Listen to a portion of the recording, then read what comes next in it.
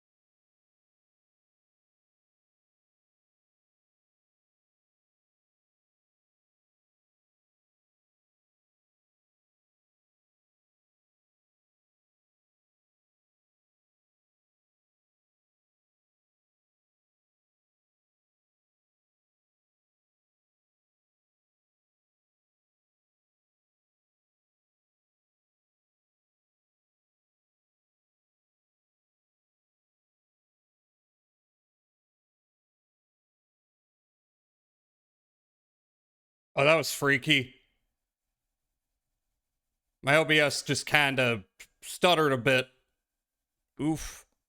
I think it's fine for now. Hi, everyone. This is a stream. I am streaming to you live. Live from New York. It's not Saturday night. You know, the song pops up in one of the Plinkett reviews, and that's still kind of... Wait a minute. Tuna? Wait, why is Tuna not showing any info? God damn it.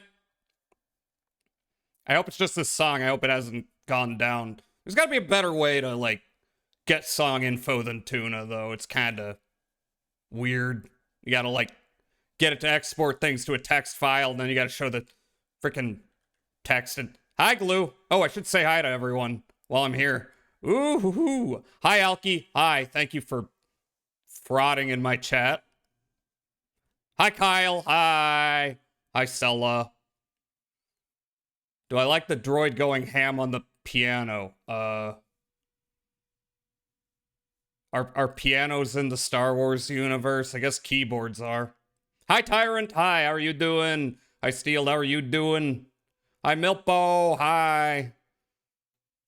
Anyone else? Anyone else? Glue! Glue! It's Glue! Sure. Sure. Sure. Yeah, you're jorking it. I'm sure you are, Tyrant. Did I say hi, Tyrant? I'm going to say hi, Tyrant, in case I didn't.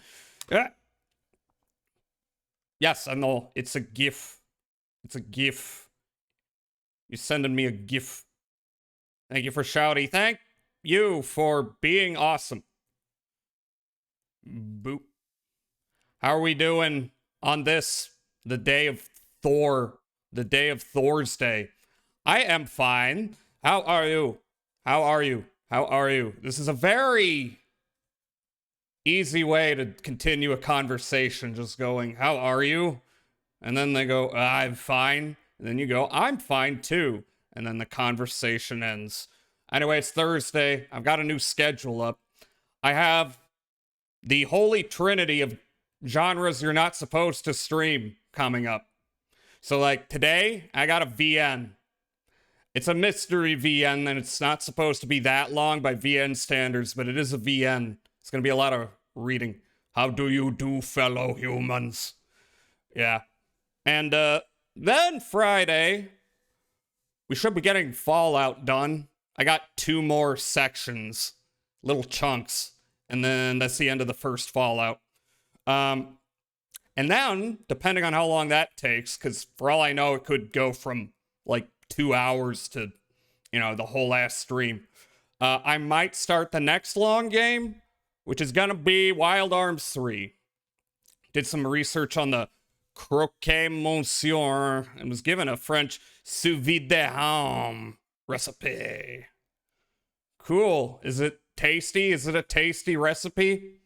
I was in the mood for a PS2 type JRPG, and people keep saying I look like the protagonist from Wild Arms 1, which I think I streamed that a bit, and it seemed neat, but I have had it relayed to me that although the first 3 Wild Arms games are like considered minor classics of the genre, the first 2 games have really junky translations. And I'm like, okay, if I'm going to be committing to the whole ass thing, I'll do one that's like not kind of a chore to read. Croquet Monsieur is hella good. I don't know what that is on your bucket list of things to make. What's Croquet Monsieur? Yeah, everyone send each other pics, and if you would like to... Well, I mean, don't send pics that are unsolicited, but this will make it easier. Get in the Discord, which has had a couple bots drop in there, so if you're a bot, don't drop in there. Please die. And then what was I... And then what? And then Wild Arms 3 is gonna be the game we do next. So If I have time, I'll start it Friday. If I do not, I'll probably do some of it Wednesday. I mean, Sunday. What's wrong with my brain again? Probably. And then Monday, I'm going to start Garage. Now, Garage, I'm not sure how long that's going to take. I've got a pretty decent idea of how long Paranorma Site, which is today's game, and I think I neglected to say that. I have a pretty good idea. It's not as long as, like, Danganronpalike, but it's, like, roughly as long as 999. You know, it's going to take longer for me than a lot of people, though, because I'm streaming. And it's not like my voice is going to hold out for 8 hours every stream. It might. I don't know. Pont de mer, jambon de Paris, guerre cantal comteur, or a mantle cheese, mornay sauce, which is bechamel, with shallot, cheese, and Dijon. It's cooked on a skillet until crisp, then slathered with mornay, and put under a broiler until bubbling and golden brown. It's eaten with a fork and knife. If you add a fried egg after you take it out of the broiler, it becomes a croquet madame. I mean, that sounds good. I'd eat that. But anyway, yeah, I've got a VN, I've got a JRPG, and I've got a point-and-click adventure game, kinda, I guess you could call it. All of which are considered stream poison, but I'm streaming them because I want to. So get fucked. But yeah, I was just really feeling like, been feeling this for a while. I want to play a JRPG on stream, but I was like, do I want to replay something else I've already played? Because pretty much all my long games have been replays. So I thought, maybe there's something kind of light and airy and adventurous I could do that I haven't played before. So I'm doing Wild Arms. Streamer's allowed to do what streamer wants on streamer's stream. No, I have to check in with the guild of streaming. And if I dare, go outside my bounds, then they're going to send the enforcers to swat me. And we can't have that. But anyway, that's what's going on Friday. Or at least these are my vague plans of what I want to do this week. And if I change those plans, then I change them. I have said this before. I mostly make schedules for me so that I don't, kind of not know what I'm doing. And if I want to do something specific that's different, then that's the thing. That's a different thing. Okay. I also have realized that we're in September, which means next month is going to be spooky month. And I'm just like, okay. So I don't know how long these games are going to take. I'm pretty sure Paranorma Site's going to go by pretty quickly. Garage, for all I know, might last into there. And I don't know. It's kind of a horror game, but it's like Kafka-esque horror. That's not really Halloween. But we'll find out. I do want to play some survival horror games, some classics. I'm thinking about a few. I haven't settled on any, but there's a few I'd like to get up on here for a fun time. All right, so anyway, that's out of the way. I have a question for all of you. And that question is... Give me a moment. Where are you? Where are you? Where are you? There you are. Oh, what the fuck is this? What is this? Look. Look. Look. I'm just saying. I don't get ultra wide. I don't. But I could make some assumptions as to the appeal of like immersion and whatnot. What's the point of doing an ultra wide like handheld? Like, look at this. Oh my god. Oh my god. Long switch. It's like a long rog. What's this thing ROG does? She dangan my Ronpa until I ultra-wide my compensating for something my small penis. That was some words. That kind of feels like AI, generate me a Jazzahol stream in one sentence. Then it would be that. I don't know. Look, this is not a commercially available product. For a moment, I was scared it was. This is someone's personal project. I just still have to ask why. What does this bring? How are you supposed to fit that into your bag? Is it... Look, that's gotta hurt to hold, too. Imagine all the extra weight. Hi, Chuffler. Hi. How are you doing? Hope well. Why are you staring? What did I do to you? Other than shouting you out there. Alright, what are we playing now? Thanks, shout. Yeah! I'm just sitting here contemplating the purpose of an ultra-wide handheld. Like, I don't quite understand an ultra-wide monitor.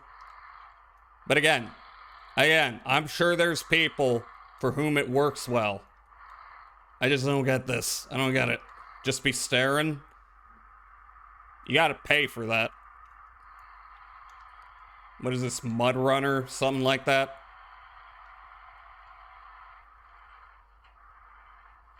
I don't know. Does this make the game better? Are we winning? Hi, Koi. Hi. Watch the other half of the Titanic video? I have not. So we're gonna do that today before we play Paranorma Site. Which I'm gonna start that over from the beginning in case people weren't here. Also, thank you for the pin glue. I just noticed. I, for one, welcome our new ultra-wide overlords. I don't know.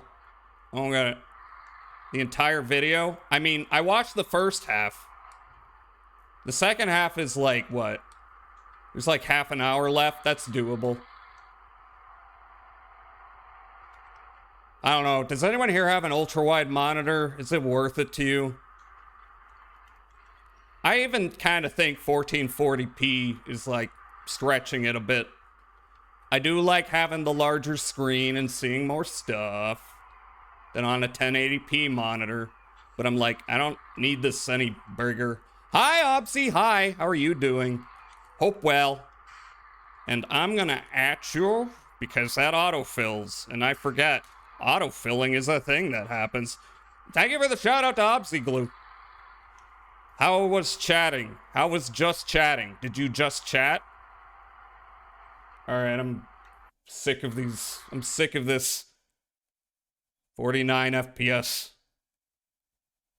Yeah, it seems like diminishing returns to me personally, especially considering like very few games are compatible with ultra wide resolutions. You gotta like do a bunch of junk to make anything work with this shit.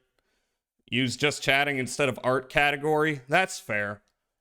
That's fair. I kind of don't like how Twitch does categories, to be honest. I don't like that you have to keep it in one category. Like, for example, there's the retro category. But then a lot of games in the retro category have their own categories. And it's like, I see the appeal of putting in retro because those games are old. They may not have, like, 100 people seeking out streams of them. But on the other hand, there are people who specifically are, like, following specific games. And I'm like, why can't you just have it under retro and also the game? You know, make things a little more clean. The DS isn't retro, right? It's still pretty new, right? I don't know how to tell you this, but there's been like 3 Nintendo handhelds since the DS. I'm sorry. Hardcore cope. Yeah. And then, like, I don't know. This is kind of why I start with the game I'm streaming most of the time instead of just chatting, because then it's like, okay, I don't have to, like, deal with multiple categories throughout a stream. Sometimes you like have clips made at the wrong time and they're under the wrong title. It's like, I don't, you just make this a little easier, Twitch, I don't know. I don't know.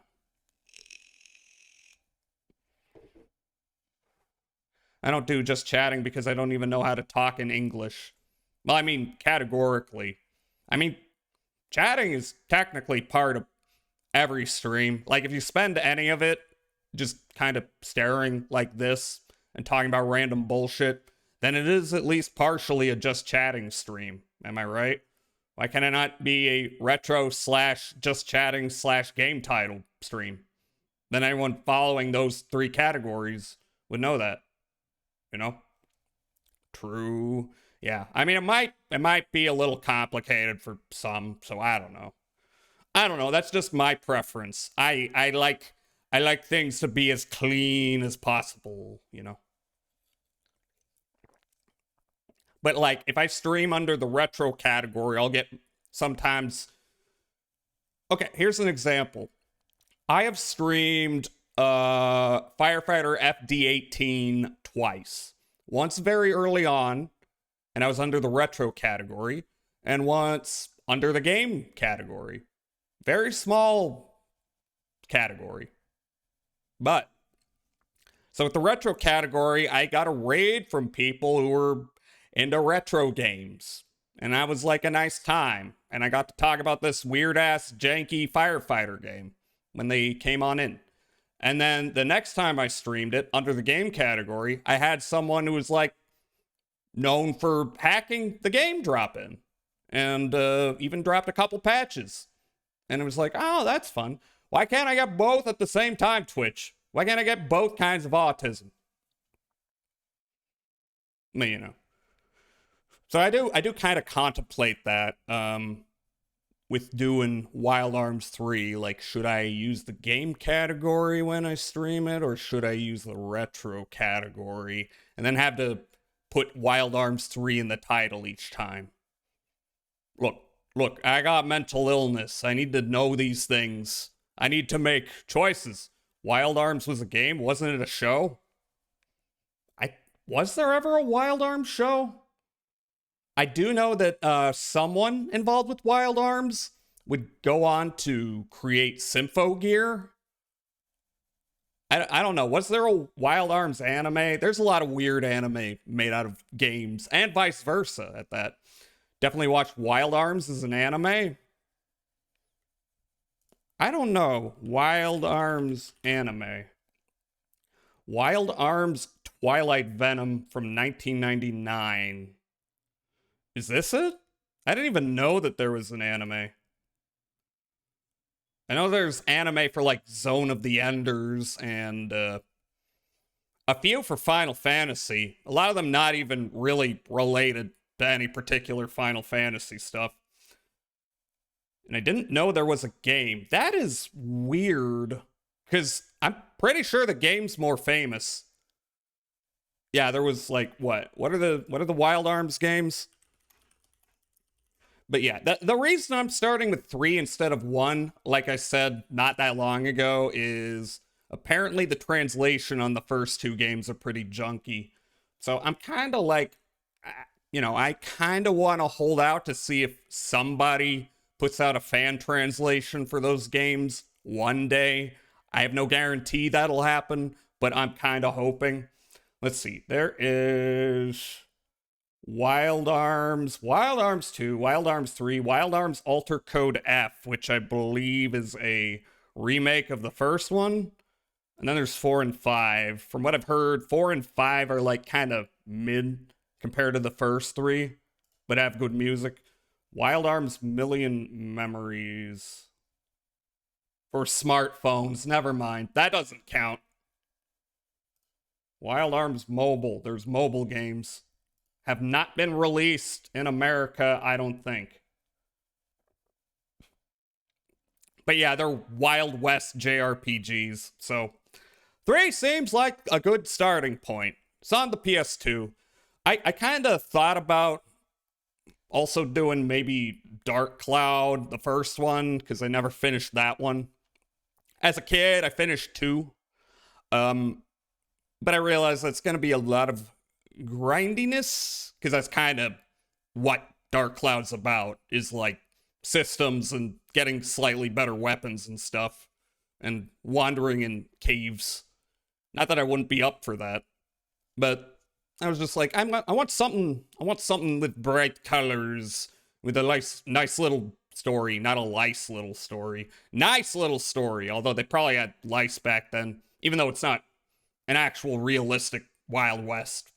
It's like, fantasy Wild West. Fantasy cartoon Wild West. But yeah, I've liked JRPGs for a long time, and I haven't really streamed any in the last 2 years. I've streamed them, but then like slotting them in is an issue because they're long. But now that I've got Friday set aside for long ass grinding, now it is feasible. So that's what's happening, and like I said, maybe we'll have time for it Friday, maybe we won't. I need to go through 2 more, like, I don't know if you call them dungeons. Fallout 1 doesn't have very many dungeons compared to 2, at least. I guess there's the sewers under Necropolis, and that's about it. Oh, okay, I guess when you go to kill the scorpions. RuneScape Fridays, that game has long grinds. Oh, you RuneScape fans, always talking about RuneScape all the time, even when it's not related, just trying to shove RuneScape into every fucking conversation. There's other games. I have to be honest, I think it was a bad idea for them to update RuneScape. Does anyone play the new RuneScape? Quote unquote. I think part of the appeal of RuneScape is that it looks like shit. They like the little blocky dudes, and they like the MIDI-ass soundtrack. Let them have their fun. They lost their relevance years ago. I mean, losing relevance and still playing it, that's love. The crunchiness is the main appeal. Yeah, I can understand that, actually. It's like, I don't need HD graphics for RuneScape if I'm a RuneScape fan, which I'm not. At least to me, yeah. I guess the closest thing to that is I would never play Final Fantasy VII with mods that add more detailed models, because I like the little blocky Lego creatures. I like them. They're charming. I don't need it to look like, later Final Fantasies. It's fine. To me. So.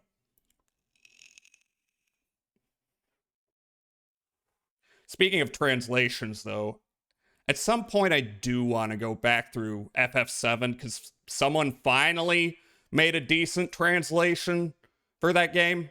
They put it out online, so I hear. Because I've always loved Final Fantasy VII, but the translation is dog shit. People think that game's more confusing than it is because it's so bad.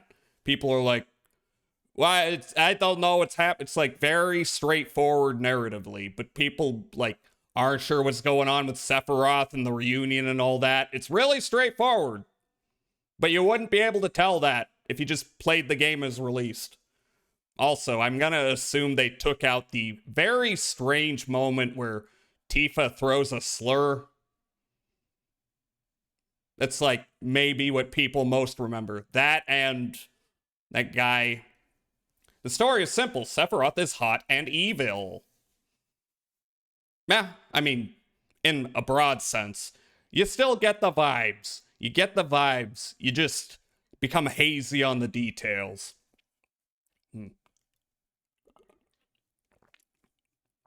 Oh yeah, and as for movie night, we watched the first Gamera, which I really enjoyed.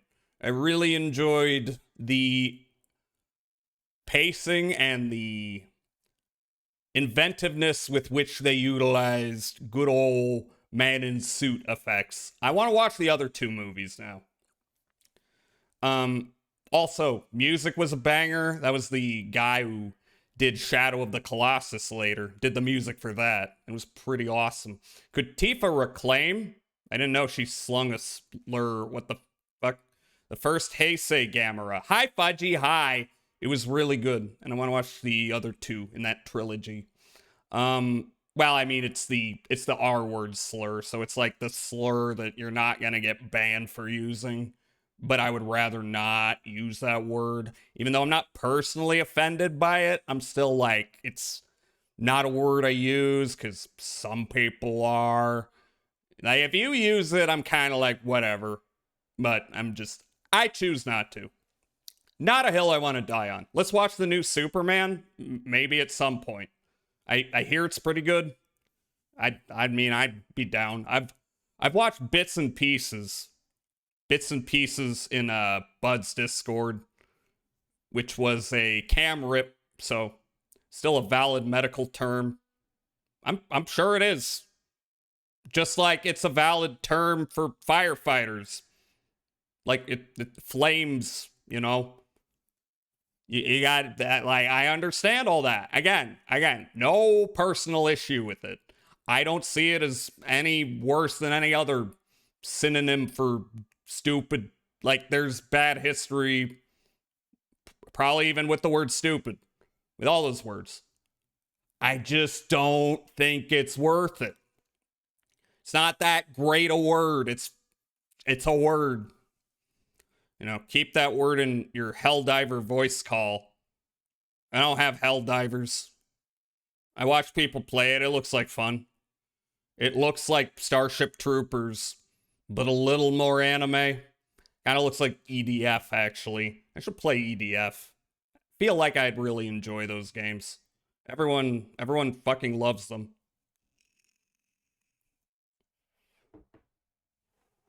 You know, games about shooting lots of bugs, having pride in being from Earth.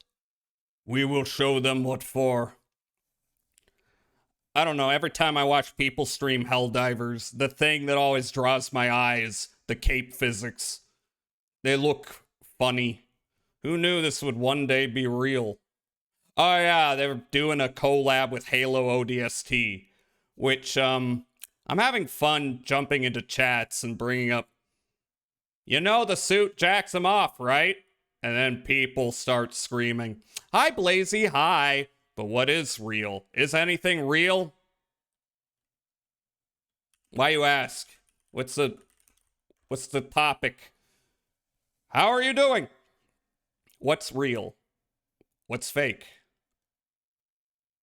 Who decides what reality is? I went to my counselor today, and we didn't talk about much. It was like a short meeting. And I think the main takeaway was I sat there yakking for a bit, and what I realized about myself is I overthink myself into not doing a thing a lot. And so what I had to say was, I'm gonna need to do the thing instead, which is maybe the least profound thing anyone has ever said. Did you know? If you do a thing, then you'll do the thing. Did you know that? I was talking about reading a book in context, but this goes for lots of stuff. Oh yeah, those cape physics are so cool. They look funny to play around with. I don't know. Ever since I tried to mod cape physics into Skyrim, which if your CPU is not a really good CPU, it will destroy your game's frame rate. Every time I see a cape, I'm like, how much CPU is that cape taking up? No way, yeah. I'm 3 minutes until I'm stuck on a Zoom meeting again. I hope that doesn't go too long. Zoom. People still use Zoom. My parents still use Zoom. And I'm like, well, I don't know if I want to tell you to use Discord or something like that because you're old, but there's got to be something better than Zoom to use for that. Keep ranting about how it isn't real. I keep falling for the rage bait. What? No, I mean, it's real that the suit jacks him off. Like, I know you're coping, and I know this is very upsetting for you, but you have to embrace reality. Master Chief's suit jacks him off. I only use it for work. Make a family Slack. I think I used Slack once, years ago. Was it Slack? I think it was. Should we make a Slack? I think Kyle's learning. I think Kyle's learning about rage bait. It's kind of funny.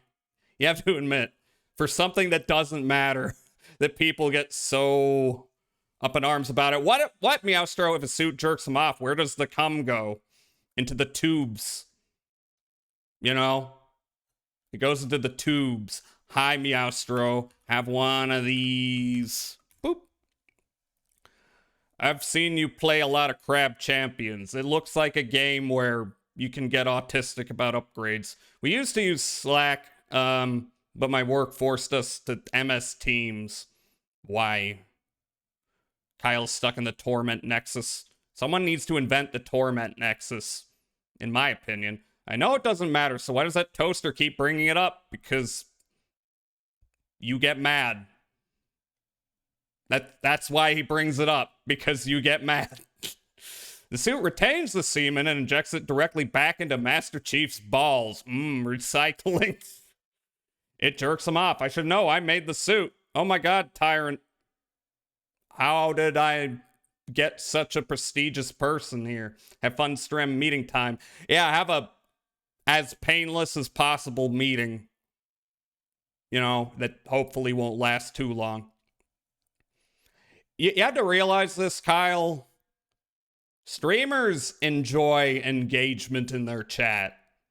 And if you are taking the bait and posting a bunch in there, it's very fun to interact with. Sui was made in a cave with a box of scraps. Yeah, so? Also, why are you replying to Alki there?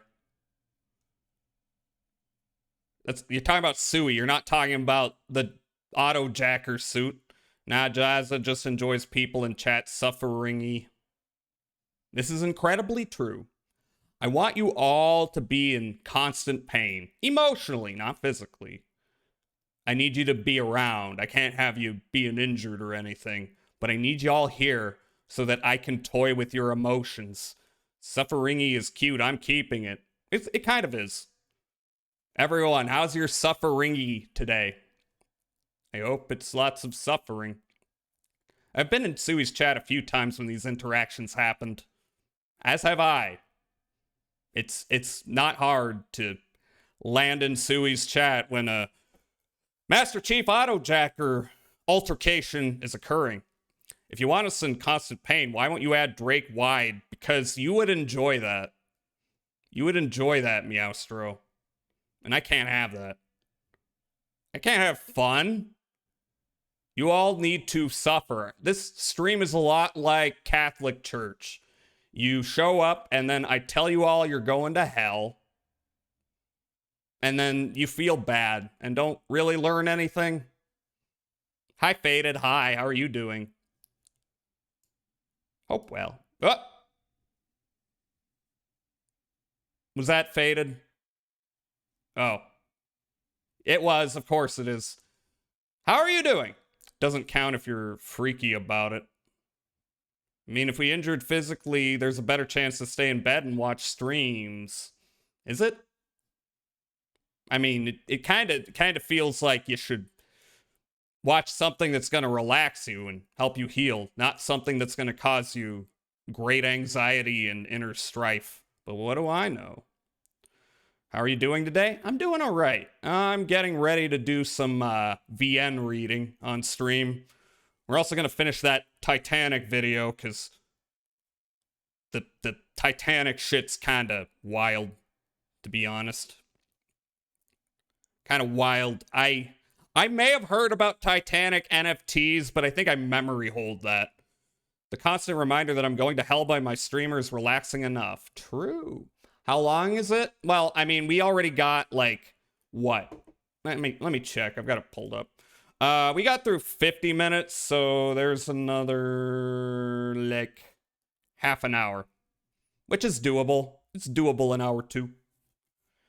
I've created kind of like a how to put it, a framework for how my streams go, which is I spend an hour bullshitting about nothing, spend an hour doing videos, and then I play the video game. I don't know if that's a good way to do things, but it kind of works okay so far. Faded evolved from lurker to mod. Faded has been a mod for a while, ever since Blazy and Celeste told me to do it as a bit. That was a long time ago. I don't put a whole lot of thought into hoops I make mods. I just kind of do it when I feel like it every so often. So if you're a mod, don't feel like you need to be here all the time. And if you're not a mod, don't worry about it. There's no real like criteria for how I do it. I think if there comes a time where I've got a bigger, more active chat and actually have to be concerned about mods, I'll probably like rethink it. But this is not that day. Faded has been everywhere. Faded is everywhere. You are unmodified. You gotta get some mods for your brain. You gotta mod your brain with a better CPU, right?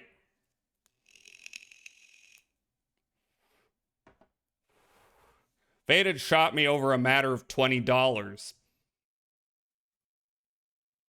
Well, you know what I say about $20. And when you need $20, I say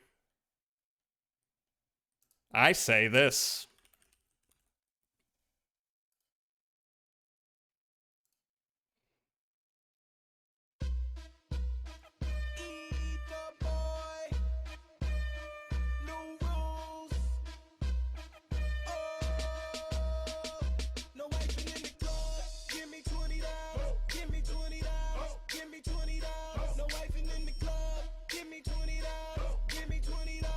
That's enough of that.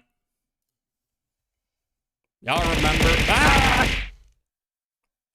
Thank you. Y'all remember that? No, you don't. Maybe one or two of you remember that. I actually don't even remember why that song was linked to Slender Man. Why are there Titanic NFTs? Because the Titanic recovery company was a bunch of scammers, and NFTs were seen as a way to make money at the time. It's that simple. No, for real, does anyone remember why No Wifin' in the Club became the Slender Man song? Because I never really looked into that. Some weird, something awful thing is probably what happened. It's not very specific. But who knows? Who knows what was going on?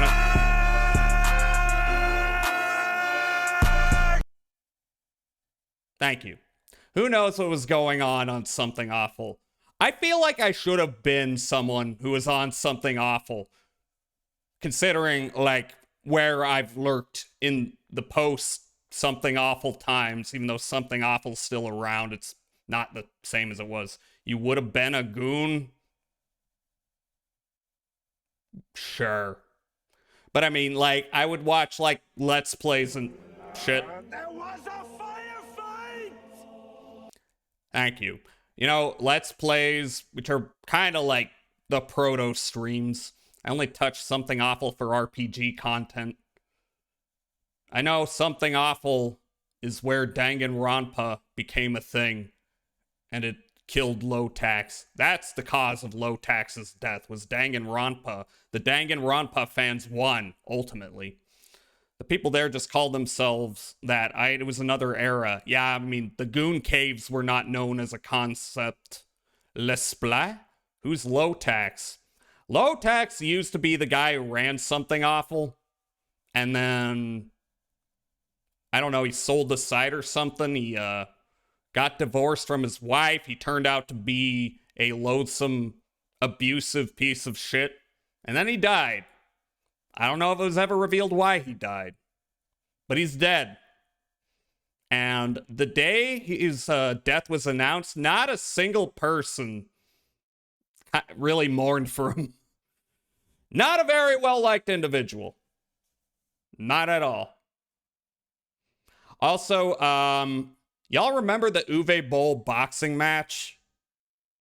Remember when he challenged a bunch of his critics to a boxing match and some people actually took him up on it? Low Tax was one of them. Was there any footage of that? I don't think I've ever seen footage of that. Yeah, Richard Low Tax Kiyonka, the founder of Something Awful Forums, died by suicide. Is that official? I remember people speculating it was suicide. I didn't know if it was real. The Lee's Summit, Missouri Police Department confirmed his cause of death. Okay. Maybe I just haven't looked into it much since that happened. But yeah, Something Awful. A lot of very cool people met up there. That's where, you know, Let's Plays kind of sprung up. That's where, you know, if you ever watched Retsupre, they came from there. That was like foundational. That's where I learned about gaming in the Clinton years and a bunch of other weird shit.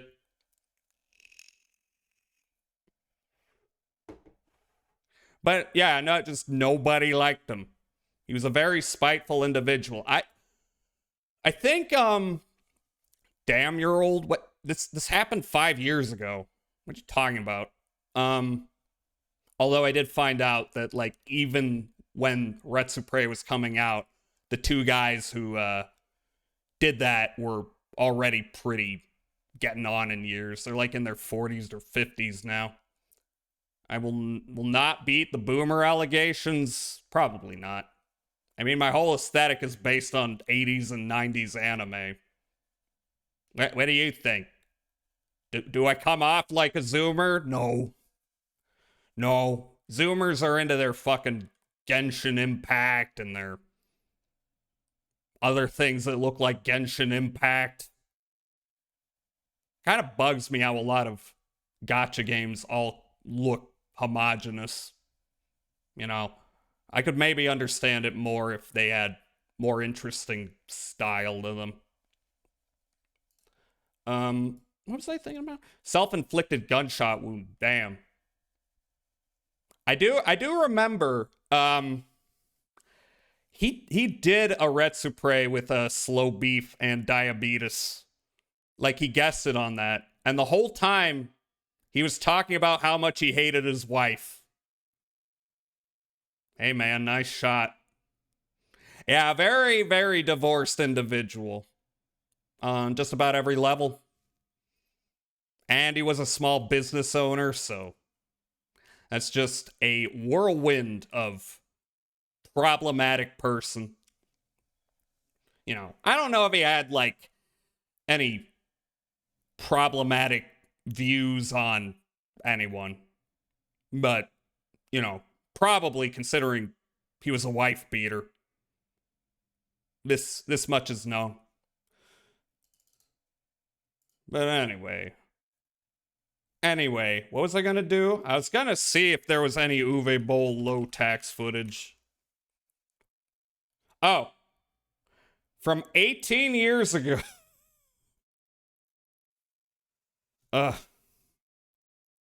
Wow, I forgot about this. Y'all know who Uwe Boll is, right? He's the guy who directed a bunch of shitty video game adaptations and was a very eccentric individual. And like I said, he invited all his critics to slug it out with him in the ring, which I think he is a trained boxer, so of course they're gonna lose because they're pasty nerds. But anyway, there's apparently footage of here. I've never watched any footage of this event, ever. And this is from 18 years ago, so look at that resolution. Kayanka. Concerned for Richard Kayanka right now. Uwe looks determined to do this. Fans, if you can see this, you can see, if you can get in close enough, you can see the determined look on Uwe Boll's face. He is not joking Determination. around, Richard Lotax Kayanka seems to be dancing around like this is some sort of joke.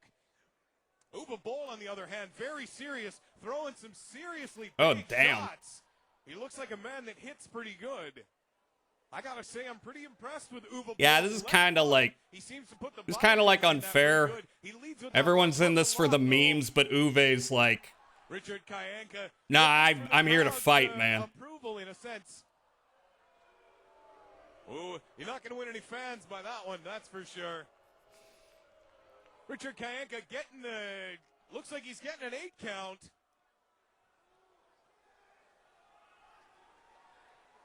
Is he going to get up? He's up. Is he ready to fight? I think he's realizing this is a bad idea. Back at it again. Uwe leads with that left hand again, but he can't throw that right because by the time he throws it, Kayanka's down on the canvas. Oh, there's a yeah, this isn't gonna work out. Oh, good left jab followed. Wish I could attack Jazza like that. Richard Kayanka down. Like whom? 6, 7, 8. Which 9. one?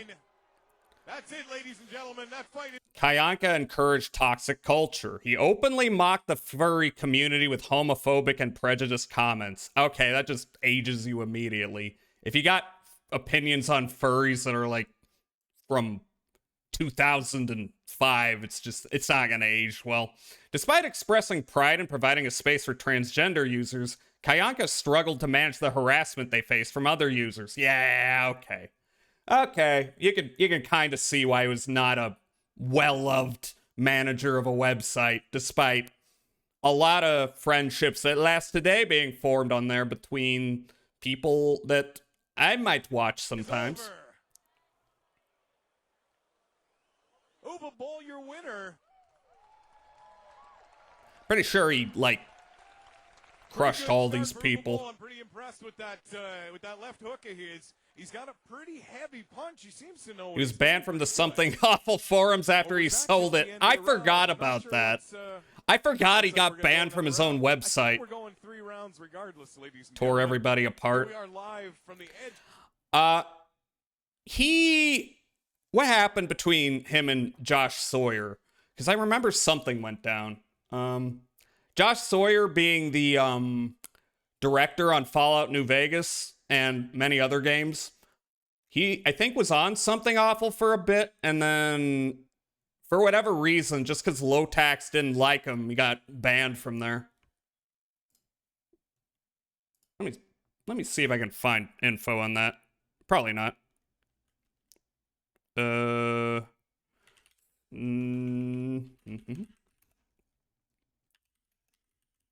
might have been a Twitter post. No, I was kind of...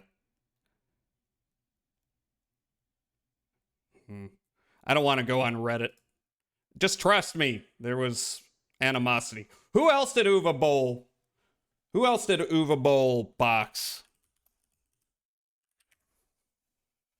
Because I don't remember. Online movie critics get pwned by director in boxing match. The director who boxed his critics, the In Snyder. I don't know who that is. What the hell is this? Now, Uwe, if this were Michael Bay, and who says it's not, what would you do to him? Yeah, let's say. Hello, Michael. No, I would like... oh, jeez! I don't know. He had like an obsession with Michael Bay as well. He like had very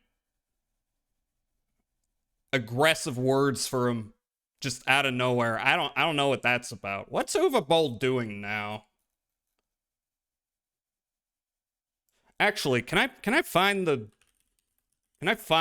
rant he did? Uwe Boll exposes Michael Bay. Uwe Boll disses Michael Bay in Rampage Q&A. Uwe Boll responds to online petition. Is this the one I'm talking about? This looks familiar. So hi, here's Uwe Boll, and I have a statement to make about wrong one. Internet petition. There's a petition out, Stop Uwe Boll, and I said, like, if there are 1 million people on that petition, I stop actually making movies.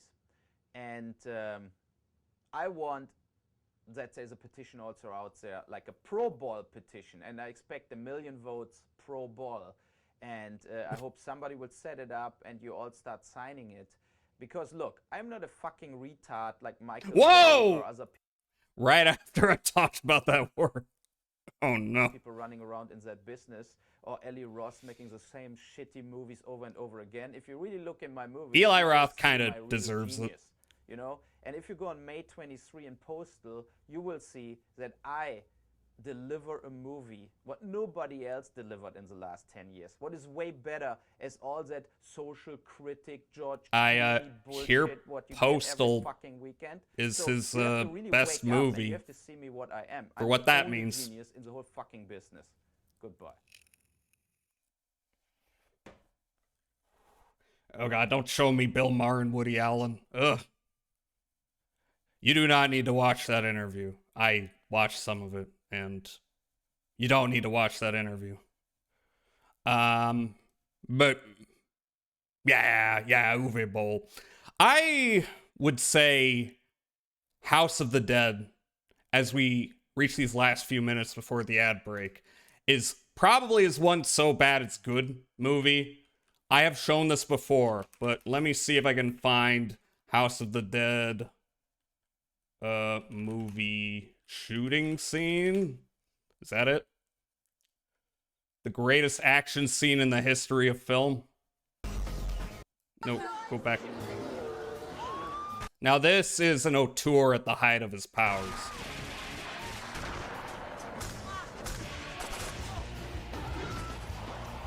Y'all seen the House of the Dead movie?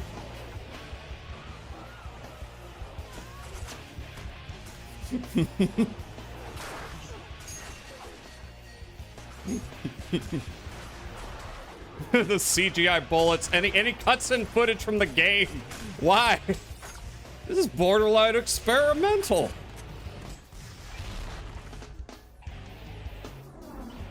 And you have these little rotating shots. Clint Howard's in this movie too. Didn't even know there was a movie, because it was not very good, to say the least. I tried watching Alone in the Dark, another Uwe Boll movie. It's not as funny as this one. The editing is so remarkable for how little sense it makes. He's breaking so many rules for no reason. You watched Alone in the Dark? That movie fucking sucks. This also sucks, but it has this. Barely remember much outside of the ending. I watched it too. It was disappointing. This is like the purest form of early 2000s post-Matrix action movie directing in its most enshittified form. Blammo, blammo. Also, it's called House of the Dead. There's no house until the very end, and it's more like a shed. I like how they lined up for that shot. Whoa, wait. Wait, speaking of editing.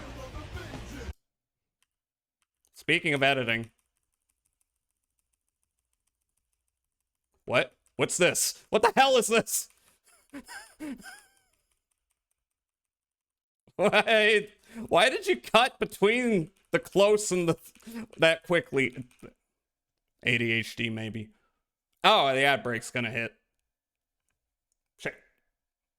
Why is this 9 minutes long? This probably goes past the fight, doesn't it? Yeah. All right. We'll come back. I'll finish a analysis, if you can call this that, of this scene, and then we'll watch the Titanic video. That's what I'm thinking. Jazza, are you piracy watching the Alien series? Not really.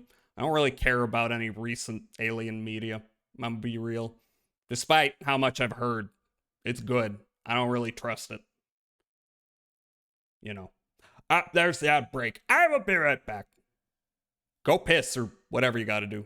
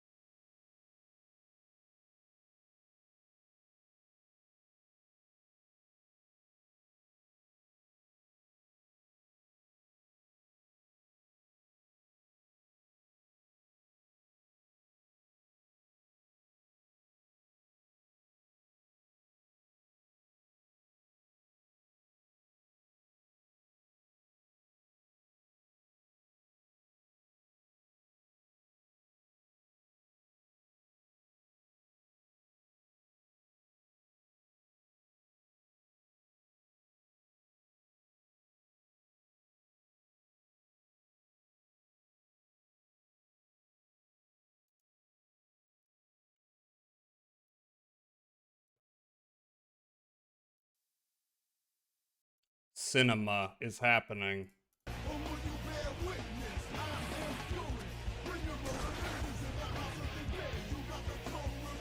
Oop. You gotta hear this great song. Also, that's Jürgen Prock now, who was in Das Boot.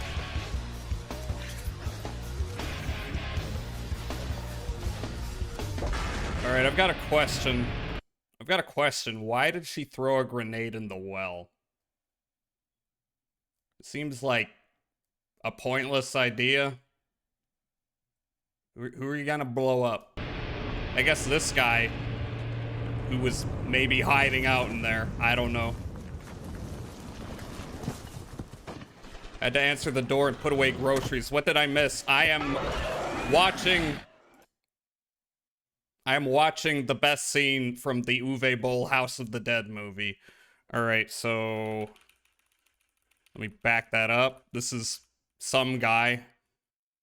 And here's footage of an unrelated headless knight from House of the Dead.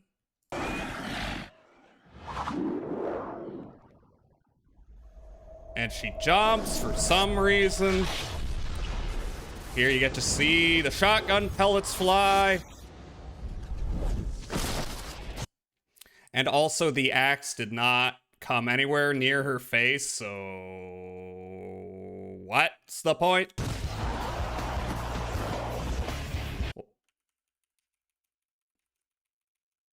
Why does he have a mace? Where'd he get that? Oh, and also, she wears this outfit. Okay, Kona.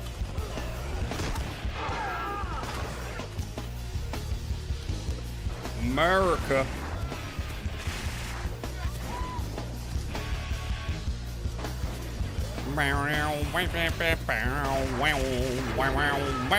Reload.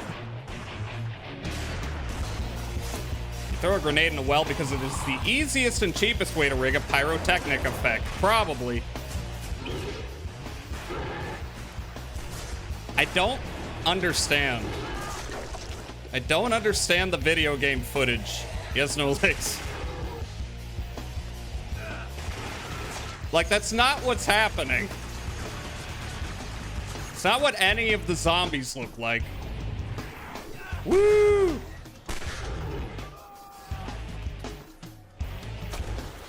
Is that why this is 10 minutes? Because it is long? It's always cool when they line up. What is this? This is the House of the Dead movie. Saw this in a theater and I hated it. It's terrible.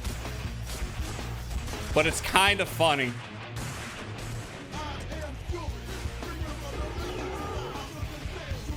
Wow, they got a sledgehammer.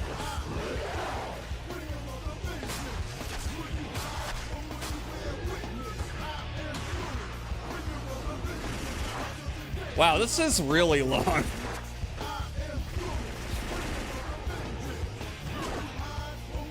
They aren't even holding their guns right. Look, you gotta turn your brain off when you're enjoying top quality popcorn cinema.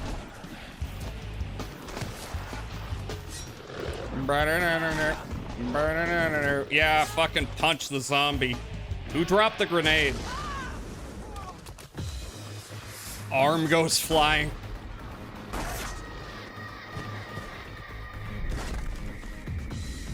Bam. Can't ID that song? I think I looked up the song at some point. And, when you listen to the song, the bit where he goes, House of the Dead, is not in it. But the version in the movie, he goes, I am bringer of a vengeance in the House of the Dead. Just so you know, it's the House of the Dead, I guess. And that's the House of the Dead. It's a tiny little shack. If I knew there won't be anything left to keep him out. Forget it. Find another way.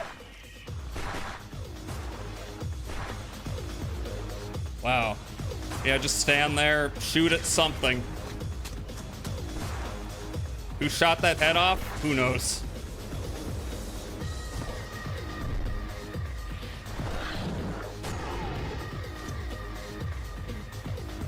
Black Tiger, Fury.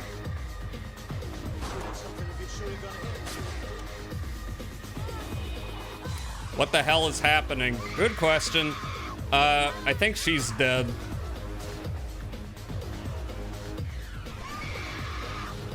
Look, there's one bit that we all need to see. And here it comes. She died.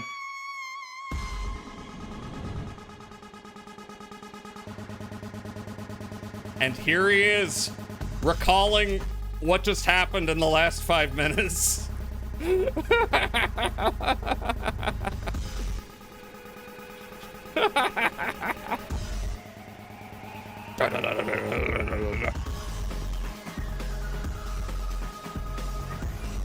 Whoa, that was weird. Why was I thinking about that? Oh, she died. that denoted the fact that she died, because everything turned red. Me, when I walk into a room and try to remember why I'm here. Yes. Look. That's all he was trying to do, was trying to go, what's going on? I forgot. And then she's dead. I think this was supposed to denote trauma. I don't know. I have no idea. Enough of this. Let's learn about Titanic, the 1996 Canadian miniseries. Titanic, the 1996 miniseries, runs at over 2 hours, and just like the real Titanic itself, is split into 2 parts. Now, initially, you might think this is the most poorly timed filmmaking effort of all time. The splicing of gameplay footage in the middle of scenes is cool. I was always a sucker for that sort of thing. Shame about the rest of the movie. I mean, it could have worked, depending on its application. But in the middle of a combat scene, it's just confusing, because it's like, why are you using video game footage as reaction shots? The zombies don't look like that. Is that supposed to be the zombies? Like, I think it's just a stylistic thing, but it's cut like it's supposed to just, they're supposed to just be normal insert shots. It's, I don't know. I can't wrap my head around Uwe Boll's brain. It's too big for me. Until you start to realize that they knew exactly what they were doing. Producers of this miniseries insisted that they didn't know about Cameron's movie before they started production. But not only did they both shoot in Canada, Cameron's Titanic was one of the most widely reported film productions of all time. The simple fact is that this miniseries was rushed into production because they knew that even if they were going to pale by comparison, they were guaranteed to capitalize on the massive Titanic hype that was just around the corner. And Asylum style. Because despite this miniseries being a huge flop when it first aired and being largely forgotten about by most human beings, it did enjoy somewhat of a second life in the years following its release. And by second life, I of course mean being shown on Brazilian TV as Titanic 2 and tricking Brazil. It's Brazil again. Brazil called it Titanic 2. Brazil! generations of confused old people into renting the wrong Titanic movie at Blockbuster. And to be fair to them, this movie does look very similar. No, Jossa, Asylum did Titanic However, in 2. reality, well, this is also Titanic 2. Titanic the miniseries is a Titanic adaptation. Uwe Boll exploited European funding laws, so I've heard. Where historical accuracy has been thrown out the window. It's the Titanic, but done cheap and trashy. Come on, turn. Now, I'm not going to go Titanic through the countless 2. historical inaccuracies of this miniseries. There are many people on the internet who have done a very thorough job of that, and to be honest, I'm not very concerned with the fact that the ship is moored wrongly, because those inaccuracies are a mere byproduct of the suspended shortcuts that were made to rush this thing out in time. So many parts of this feels like it's falling apart at the seams, and that is because that was literally happening. During the sinking scenes, parts of the set became badly water damaged, which leads us to these strategically placed extras who were not holding up the set, and with a TV budget, they obviously couldn't afford stars like Leonardo DiCaprio or Kate Winslet, so instead we get an array of lesser-known actors, almost all of whom are trying and failing to do another accent. What's wrong with my bloody suit? Oh, it looks grim, Phillips. We're sinking by the head. You're probably the only bloke who took the ad seriously. We'll do the best we can. Wait. Right? Wait. Who was that? Hold it. It's not Barry Pepper, is it? It's not. You know this guy. This guy shows up in things. Titanic miniseries Barry Pepper. Yeah, that's Barry Pepper. Damn. Sacrifice Jazza. Why? What'd I do? It's that guy from that thing. From Saving Private Ryan. And, what else? Battlefield Earth. Kind of feels like he things kind of dried up for him after Battlefield Earth. That guy with the bread and the beret. What? It's the sniper. Is he French? Wait. Is he supposed to be? I was initially looking. Wait, hold up. Array of lesser-known actors, almost all of whom are trying and failing to do another accent. What's wrong with my bloody suit? Oh, it looks grim, fellas. He was in the We're True thinking Grit about it. remake as You're well. probably the only bloke who took the ad seriously. Oh, that. We'll do the best we can. I was initially looking forward to okay, Tim I think it was Curry in this supposed to bring be some much Australian. needed gravitas, but not only does he feature in a painfully unnecessary scene of sexual violence, he also turns in a thoroughly TV movie level performance with an Irish accent that just goes full ghetto at one point. Give it up, boy. So all in all, this miniseries You hate to see Tim Curry phoning it in. It's something he very rarely does. is pretty much irredeemable in every aspect, but I highly recommend you watch it if you want to take part in a new drinking game that I've invented, which is drink every time there is a moment of ironic foreshadowing about the fact the ship is going to sink later. We're not going to need lifeboats. I'm afraid that I enjoy uneventful sea voyages. Just think. That's okay. That's a oh, why am I blanking? Patton. Ugh. Patton. What's his name? Brain fart. Ever see Jeremy Irons in the Dungeons and Dragons movie? Yeah. It's a good time. Do you blame him in this case? No, but he's usually fun even when George C. Scott. There we go. In the dark waters and never be heard of again. Makes me wonder if I should just stop here. I'm through with the blooming sea. Feel bad about forgetting his name. Sometimes I do that though. I just forget things. The one that we've all been waiting for. You guessed it. 1997's The Chambermaid on the Titanic. Okay, I am joking. Is this a porn parody? It's James Cameron's Titanic. Now you know this movie. Even if you haven't seen it, you have. It is one of the few things that I would genuinely call a cultural reset. And that is because it didn't just revive the Titanic story in the public consciousness, it became it. Most people, when they think about Titanic... Wait, what was on the marquee there? Scream 2 Amistad. We all remember Amistad, don't we, folks? Tomorrow, I don't know what that is. Titanic, can't see as good as it gets. The movie where Jack Nicholson is a dick and learns to be less of a dick. I saw that movie. I remember nothing about it.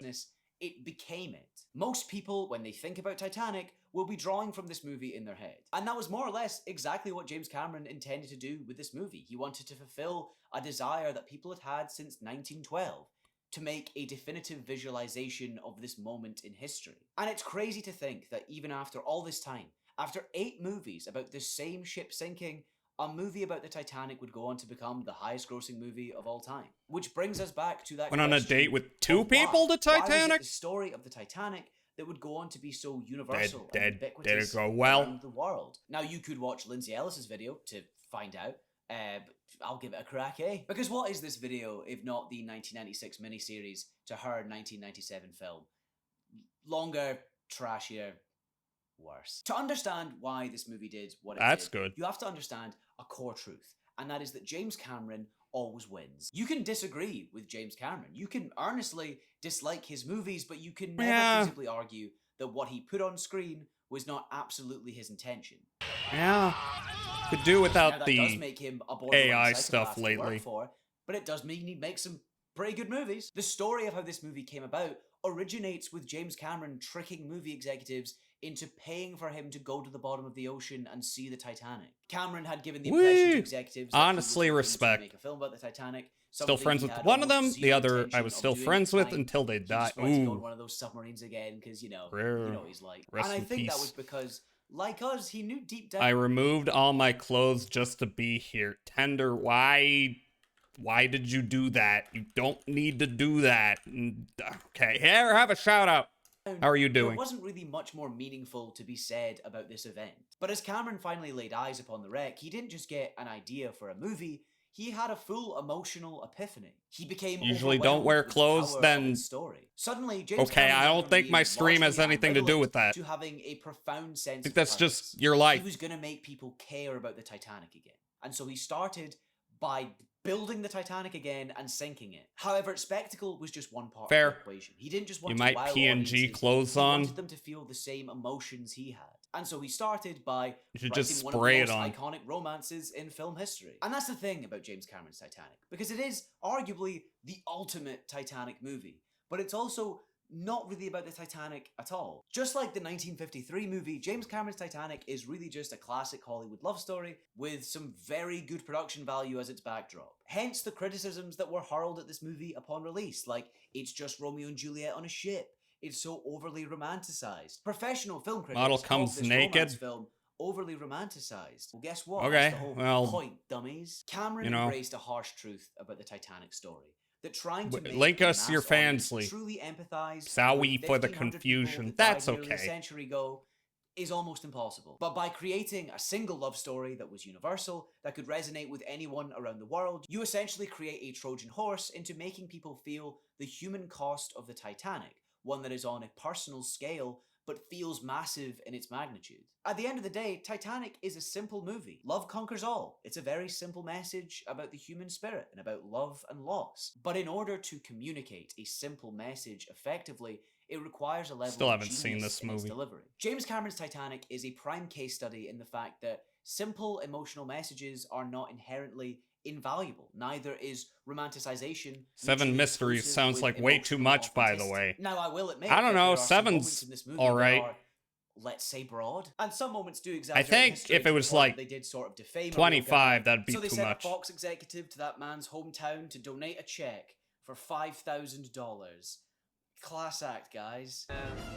James Cameron's movie and A Night to Remember form sort of a perfect Feel after yin 2 you need to yang call the about cops. disparate emotions that we can I don't feel know, at this event. if We I can were feel Fred despair from and Scooby-Doo, I'd be sadness, like, or that's a raw lot of sense mysteries. being alive and a human kinship. Titanic I'm finds winning this so beauty hard. in its tragedy, the same way that there is beauty to be found in all loss. One is about the meaninglessness. Why did they and one is defame a about man? the meaning. Dramatic However, one of the main purposes. lessons from the Titanic story is that you can't control your legacy. And whilst I think this movie itself is a nuanced, respectful interpretation of the story, that doesn't necessarily mean that's what everyone else took from it. This movie created Titanic mania, and whilst it's not the movie's fault, much of the weird shit that has happened since You can't too be can directly drown linked on a back to cruise the ship. film. Such as this On couple Carnival. who in 2001 got married on the bow of the Titanic. You know, Oh, where people come on. died. This movie, of course, spawned another endless wave of Titanic documentaries, but I think the best Let's get married on documentary you can Ground watch Zero, is chat. this YouTube video I found of a movie theater in America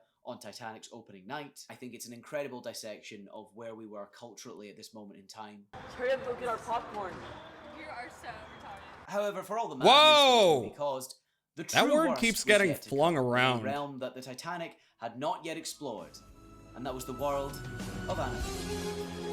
Yes! Cartoons. You may already know What a bit word? about Don't the worry anime about it. Titanic movies. Certain YouTubers have talked extensively about Oh, it's how Doug. weird and wacky they are, and it's true. These movies have all the moments that Wait. you've seen, screen grab. Okay, I don't remember that bit, but I didn't watch the whole thing. What the fuck? Grabs of on the internet. The rapping dog, the rapping shark, a mouse called Yeah. Camembert using his whiskers as telegraph lines and being electrocuted to death. But believe Wait. me when I say, Okay, at first I was gonna be like, that's just wacky cartoon fun, and then it's like, oh, he died. This is realistic? that those moments are the least interesting thing about these movies. The animated Titanic The R movies word. form a sort of unofficial trilogy, starting with 1999's Trilogy. The Legend of the Titanic. And as you can guess just from looking at the poster, this movie was more or less a complete rip-off of James Cameron's Titanic.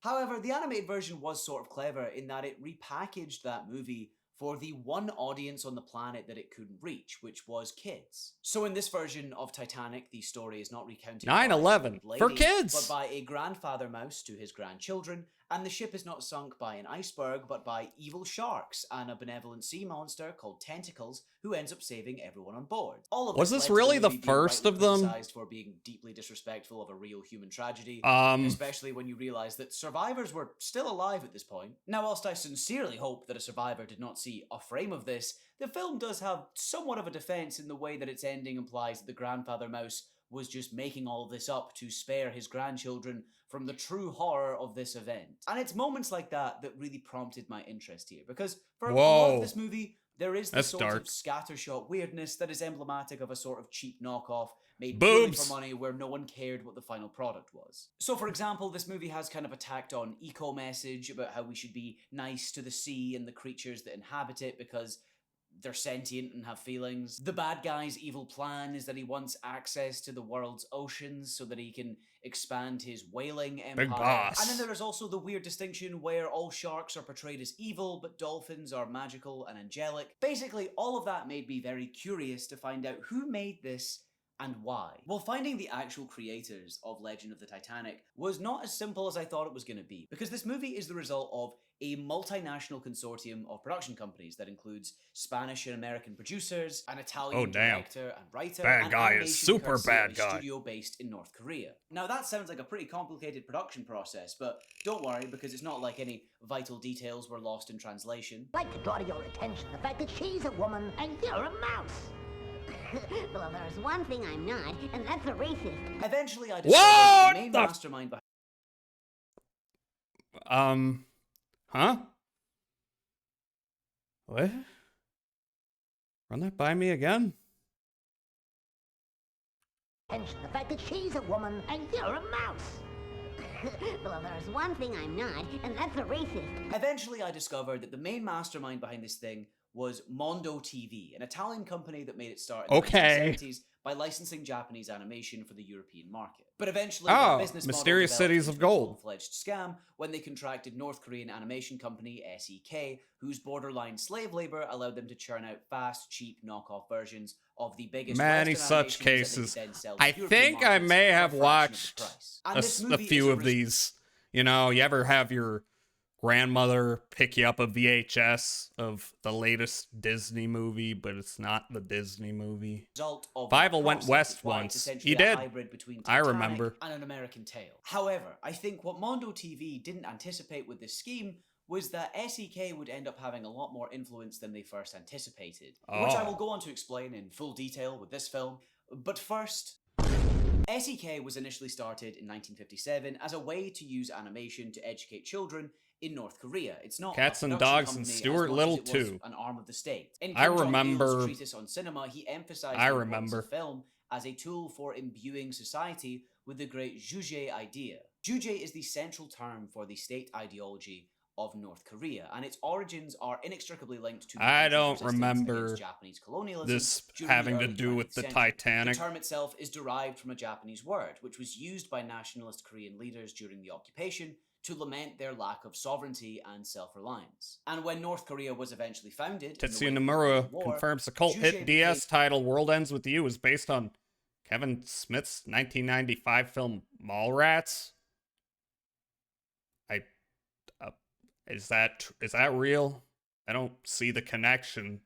Maybe I should play World Ends With You and find out how Mallrats is the hidden fortress to its Star Wars. The idea upon which it was built, one that mandated the total independence of the state, that would exclude the influence of the outside world and remain loyal to a single leader. Now, I can't break down the minutiae and complexities of the strained relationship between Japan and North Korea. Leads over to the last Dogma as century, well. but I have seen every Titanic movie. And I know that 1999's The Constantine was a remake of Dogma. who is a member of the Actually, it's whaling probably the industry, other way one where around, Japan controls a third of considering the the world's comic. stake in, and that dolphins come to save the day, an animal that the state of North Korea has since tried to militarize and given a place of pride in state dolphinariums constructed in Pyongyang.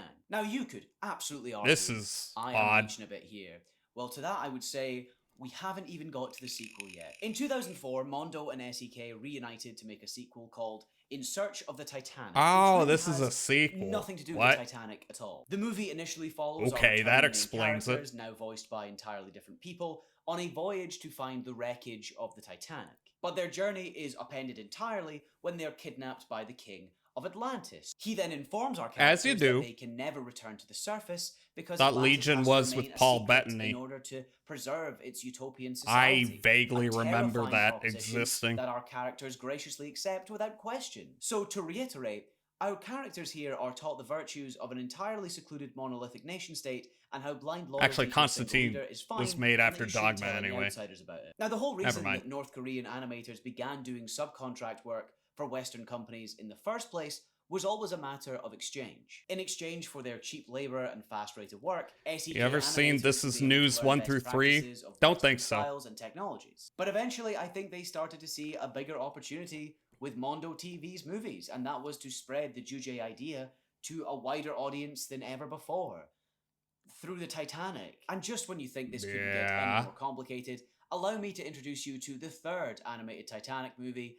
Titanic: The Legend Goes On, which, La despite having Legenda a very similar title to the Continuante. first Mondo movie and also being made by an Italian production company, has no connection to it whatsoever. And being a cheap knockoff of a cheap knockoff, the budget is so Okay, so this came out after the other one. I didn't realize that. There's more to this than I thought. They funny. When does James Cameron come on and inject us all with money? When you go to him and tell you, hey, I think you should AI upscale. I don't even want to continue that. paper thin here that not only is the animation bad, there are full-on repeated shots played one after another. Now, this is because Titanic: The Legend Goes On did not have SEK to rely on, instead being made almost Did not entirely have by a glorious production company North based in Korea Italy by the helping them name out. of Titanic Cartoons SRL Roma. But as we've learned, boys and girls, if a company has Titanic in the name, it's time to get suspicious. And after doing some journalistic digging of clicking no more Last than 4 Avatar Wikipedia movie. hyperlinks, my That's not already out burgeoning yet. suspicions of this company were very much confirmed. Titanic Cartoons was really just a company to go down on paper. Its real backer was its distributor, Medusa, which was a subsidiary of the Italian media conglomerate Mediaset, founded by none other than poster boy for political corruption, Silvio Berlusconi. And wouldn't you... Okay. So, Titanic: The Legend Goes On, which I think that's this one, was directly a result of Berlusconi. Never learned this factoid. Guess in 2005, a trial was launched against Mediaset for tax fraud and embezzlement during the period of 1988 to 1998. The year that this film started production. So if you're looking to make a Titanic movie, but you feel icky about benefiting off North Korean slave labor, you can still do it as long as it's dirty money from the highest echelons of Italian government. Once again, I'm not a They're journalist, still underpaid so take all of art this with a grain of students. salt / don't sue me. After the cultural insanity around this story reached its peak in the early 2000s, the Titanic could really only go down from here. And it did. What used to be the most recent cultural resurgence of the Titanic. The Titanic had been a defining moment of the 20th century, and its cultural resurgence at the tail end of it seemed to reaffirm its Yeah, it's the video game. importance in our history. But only a matter of years There was a later, musical? the importance of the Titanic story was once What about the again German cruise ship fundamentally Milton Hershey reappraised went by on? society. That's part, I guess, of the Instead of the Titanic, out of respect for their chocolate engineering exchange. You What? just could never have such a thing happen before or since. Safe and sound. And the time is 6:16, September 11th, 2001. Oh yeah, I forgot about this. Two separate hijacked commercial jets. And then this horrible event happened and slammed us into this perspective. And it was arguably a big I forgot that James Cameron went down to hang around the Titanic on 9/11 and then didn't hear about it until hours later when he came up. Oh no. I'm sure you do love 9/11. reason why Cameron's movie was so heavily criticized in retrospect, because people were now all too aware of what real human disaster felt like. Just as it happened with both world wars, the Titanic had faded in cultural relevance, and it wasn't clear when, if ever, it would have such a moment again. But what was clear is that if the Titanic story was going to be told again, it would have to be unlike any of the previous adaptations. It would Great have to be told with a conversation renewed piece. sense of realism and cynicism. You know, Titanic, but dark and gritty. And that time finally came in 2012, when the 100th anniversary spawned a new wave of Titanic documentaries and retrospectives that desperately tried to offer new perspectives to this disaster. Culminating in the form of what would be the last major adaptation, the There was BBC another one? miniseries simply called Titanic. Now, whilst the idea of a miniseries might give us all flashbacks, Blimey, you've killed him. this is British television in 2012, at the height of the golden age Whoa! TV craze. Is we that had guy? Shows like Is that guy? Sherlock and Oh wait, these are different shows. Sherlock. And that is exactly what this adaptation Sherlock. was going to be. Super The Hulock. prestige TV version Oh, it's Toby of Jones. the Titanic story. And it looked like it was going to be woke Titanic. It wasn't just going to repeat Woke the same three Titanic. stories of They rich made the people that we Titanic heard over woke. and over again, but focus on the untold stories. The immigrants, the workers that are so often airbrushed out of this event's history. And despite the way our culture has bigged up the Titanic as this century-defining moment, the miniseries does actually acknowledge that this event happened within a broader social and political context. On paper, it sounds like exactly the kind of Titanic story that we needed, but unfortunately it wasn't, because it had one fatal flaw in the form of its creator, Julian Fellowes. Now, if you don't know who Fellowes is, he I know who this is. is the man behind the wildly successful show Downton Downton Abbey. Abbey. And as such, this miniseries ends up What? essentially being Downton Abbey on the Titanic. The drama is compelling That sounds enough, miserable. the acting is competent, the production values are decent, but once you look deeper, you can start to unpack what is not only a deeply romanticized portrayal of this period in history, but borderline conservative propaganda. This series, like Downton Abbey, has the apparent mission Don't like that. of giving their rich and poor characters equal screen time, implying that their stories are equally important and respecting their British complex shows. innate Some of them are humanity, good. regardless of their class status. Except none of the characters feel like real human beings, rather broad archetypes that Fellowes can project his fantasies onto. The spunky maid who's smarter than you give her credit for. The rich man who's actually conflicted about being rich. It all serves to perpetuate what is Wow, a what a deeply hero. romantic view of the period that essentially amounts to Oh no! Oh when we think no! of romanticizing the past, we Oh often think no! of something Don't like house James elves Cameron's from Titanic, Harry something Potter that this makes shit. being on the Titanic look sort of fun. You don't think of a show like this, which is so grounded in British seriousness, it couldn't possibly be romantic. However, the thing about period dramas is that I think they are often a great way for Green Book. conservatives to try and look liberal by comparison. At real Donald Trump, 100% correct. Muslims in Jersey City cheering when towers went down. I saw it as you did, possibly on local CBS News. Maker of Green Book, the movie about how everyone can conquer racism if they just hang out. Because everyone agrees that social conditions 100 years ago Remember were Green very Book? nice. Basically, it's No, very you don't. easy to look like you're being critical of structures like racism and class. Wasn't while still Spunky made a subliminally manga? protecting them. Especially when you are telling a story that focuses on the good Spunk. that was allowed I to don't know. flourish despite those things. Pursuit of Racism in Happiness. the South was bad, but the black driver and the white lady actually got Driving on Miss with it. Daisy. And it is all emblematic of a nice Remember it through conservative YouTube where shorts. people can thrive Is that the despite help? oppression, and that All good this shit people sucks. can fix fundamentally broken systems. Because one of the primary functions of a romanticized past All these movies is to are placate dog the shit. present and give us a comfortable feeling of distance. And whilst a show like Titanic seems to be critical of all the right things, the snobbery of the upper class, the overt racism towards immigrants, it's all portrayed in a way that is so broad, it's implicitly saying to its audience, thank God things aren't like this anymore. Half of them look suspiciously like Lib shit. And even with all those moments, they are all thoroughly undercut by what this miniseries has to actually say about the Titanic disaster. There's a streamer who played Dr. Quinn Medicine Woman, and wow, it was like that. Newspapers will say it's about class. It's not. It's about a society. It's not facing a about disaster politics. so enormous that all those distinctions become rather meaningless. What are you talking about? What are you talking about? It accelerated all these problems.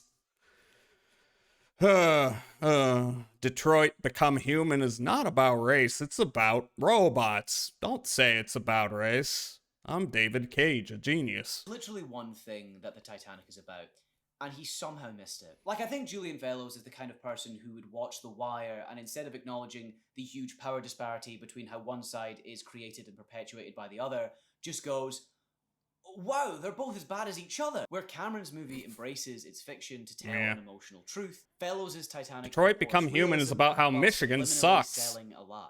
And this is the ultimate danger of romanticization. Not just that it misrepresents a period in time, but that it tries to make Detroit us fall in love with Become it. We get to the point where we sort of Robofucker. like the way that the Titanic revealed the human spirit. What you're really impressed by when you study the Titanic is how well they behaved. I mean, the vast majority of them. All Yeah, they types, were all very women. well And it's clear behaved. why They didn't Fellows yell loves or this anything. idea, because at the end of the They day, I died think he just quietly, wants to like good enjoy little the balls and pores. the gowns, guilt-free. He would rather Detroit, not kiss face your the dad, uncomfortable swear truth on the that there lips, is no high such thing as cash. a progressive stately home or an How are you doing, egalitarian Cash? Titanic Hope you're having a good Thursday.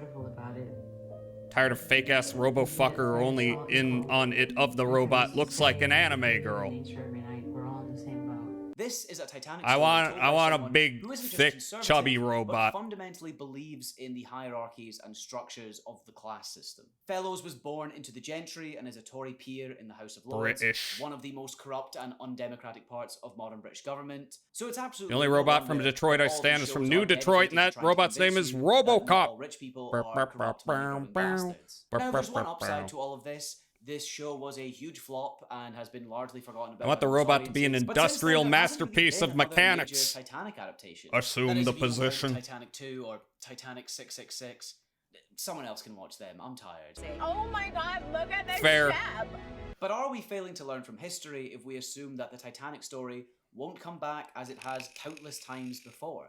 I mean, are we going to be stuck in this loop forever?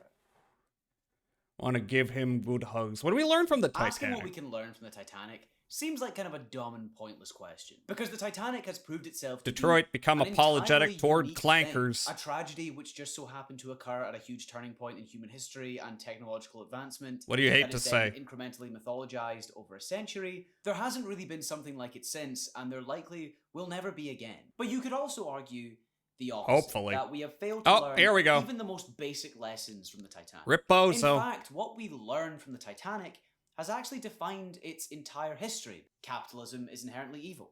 Capitalism is good. Lots of Life is content upset and where people chaos. boink Love conquers all. machines. The sea is bad. The sea is good. The story of the Titanic has transcended itself and Why do you become hate to a say that? completely different story. It's about just what true. happens when a disaster becomes famous and how it can be appropriated for our own ideologies and profit gain. We will always tell stories about real-life tragedies, not just out of morbid curiosity, but our innate human need to try and control and understand them. And it is not inherently in bad taste. Hate to do say so. it, but There I are jerk it to the numerous ones that Goombas are from both Super Mario authentic Brothers. and The effective. game or the But we have to be movie? wary of the And fact which that movie? sometimes our desire to project our own deeper meanings onto these events can override our responsibility to be truthful in how we portray them. That's not to The say game? that manipulating or romanticizing the past is inherently I mean, wrong.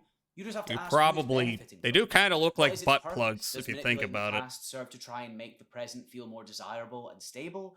Or does our romanticization seek to serve a larger, Also, hi, more Agent. immediate Why didn't I purpose? say And hi? we also Hi, have to Agent. ask How are you who has doing? the right to tell these stories, especially when we don't take the Probably agency 'cause of its victims what into usually account, happens, when we can very easily you have the same color as re-traumatize them another with these person betrayals. in So chat, what is and the that sounds future for the weird to Titanic? say Has it out taken loud. the deaths of 5 people for But us you to know what finally I mean. realize the true extent of our Titanic problem? Or is this just the beginning of yet another chapter? Perhaps it may be like the real ship itself. Good. I hope destined stream is to good. So eventually far, fade, it's pretty alright. dissolving We until are one going day to it start entirely visual ceases to novel exist. But for now, the in a little Titanic bit. story continues to hold powerful sway in our society. Why'd you bring there's no color better into it? example You know than what I 500 meant! years ago, the Titanic sinking was a symbol of social and political unrest in the shipping quarter of Belfast, and now that area is named after the ship. Majora! Majora, what the fuck? Hi, Majora. 7 months. What the hell? How are you doing? Yo, yo, yo, yo, yo, yo, yo, yo, yo, yo, yo. Take that. How are you doing? Stump Simulator, the greatest video game of a time. Thanks for the shouts. Yeah, hell yeah. Hell yeah. How are you doing? Doing good? Excellent. Excellent. Hope Thursday continues in this fashion. Main sources of economic income. Just Now, relax after reiterate, work. there's Hell yeah. nothing wrong Work's with having over. an interest or Hope even you are loving well. the Titanic. I'm learning about Titanic shit. But I think if we've learned anything, it's that we need to put some distance between ourselves and this event. Now in Unreal Engine 5. Get too close to it. And the only people that have the power to do that is us, and we do it by not buying any more dumb Titanic shit. The day that the Titanic stops becoming a financially valuable asset is the day that its story will truly die. In the end, we have to let go. We're looking at one sunken ship. Thank you so We're much for looking watching at the video. I media hope you enjoyed about it. the I will Titanic. now leave you with the first and only Our Ewan Titanic Awards. Take it away. How are you in Titanic Awards? What have I done? It is a cruel joke. To have left our lives in Dorchester for this? Uh-oh. You see, Yeah? with the little air that's left, there will not be enough for them to survive back to the surface. If that's true, then it means there's nothing left for us to do. Yay! Wilhelm scream. Let's go. Joke couldn't fit in.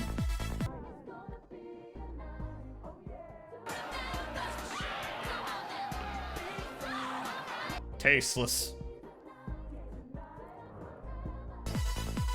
Most British reaction to an iceberg. 10K sunken ships in the lakes here. You gotta get them out of there. There might be buried treasure. We found it. Most Australian reaction. Would have been really scary just to see it be out in the cold and knowing the ship's going down. So.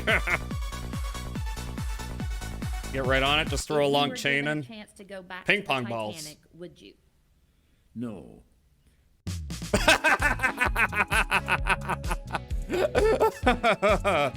Oh god, that's so real.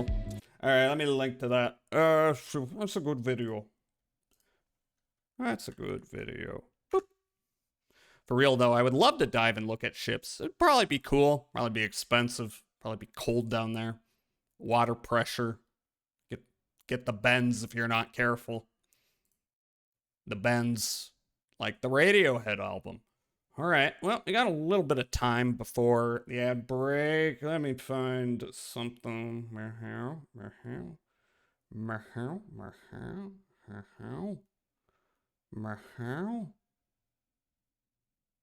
Alright, what's Knights of Guinevere?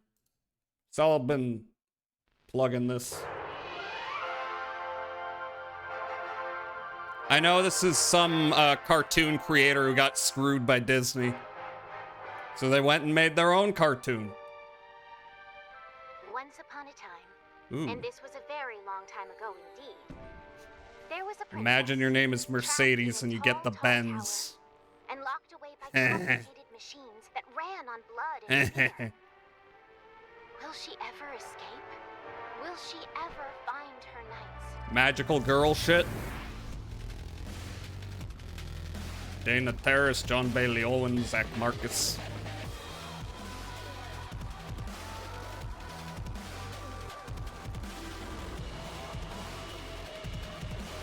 This shit's pretty cool.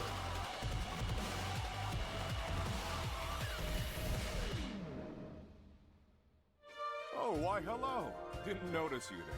You've even got the VHS kind of look here.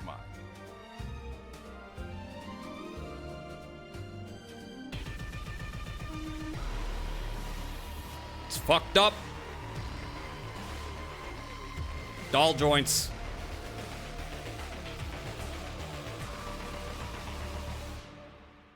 All right. I mean, maybe I should check out Owl House one of these days. People like it. All right. Okay. Here, let me give you that in case y'all want to check that out. Boop. Jazza, how did you lose your arm? You don't want to know. You don't want to know. Liquid Snake explains Big Chungus. Are you familiar with Big Chungus? Big Chungus? Yes, Big Chungus, the world-renowned meme of an oversized cartoon rabbit. You know Big Chungus? Joke have to do with your plan? Everything, Snake. Lost in a tragic 2B accident. What about 2B? Legacy. Do you even know who Big Chungus is? He's just some cartoon rabbit. Not just some rabbit. The most famous rabbit in cinematic history. The one and only Bugs Bunny. Legasp. I mean, that was obvious. Bugs Bunny. A Looney Tunes character? The very same. In 1941, during the peak years of the Looney Tunes franchise, a cartoon was released named Wabbit Twubble, where Bugs Bunny this is faces educational. off with his longtime rival. It's Fat Elmer Fudd. But for just a moment, to mock the foolish Elmer, Remember Fat Bugs Elmer Fudd? inflates himself to a comically bloated form. A moment Inflation. that lasts only 3.4 seconds in an 8-minute and 22-second long cartoon. Thought A2 was the one who killed you. 3.4 No spoilers. seconds. That's all the time Big Chungus had ever existed. And yet decades later, he would become more Memes. famous than Bugs Bunny. Take a Despite single being frame Bugs out of Bunny context, himself. it becomes bigger. You see, Snake, memes control history. And This I is shall true. use the power of memes to control my own destiny. Do you honestly think Chuck Jones or Mel Blanc could have expected internet trolls to deify a character that doesn't even exist? Make him far more infamous than his own true identity as I don't know Bugs if Big Bunny? Chungus Big is more Chungus famous lives on than as the Bugs Bunny. dominant meme. And that, brother, is what I intend to do. I will not let myself be cursed by my recessive memes. Big Chungus is an official character in one of the Looney Tunes videos. Oh, Rocco's Modern Life. During your trip through this amazing city. There's no subtitles. I ask of you is that you please stay with That's the Tom group. Kenny. I've been doing this for 10 years now, and I haven't lost anyone yet. Any questions? Yes, number 11. When do we get to see the Eiffel Tower? Any other questions? See a woman with a red hat. Boy, they sure wear They're in some crazy France. hats in Paris. Hey, Mr. Bus Driver. They call it fashion. I call it stupid looking. I think you just missed the Eiffel Tower exit.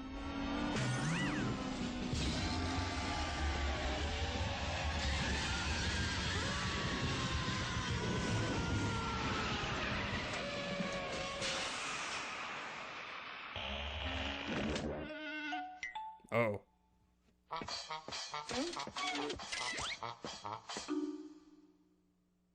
When do we get to see the Eiffel Tower? I think we just missed the Eiffel Tower. What if everybody wanted to see whatever they wanted to? Hey, everyone. Number 11 wants to deviate from our pre-established route to take a big fat visit to the Eiffel Tower. Takes his job serious. Your Highness, number 11, if we go ahead and continue along our original schedule, would that be okay? Tried to upskirt the androids so they would beat the fuck out of you. Nah, that didn't happen. Number 9. Number 10. Also, that was Kaine. Number 11. Number 11.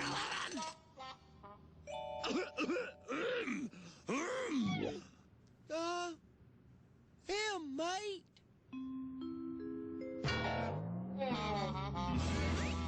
Where's number 11? People do be liking the Eiffel Tower.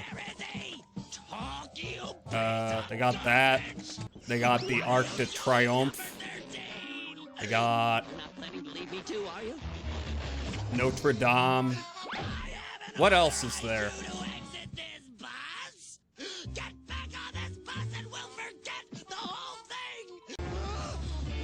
Rocco's Modern Life was pretty good. There was no SpongeBob without it. Oh, wow. Was it DJ who did that? It could have been DJ. I know I did that. But DJ may also have done that.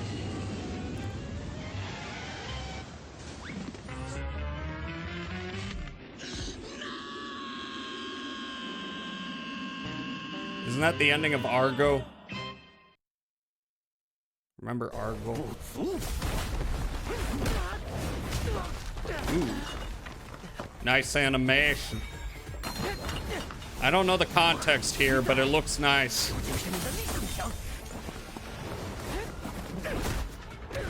Ooh. Stealing your luck for a pull in gunfighters, too. What are you pulling in? Also, how are you gonna steal my luck?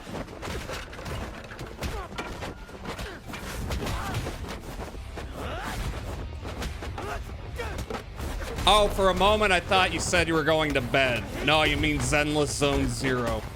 Well, I hope it's a fruitful pull. Even though you should not be spending money on gacha. Submitted it because it looks nice. Oh, it's got the Utapon cubes.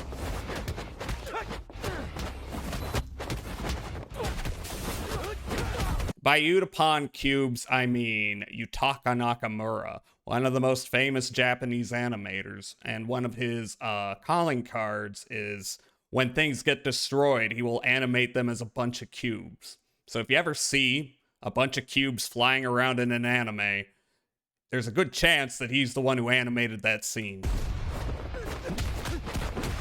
Hi, Harper. You cannot rub my balls. I forbid it.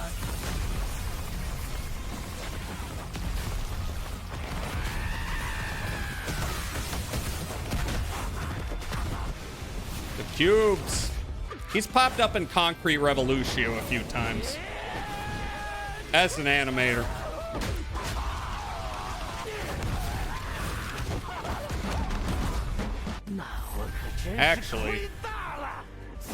Actually, there could be a video. You have definitely seen his animation. Warner Brothers is suing AI company Midjourney for alleged copyright infringement. Warner Brothers is seeking $150 per infringed work. I mean, fuck Warner Brothers, but fuck AI.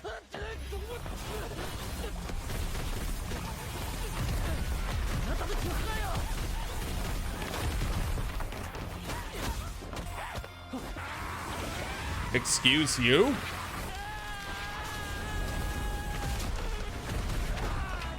$150K per infringed work. That makes more sense. You're excused. Ooh, ad running soon. We're gonna play the game.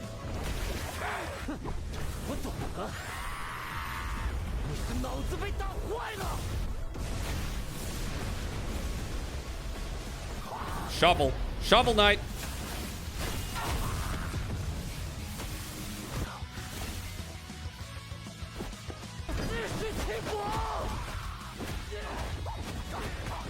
Boingy, boingy, boingy, yo-yo.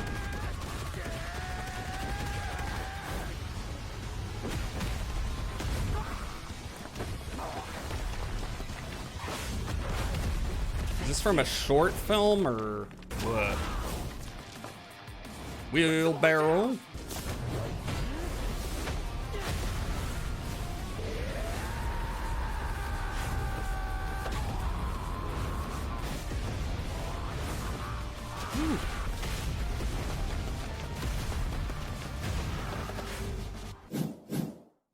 What? Moanatic? Okay, maybe this was just animated on its own. Alright. Well, I don't know if I have time to watch one, but let's see. Let's see. 2 years ago. AMV Mad. This may get muted. How long is it? 4 minutes, 50 seconds.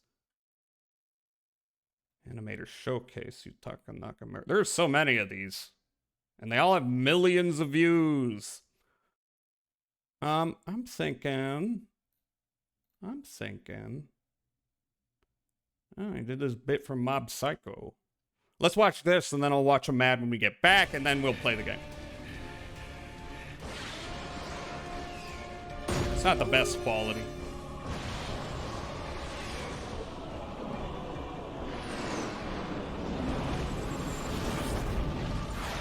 I gotta catch up on Mob Psycho. I watched the first season, it was great.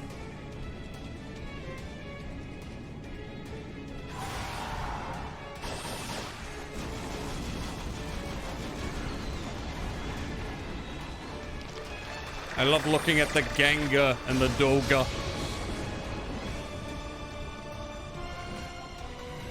Ass.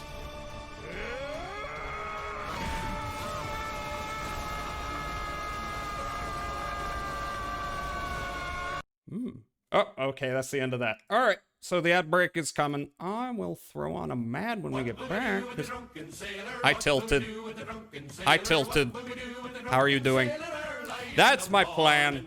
Anyway, I'm sorry to cut your... Well, I can yap about nothing for a moment here. We're about to go to break. I'm sorry. I do apologize, but that's gonna happen. I tilted.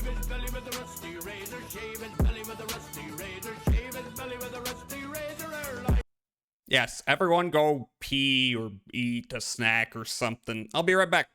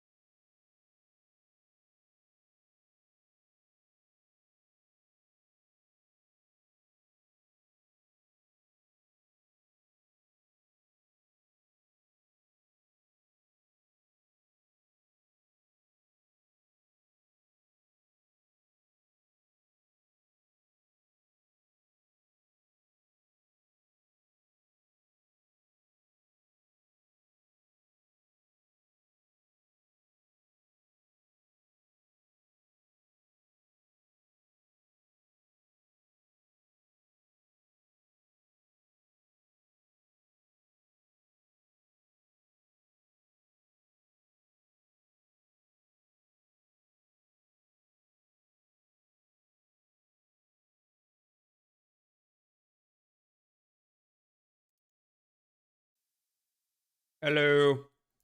All right, let's throw one on. Not a bunch, because there's a lot of these. Oh, there's Concrete Revolution. That's Blood Blockade Battlefront. Sword of the Stranger. Oh, they got it listed out.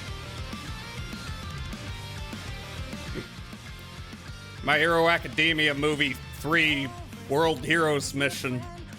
Yeah, I've been keeping up on that. Oh, they got frickin' Ruffs. There's the cubes. My Hero Academia number 96. Yeah, I stopped keeping up on this. But that's some cool ass shit there.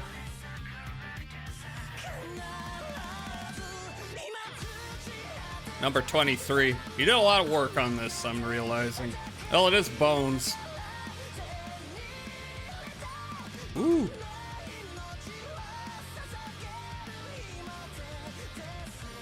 Y'all like Sakuga? Sakuga's cool. Those aren't cubes. Well, I guess technically they are. There's the cubes. Yeah, but this guy's career goes back decades. He worked on like Cowboy Bebop and shit. As it turns out, cool things are cool. Yeah. There's One Punch Man. I want to see like the 90s stuff.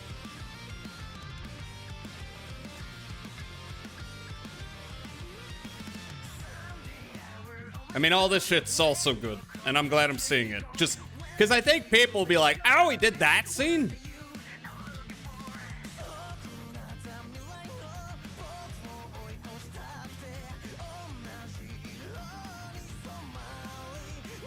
Mob Psycho, there it is.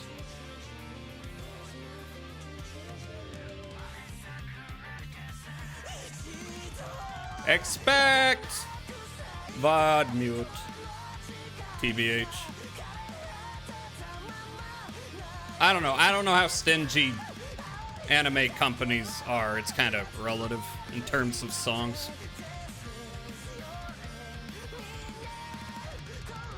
This guy's been going strong since at least the mid-90s, probably earlier than that.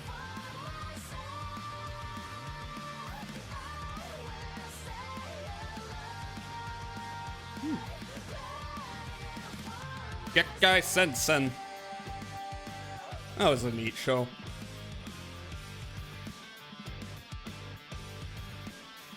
Pokemon.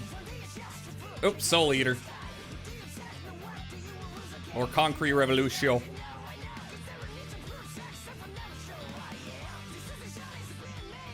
Or My Hero Academia.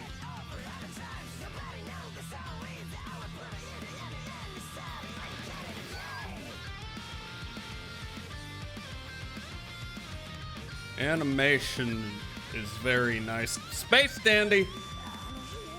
I love Space Dandy. Oh yeah, this bit from Soul Eater. Star Driver. Remember Star Driver? I forgot about Star Driver. Full Metal Alchemist Brotherhood.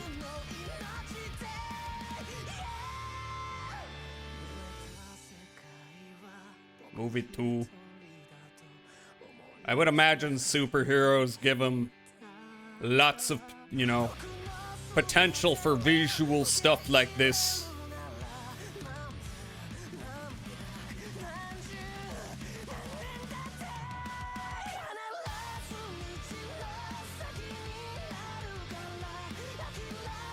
Kind of a shame hearing what happened with that series. Got forced to extend well past its lifetime. Speaking of FMA, here's my hot take. I think the original FMA anime is better than Brotherhood. I have only watched parts of both. I would not be opposed to watching them.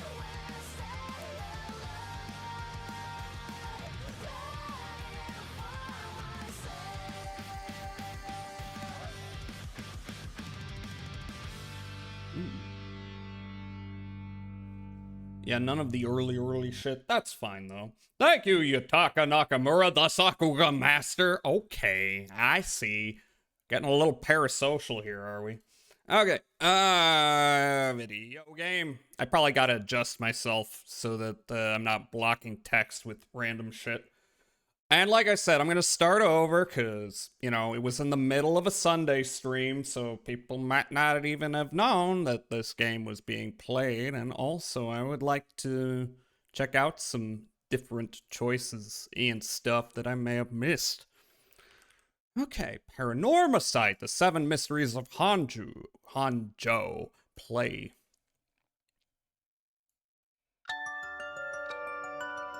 Should already... Yep, audio's already here, but I gotta capture the game. There we go.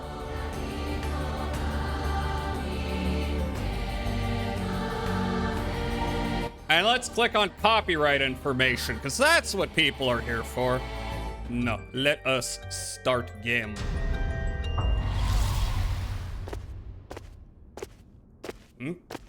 No, wait, no, I want to start over. Repeat the title. Yeah, I want to start over. Will they let me do that? Game. Video. No. Oh, delete save data. I'm gonna do it! Because we got to start fresh. For the new people.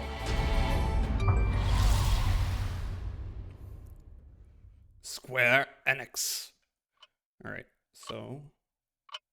I gotta adjust myself because I'm gonna block some text if I'm not careful. Squeenix. I'm gonna make myself small. Also, let me... Oh, I forgot StreamerBot updated their UI and it is pointless and confusing. Integrations. God, I hate this. Alright, okay. YouTube Studio. Wait, what? Actions and cues, excuse me. I do not like the new StreamerBot UI.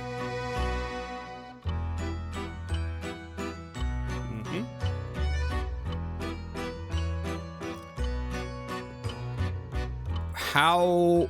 Oh, sub-actions. Capture model position. Okay, I may need to adjust this some more.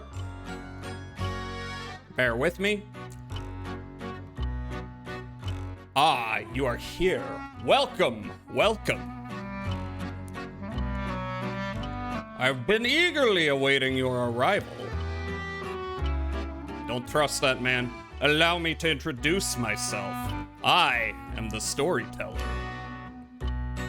Pleased to make your acquaintance. I shall be your guide going forward.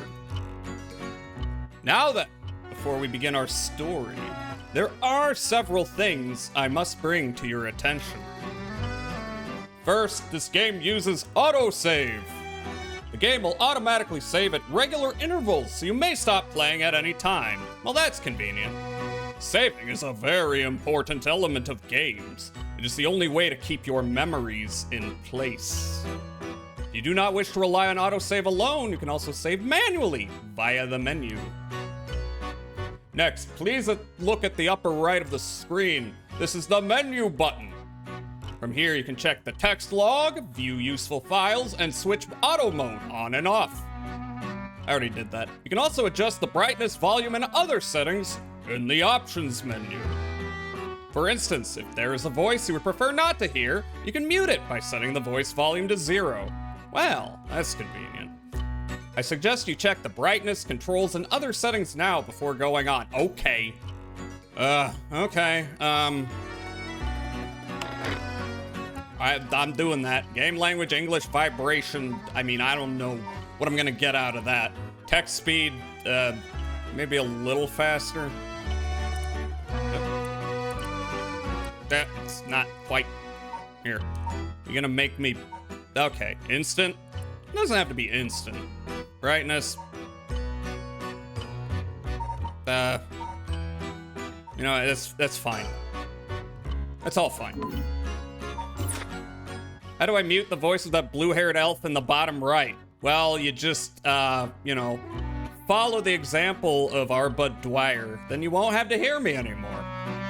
That's a joke. Don't do that. I suggest you check the, okay. Files updated. Open updates page. How to play all 7 mysteries, culture, society, fair gameplay. Okay. Nothing really new there. I will explain other essential functions when the time is right. Ah, there is one more thing I wish to confirm before we continue. Hi, Elliot. Hi, how are you doing? I will drink water. Hi, Elliot. And I will stretch. Hi, Elliot, Jennifer Lopez. How are you? We just started the game. This guy is feeding me some bullshit. They call me Dwyer because I'm lighting up that bud. You know what I mean? Maybe. I guess I understand. -1. Ah, there's one more thing I wish to confirm before we continue. It would feel strange to go on without knowing your name. Please, tell me what I may call you.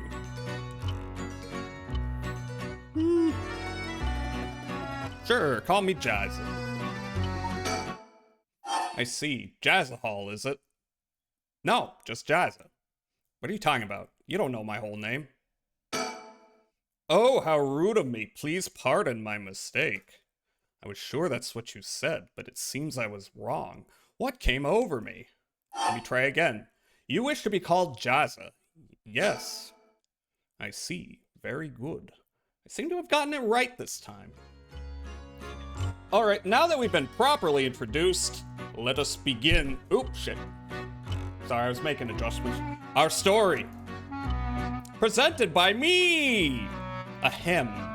From antiquity to present day, regardless of how society and civilization evolve, death has been a constant presence that none have ever escaped. Whether it is one's own or that of someone close, death is always a difficult thing to accept. This is an immutable reality, a value shared by all, no matter the age in which they live. In fact, oral traditions reflecting people's fears and prayers regarding death still remain. Ghosts, spirits, and so on. Similarly, in an attempt to defy death, many curses, rituals, and customs have been born. From burning spirit incense to summoning the souls of the dead. Some of those secret arts are still being passed down to this day. Aha. On that note, Jazza, this may seem rather abrupt, but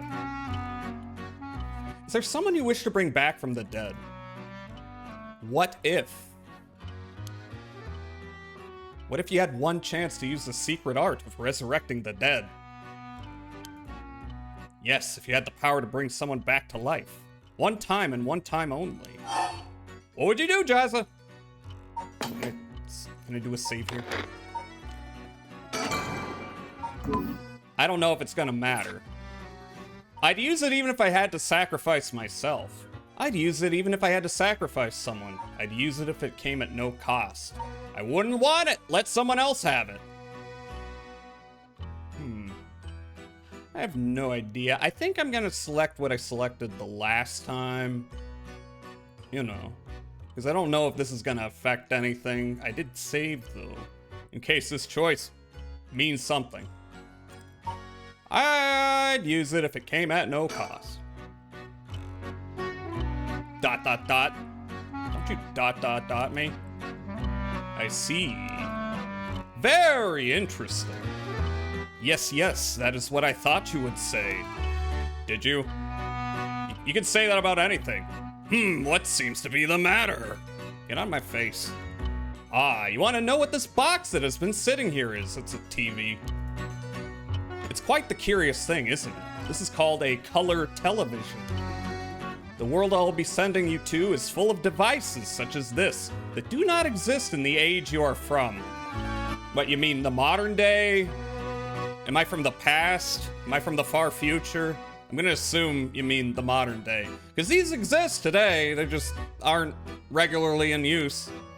In this era, a color television can be found in nearly every household. That is not all. For example, if a person should wish to contact someone while they are out of their home, they use public telephones like this that can be found all over the city. Can you imagine what life would be like in such a time? I mean, I've watched documentaries.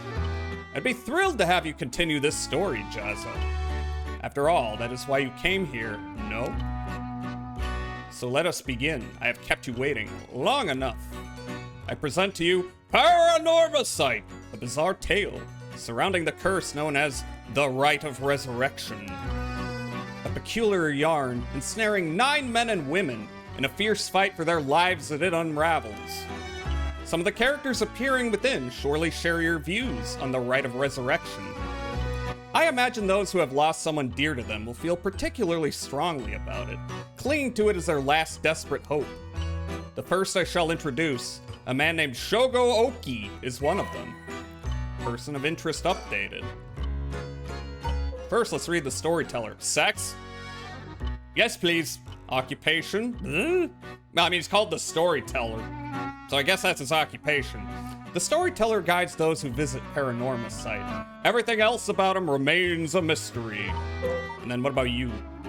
Shogo Oki, sex male. Occupation, office worker. Shogo is an unremarkable young man entering his 3rd year of working in the planning department at Hihaku Soaps, a chemicals company headquartered in Sumida. Born in western Tokyo to an ordinary family around the same time as the birth of color TV, he grew up amidst the boom of special effects heavy action films, anime, variety shows, professional baseball, and pop music. Shogo graduated from a famous private university in Tokyo and has since settled into an apolitical mindset, common among those of his generation, fucking centrist, with no strong ideals and no particular dissatisfaction with the world as it develops around him. He is content to just go with the flow, having stumbled into his current position by pure chance, and it is safe to assume he will follow the stereotypical path of working his way up the ladder, starting a family, and remaining at the same company until retirement. He plays folk guitar as a hobby and is currently looking for a girlfriend. This fucker plays Wonderwall at the party. Little sad no one liked my Febboy arcs and orcs in Orc City. I liked them. I saw them. I don't think I reacted to them. Sometimes I don't do that. Breaking news! Oh, I wonder what it could be at such a time. Early this morning, the body of a drowned man was discovered at a park in Sumida City. Police have identified the body as Shogo Oki, a 25-year-old man who worked at a company in the area. Well, I guess those plans are gonna be kaput. As signs of a struggle were found, the Sumida police suspect foul play and have launched an investigation. Ah! Oh, excuse me. Please pay no mind to what you have just seen. Goodness, you very nearly saw something that would have spoiled the story. I think I already did. Or did I? Just pretend you did not see that. Let us turn back time back a smidge and start again from there. Femboy orcs. Find all out about femboy orcs in the Discord. Do you understand? You saw nothing. You know nothing. Okay, okay, boss man. The story is a work of fiction. All locations, characters, organizations, legends, etc. that appear in this game have no relation to reality. I'll be the judge of that. Square Enix present. Shogo? Shogo, are you alright?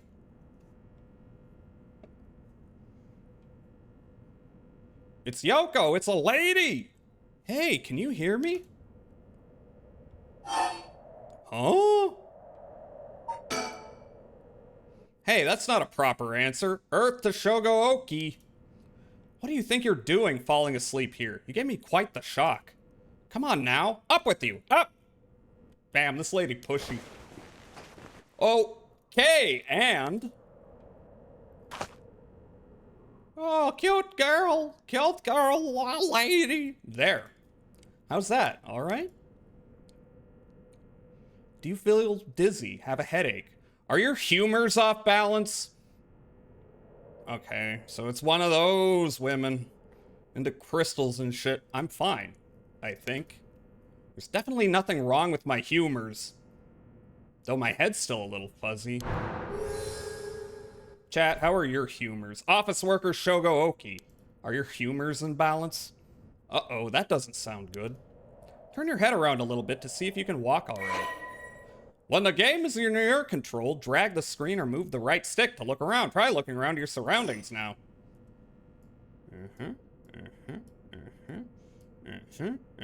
Those are my surroundings. It's very blue. It's at night. It's late, I think. It's nighttime. There's a phone. Ah! Good, good. You seem to be fine. What a relief. Do you remember anything, like where we are or what we were doing? I don't know if this one matters, but I am very paranoid. The rite of resurrection? I need to let my yellow bile... Yeah, everyone start letting... You know. Rite of resurrection? Huh? Wait a second, when did I tell you about that? Zoom, slow zoom in. I mean, I guess I must have, seeing as you know the name, but weird. Anyway, you still seem a little out of it. Why don't you look around a bit more? Look around and select things you want to investigate. You can converse with people by selecting their faces. Well, let's examine. That's Yoko Fukunaga. Good, at least I can remember that much. I first met her about a month ago. She's 23, works as a housekeeper, and is really into the occult. Oh, we got a crazy bitch here. If I think harder, I can probably recall a little more about what's going on. We've only met a few times, but we've really hit it off. She's a lot of fun to be around. I have no idea how she feels, though. I get the sense she isn't thinking about me that way right now. I'm in the friend zone. But I know I've got a thing for bubbly girls who are into dark things like the occult. Yeah, you and everyone else. Paranormal fanatic, Yoko Fukunaga. Persons of interest updated. Yoko Fukunaga, sex, female, occupation, housekeeper. After obtaining a junior college degree, Yoko started working as a housekeeper. Due to her ability to see things others cannot, typo, she has received strange looks from a young age. This ability spurred an interest in the paranormal, which she continues to pursue to this day. Following graduation, Yoko worked a desk job at a trading company, but butted heads with her supervisor, who was skeptical of the supernatural and quit within a year. Now, while working as a housekeeper, she spends her days devouring mystery magazines and visiting haunted spots. As she vowed to live life true to herself and never change for the sake of others, Yoko has no regrets about the path she has taken. Yoko has a dog, a Shiba Inu named Ogopogo, who has been by her side since she was a student. Cute dog. Alright, surroundings. Where are we? Oh right, this is Sumida City, Tokyo. We're at Kinshibori Park near Kinshicho Station. Yoko brought me here saying she needed my help with something important. It's just past midnight. That explains why there's nobody else around. Files updated. Sumida City, Tokyo. One of the 23 districts of Tokyo, located in the eastern part of the city. It is surrounded by the Sumida, Arakawa, and Kunaka rivers. At the start of the Showa era, the area was still divided into two districts, the southern Honjo and northern Mukojima, but they were merged into one district after the Second World War. God, I gotta read history. I gotta learn history. It is said to be named after the Sumida River and the banks that line it. Unlike the river, however, its name uses the character for ink rather than that for corner. Even now, people still frequently mix up the two. Despite suffering extensive damage from both the Great Kanto earthquake and air bombings during the war, Sumida managed to recover and come out on top every time. Once filled with samurai residences, it is now home to a thriving industrial district and many residential zones. though evidence of its previous character can still be found all around the area. Major landmarks, tourist attractions. Echo Temple, former Yasuda Gardens, site of Kira Kozunosuke's residence. Hanjo Matsuzakacho Park. Sorry if I butcher any pronunciations, I am a Marifat. Sumida Park, Tokyo Metropolitan Memorial Hall. Mukujima Hyakane Gardens. And this is the park. Open 1950, conveniently close to Kinshicho Station, and surrounded on all sides by roads, this paved park is a popular spot for people to meet or relax. Kinshibori Park was named after the Kinshibori Canal, part of the South Warigusui Canal, which could once be found nearby. In fact, the area's name, Kinshicho, is also derived from the canal. They love canals. Hi. What else? Playground. That's an interesting looking playground. I bet it's crawling with kids during the daytime, but it's kind of peaceful here at night. It's okay, you're doing your bestest. I'm doing what I can. Surroundings? Anything else? Surroundings? Phone! These telephone booths are all over town. The lights are always on so they can be used in an emergency. As updated. A small booth containing a public telephone, most often found in parks or along roads. Local telephone calls can be placed at a rate of 10 yen per 3 minutes. Ugh. More recently, telephone booths capable of accepting prepaid cards, known as a-telephone cards, come on, Squeenix, have begun to spread, enabling one to make a phone call without the need for small change. The telephone booths in the downtown area tend to be plastered with unauthorized advertisements and leaflets, a problem that has shown no signs of slowing down. People gotta get the word out about their small business. Hi, Smorwalk. I know what you are. A streamer? Who's playing video games? Talking to this lady? Recall. I talk to her some more? Yikes, that was close. If we died before we got our hands on the rite of resurrection, everything would be over before it started. Yeah, we'd be dead. How are you doing, Smorwalk? I hope well. I'm going to click recall. Is this the game with the Twink MC? You're gonna have to be a little more specific there. There's a lot of games with Twink MCs. You know? Give me a sec. I'm trying to find good positioning here. Recall. Let me think. What can I remember? Okay, her name is Yoko Fukunaga. We met about a month ago. What's the deal with this park?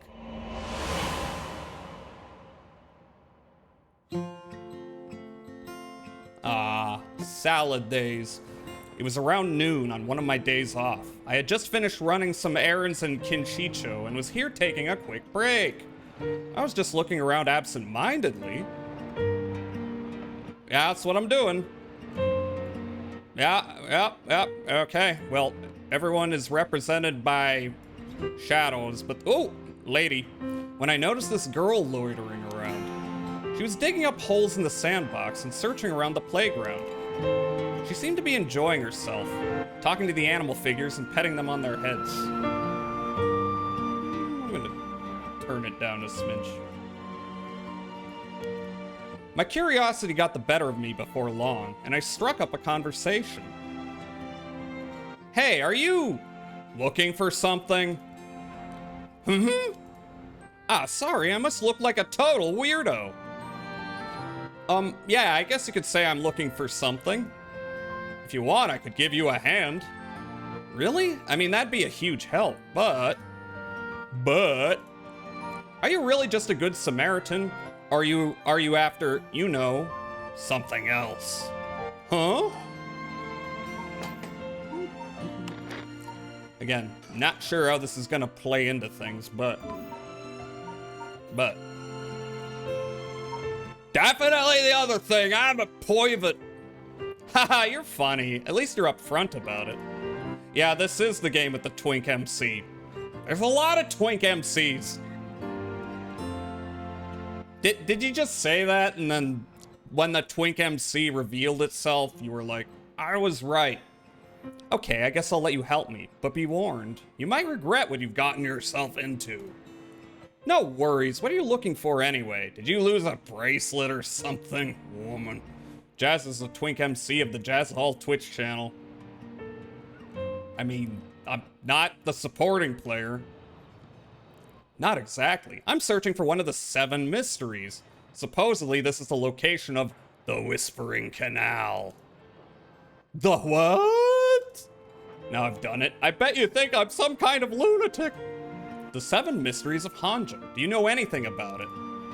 I figured everyone around here would have at least heard of it, but I guess not. You Googled it? Okay, that makes sense. Hanjo is what the southern part of Sumida is called. The MC is cute, though. Well, yeah, it's fine. A long time ago, this part of Tokyo was split into 2 separate cities. The north part was Mukojima, and the south part was Hanjo. Huh? Am I boring you? Well, I'm not a local or anything. I just work around here. Oh, then no wonder you didn't know. Well, the 7 Mysteries of Hanjo is a legend dating all the way back to the Edo period. Really? Is that old? That's like over 200 years ago. Oh, I've got your attention after all. I just assumed it was one of those fake stories made up to chase the occult craze. Haha, I don't blame you. A lot of the popular stories going around are pretty fishy. But the 7 Mysteries of Hanjo are different because they're all true. They're true. Bleep. That's what I said. They're the real deal. So hold on, what does that mean? Are you telling me there's actually paranormal stuff at work in this park? Yep, pretty much. There's gotta be more to it. After all I've done, I still haven't found a thing. That was the first time I met Yoko Fukunaga. Bio is updated. Okay. Uh-oh. History. The 7 Mysteries of Hanjo. Hanjo became known as a hotspot for strange happenings during the Edo period. A number of these stories have survived to this day and become known as the 7 Mysteries of Hanjo. While many of these were likely the result of people blaming things they didn't understand on spirits or monsters, the stories continue to be told as urban legends. Despite what the name would imply, there are actually more than 10 of these strange tales. Well, you said 7 was a lot, but I guess there's more than that. Their roots likely come from stories told by the city's common folk. The most famous of the stories is the Whispering Canal, which eventually became the basis for both an idiom and a well-known Rakugo story. The most famous of the 7 mysteries, the Whispering Canal, the Fool's Procession, the Beckoning Light, the Haunting Clappers of Cheeks, the Evergreen Beach, the Taiko of Sugaru, the Foot Washing Mansion. That's what y'all want, you weirdos. The One-Sided Reed, the Ever-Burning Lantern. The Whispering Canal, an enduring superstition formerly known as Kinshibori. Many fishermen once gathered on this section of the canal that ran through Hanjo. As their days came to a close and the fishermen gathered up their catches, a terrifying voice would rise up from the canal whispering, "Leave it behind, leave it behind."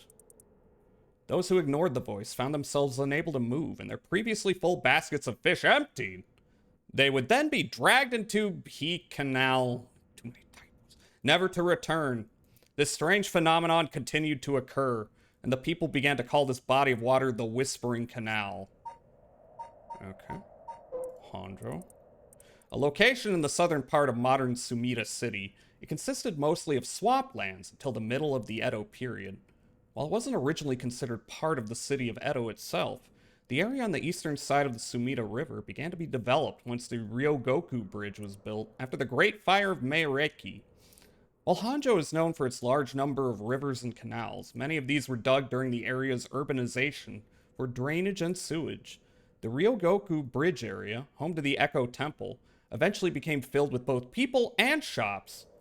After a magistrate was assigned to the area and shops continued to pop up, it soon became a part of Edo proper, as its reputation as a lively place spread.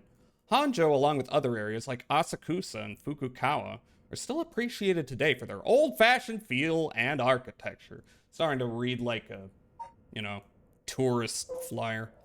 Occult craze, paranormal phenomena, the supernatural, aliens, cryptids, lost civilizations, ESP, the list goes on.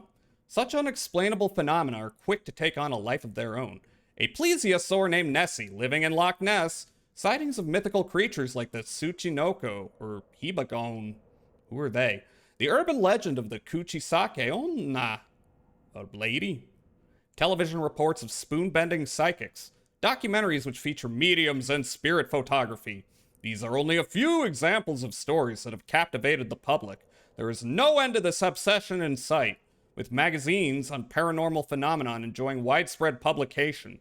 Most recently, rumors of an ancient ritual known as the Rite of Resurrection. That's what the guy told us about. Have been spreading in certain circles. We exchanged contact information. We've talked on the phone a few times since. We've even met in person once or twice. But she never brought up the 7 mysteries of Hanjo again. I figured she'd gotten bored of it. Tsuchinoko real? Until today, when all of a sudden she decided to resume her search. Huh? Wait a second, where did Yoko go? Oh no. According to Yoko, the Whispering Canal, one of the 7 mysteries of Hanjo, is around here somewhere. She's right there. What are you talking about? Oh, you can't even see. Give me a moment. What the heck even is that? There she is. Gotta find the... I like that piece. I'm gonna put you in the corner, maybe? There. Around here somewhere. It's apparently the story that the expression left at the canal originally comes from. I think I left myself a note about it. I should check my files. I mean, didn't I already do that? Do we have new files? No updated. Okay, I guess I already read it. Alright. Well, playground? No. Yeah, it's her. There she is. She's back to digging up holes in the sandbox and searching around the playground. She seems to be enjoying herself, talking to the animal figures and petting them on their heads. Oh, what a whimsical lass. No animal needs that much petting. That's what you're concerned about? Gee, she's still at it. Should I recall again? That's right, she asked me to come here to help her look for one of the 7 mysteries. Actually, I think I did some research into the 7 mysteries of Hanjo. Can't remember all too well. I should check my files. What do we got? Ooh. Alright, we got all of them. The Fool's Procession, an enduring superstition. A mysterious tale regaling an encounter had by a daimyo at his residence in Hanjo's Ushijima, now Komagata High School. When walking around his estate, he heard the sound of music, much like that of a Kagura performance. He commanded his people to find the source, but no matter how much they searched, the music would fade when one neared the Warigasui Canal. The source of the sound was never located. The story is also known as the Procession of the Tanuki, as many were of the belief that it must have been those mischievous tricksters behind it all. They made the music with their balls rubbing together. Y'all know about Tanuki and their massive balls, I assume. Y'all are weebs. The Beckoning Light. Well, they're all enduring superstitions.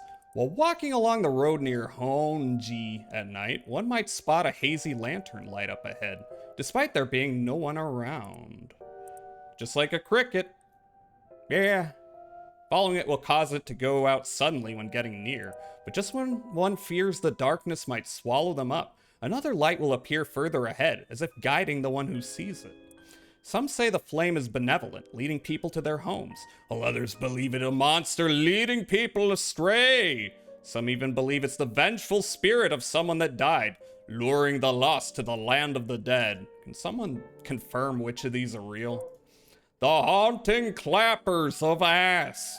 As the evening bell rings in Iriecho, near present-day Shumoku Bridge, a night watchman patrols the dark streets and announces his presence by shouting warnings about fires, all the while striking his wooden clappers. But tonight, the sound of another set of clappers answers back. He curiously claps his clappers together again. Clack, clack. The echo answers again, but no matter how hard he searches for the source of this second pair of clappers, he never finds it. Some say it was the work of a mischievous tanuki or kitsune, while others say it was a warning from the spirit of someone who lost their life in a terrible fire. This one seems like a stretch. She'd probably just heard some weird clicking noises. Those crazy tanuki. It's always the fucking tanuki. The Evergreen Beach. Once upon a time in North Okurabashi, a beautiful beech tree stood in the garden of Lord Shinden's residence, now known as the former Yasuda Gardens. It was so impressive that the house became known among the people as the beach residence. Somehow, no one had ever seen a single leaf fall from the tree. As rumors spread of the eternally green tree, it became known as the Evergreen Beach. However, this particular species of tree was actually an evergreen, so the lack of fallen leaves was nothing out of the ordinary. This has led people to say that the strangest part of this legend is the fact that it even became a legend at all. That's fucking disappointing. It's like, it's just what that tree does. Come on. The Taiko of Sugaru. There once was a daimyo from the Hirosaki domain in Sugaru who built a residence in Midoricho on a large piece of land. On this estate was an almost 8-meter tall tower that served as a lookout for fires. Only a designated firefighter was allowed to use the large drum that resided atop the tower in the event of a fire. This is why education is important? True. How am I supposed to tell which of these are actual ghost stories and which of these are just bullshit? While most towers used wooden blocks to sound the fire alarm, for some reason this residence was permitted to use drums. The residence and its special privileges led to much speculation and gossip among the townsfolk. Is that even like a legend? They're just like, why do they get the water? I'm confused. The foot washing mansion. Oh my god. That's gross. Holy shit, look at that foot. Oh my god. Oh, I'm gonna be sick. She likes it though. She's happy to see those grippers. Ugh. What? Indeed. This is the story of something that occurred in the dead of night in a residence in Mikasacho, modern-day South Warigasui Street in Kamezawa. A foul-smelling wind rattled the house. Suddenly, a giant foot, drenched in blood, smashed through the ceiling. Wash! It commanded. That foot needs washing? That is true. That is not enough water. That is not enough. After the servants carefully washed the foot, it returned from whence it came, fixing the roof it had broken. A man who had been visited by the foot every night asked a friend to trade houses with him. Why that foot so filthy? Goddamn, get some shoes. That night, the foot stopped appearing. Okay, that didn't go anywhere, but at least, we got, tasty foot smell. The one-sided reed. There was once an infamous rogue by the name of Tomezo, who fell for a woman named Okoma. Tomezo persistently chased after Okoma, attempting to win her heart over and over again. But she rejected his advances each time. Friend zone! Enraged by her indifference to him, Tomezo brought a dagger to a canal near Ryogoku Bridge and attacked Okoma. What a lovely admirer we have. He cut the arm and leg off one side of her body. Oh, that's no good. Then threw them into the canal. Ever since then, the reeds growing along the canal have only sprouted leaves on one side. That's crazy. At least it left. Yeah, you know. You know, you gotta learn to wash your own feet. You can't rely on people to do it for you. The ever-burning lantern. On a bone-chilling winter's night, one may happen upon a soba cart along the canal known as South Warigasui. But there is something strange about this cart. No matter when one might visit, its owner is nowhere to be found. Yet the lantern that hangs from it stays perpetually lit, burning brightly even with no oil to fuel it. Should one attempt to put out the flame, it immediately roars back to life. However, there is also the tale of the never-burning lantern, another telling of the story in which the soba cart's lantern always remains dark, refusing to be lit. Okay. That's just annoying. It's like, this lantern won't do what I want it to do, you know? Anyway. Turn my way. Oh wait, she's coming back this way. Ah, woman. Hey, what was that just now? Huh? Didn't you hear that? How many slots do I have? Oh, I might not have as many as I want. But if I know games like this, you know, there's probably going to be a way to move through it pretty quickly. If it has multiple endings, as games like this want to do. You're hearing things now that you mention it. Now that you mention it, I did feel like I heard something. I'm not too sure, though. That was creepy. But you're special talent. You should have been able to hear it. Pay closer attention for me, okay? My special talent? What are you talking about? Huh? I mean, your spirit sense. You look like you can handle your liquor. What kind of spirits are we talking about? Huh? I have no idea what drinking has to do with it, but I don't think so. Well, you must. I mean, you can see me, right? Huh? Shogooki, 1 a.m. Kinshibori Park. What does this mean? Do we have a sixth sense? Are you a ghost? It's gotten late. Really late, actually. It's already past 1 a.m. There's a chill in the air, but I guess that's normal for this time of year. Or so I keep telling myself. That's an interesting looking... Wait. Okay, I've already examined that. Surroundings. Something in the darkness. These telephone booths are all over town. The lights are always on, so they can be used in an emergency. I don't know how she's so comfortable talking about spirits and the paranormal at this time of night. Either she's got guts or she's just used to it. Unless... No, it can't be! Can it? Wait, you're kidding, right? About what? I mean, just now. Kind of sounded like you were saying that only people with spirit sense can see you.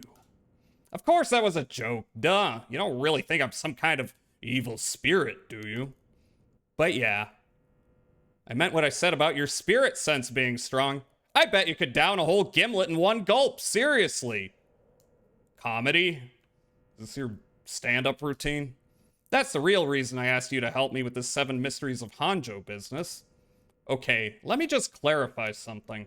Are you saying you can actually see paranormal stuff?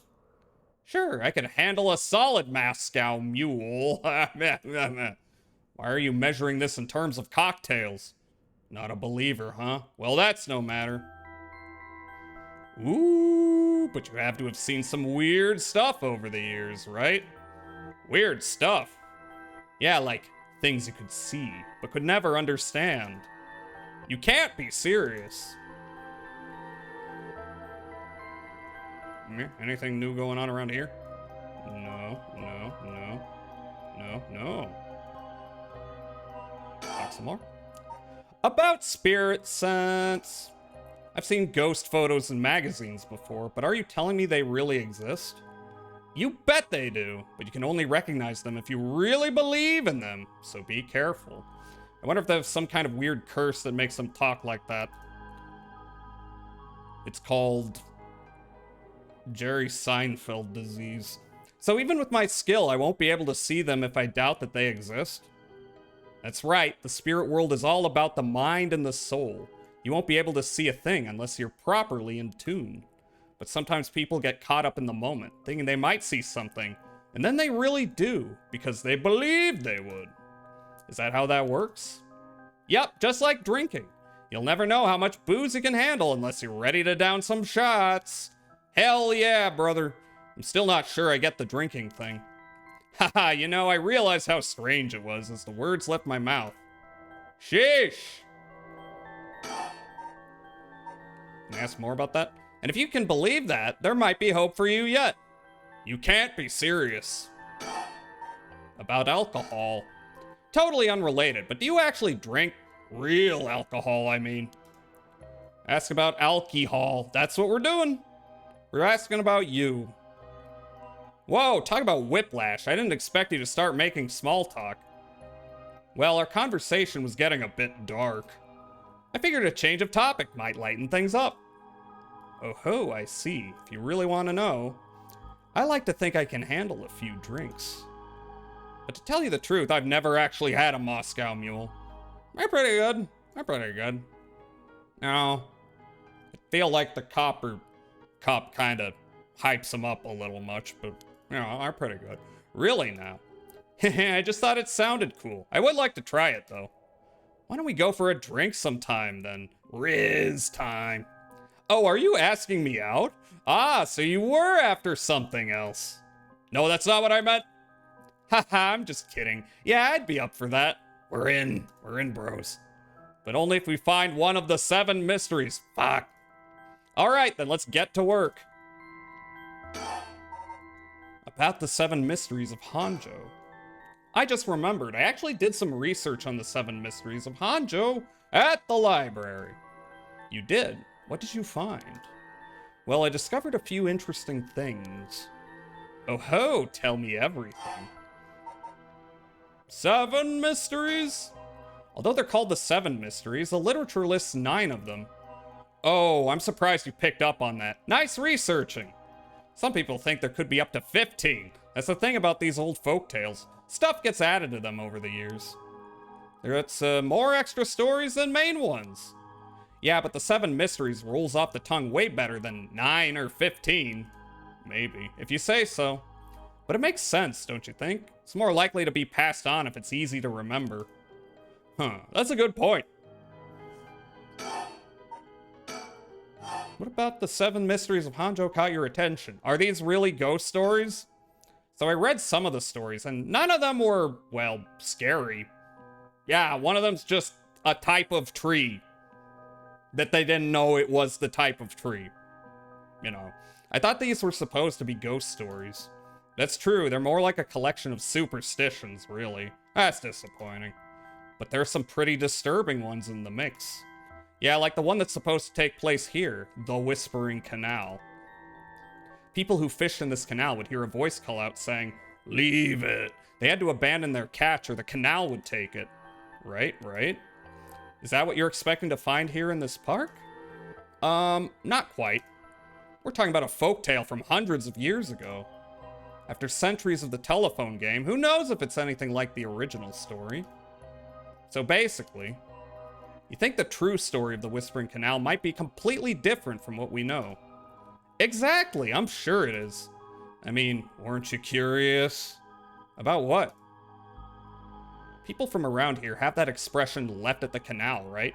Meaning to abandon someone. This story is where it comes from. Except the story being told today is about fish. There's nothing in it about leaving people behind. Now that you mention it, that's true. So you're saying the original story maybe did involve someone being abandoned? That's what I'm trying to find out. Ah, gotcha. Fucking ad. About the rite of resurrection. Oh, by the way, were we talking about the rite of resurrection? Oh, your memory is as strong as your tolerance. I'm gonna start calling you Martini Manshogo. It's kind of gay, but I'm really climbing up the drinks menu, huh? So you know about it, huh? The rite of resurrection? Yeah, the man at the start told me about it, even though I shouldn't know who he is. Don't point it out. A magazine ran a feature on it recently that got practically everyone talking about it. Really, maybe that's where I heard about it. Still, I don't know, it seems a little too far-fetched to be true. So, the rite of resurrection. It's the forbidden art of bringing the dead back to life, concocted by a famous onmyoji from an ancient age. Rumor has it, an old manuscript containing actual concrete details about the rite was recently discovered. This rumor comes from a presentation given by local historian Hideki Araishi at an academic conference. You sure know a lot about this stuff. That's because I'm secretly a huge occult buff. Is that really a secret? I kinda got that. Oh. But if a researcher spoke about it at an academic conference, it must have some basis, in fact. Exactly. That's why I believe the rite of resurrection is real. Now I'm starting to believe it too. Now that I am, you know, confiding in authority, which is, you know, not good argumentation, but good. The pursuit of the unknown starts with belief. I got that from Professor Araishi himself. Files updated. The Rite of Resurrection. As indicated by its name, this manuscript holds detailed instructions on how to perform the secret art of reviving the dead. This forbidden ritual is said to have been devised by a once famous Onmyoji. Local researcher Hideki Araishi recently discovered the old manuscript and gave a presentation on it at an academic conference, sending ripples through the field of occult studies. I'm gonna snooze that ad.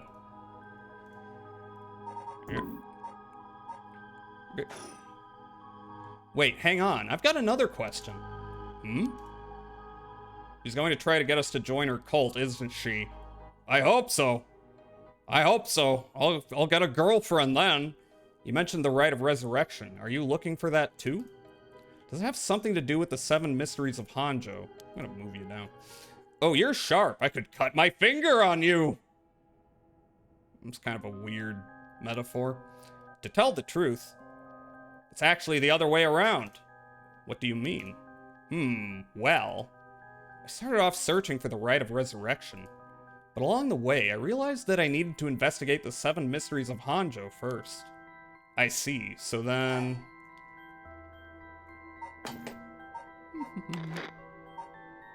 Yeah, well, I don't know. I'm out of slots, so I don't think I can actually, like, you know, go back to every single little choice I make. Oh well. Why are you looking for the Rite? So you're looking into a way to bring someone back from the dead. Does that mean you've got someone you want to bring back? ... You know what? Forget it. I just came to mind, so I thought I'd ask. I didn't mean to pry. Sorry. No, it's fine. I figured I'd need to tell you at some point. ... It's Ogopogo. Ogopogo's dead? No! Ogopogo. Yeah, I want to bring Ogopogo back to life. No! He died in an accident about a month ago. Ogopogo died? Oh, right. Ogopogo was my dog. I had him for 8 years. Ah, okay, your dog. Gotcha. We spent a long time together. Losing him must have been really hard for you. Yeah, to be honest, I'm not sure if the Rite even works on dogs. He wants to bring back Oingo Boingo. No, Ogopogo. Yoko's a weirdo for real. Yeah, she's the quirky goth girl at the Hot Topic who's like, I'm into Invader Zim. And you're like, I need me a goth bitch like this. And it's always gonna lead to pain. But as soon as I found out about it, I knew I had to give it a try. I don't think I could forgive myself if I just let the opportunity pass by. Definitely. Now I understand why you feel so strongly about it. Thanks for telling me. I know this must be hard to talk about. But you know what? All that led to me meeting you. So at least something good came out of it. Manic Pixie Dream Girl. Though that doesn't mean I'll stop looking, obviously. Yoko. I'll do everything I can to help you. Yay, I'm so glad to hear that. Let's keep up the hard work then, yeah? What's that got to do with the 7 mysteries? So, about the connection between this Rite and the 7 mysteries. Putting together everything we've talked about. My guess is that the original stories behind the 7 mysteries, the true stories, are the key to finding the Rite of Resurrection. And that's why you're here searching for one of them. Do I have that right? Wow, 10 out of 10! You're proving to be quite the capable assistant. 10 out of 10. Wait, since when was I your assistant? Anyway, this is all just hearsay, but... some say that what led to the 7 mysteries coming to be was the Rite of Resurrection itself. Huh? Don't the stories come from the Edo period? I thought the Rite of Resurrection was supposed to be way older than that. Right, it seems that a Onmyoji from the Edo period rediscovered the ancient art. That old manuscript I mentioned, with all the details on how to use the Rite, apparently it was written in the Edo period. Oh right, I never told you its name. The manuscript is called the Record of Fates. Whoa, what a name! And it speculates the secret of the Rite is hidden within the 7 mysteries of Hanjo. So now, the 7 mysteries are the hot new trend. Among who? You know, this whole thing's starting to sound pretty questionable. Come on, remember what I said about the pursuit of the unknown?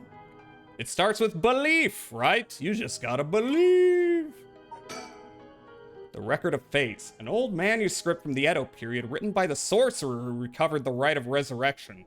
It is viewed as a priceless and authentic document due to its detailed account on how to perform the ritual. Snooze that again. Whoa! What the hell? Feels like the air just changed. Think. What was that just now? Okay. Jay looks concerned. Yeah, what are you pointing at? I feel eyes on my back. I can't move. Is there something behind me?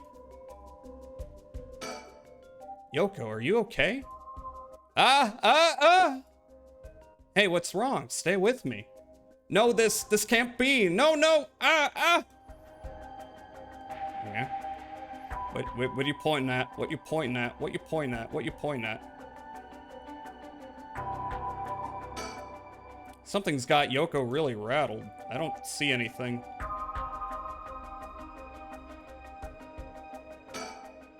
Why?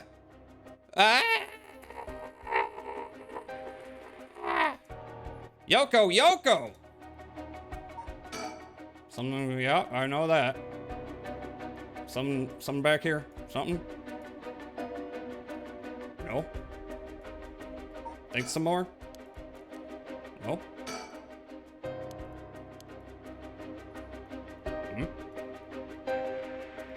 What's behind me? Yeah? What you want?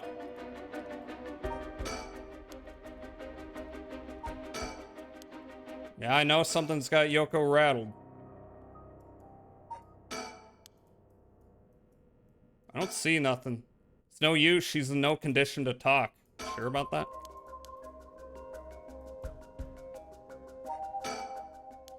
Yeah, I understand. Wait. Do I have something wrong here?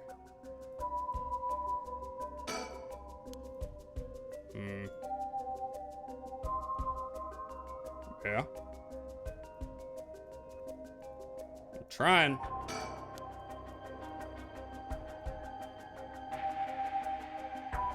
What's going on?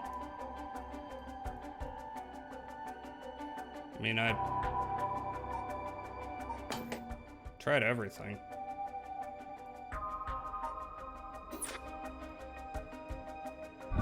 Oh. Yoko pointing over here, but I don't see anything out of the ordinary. Push? Well, I clicked on push. Ugh, I don't get this. Yeah? What's going on? Did something happen? Yoko?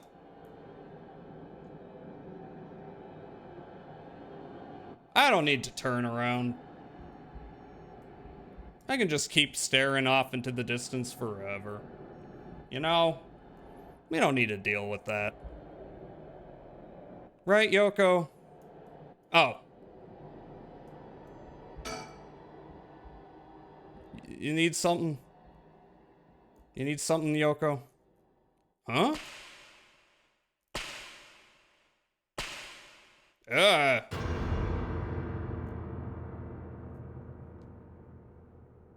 What the? What is something's... What is it? Why is this happening? That's a good question. Shogooki, 1 a.m. Kinshibori Park.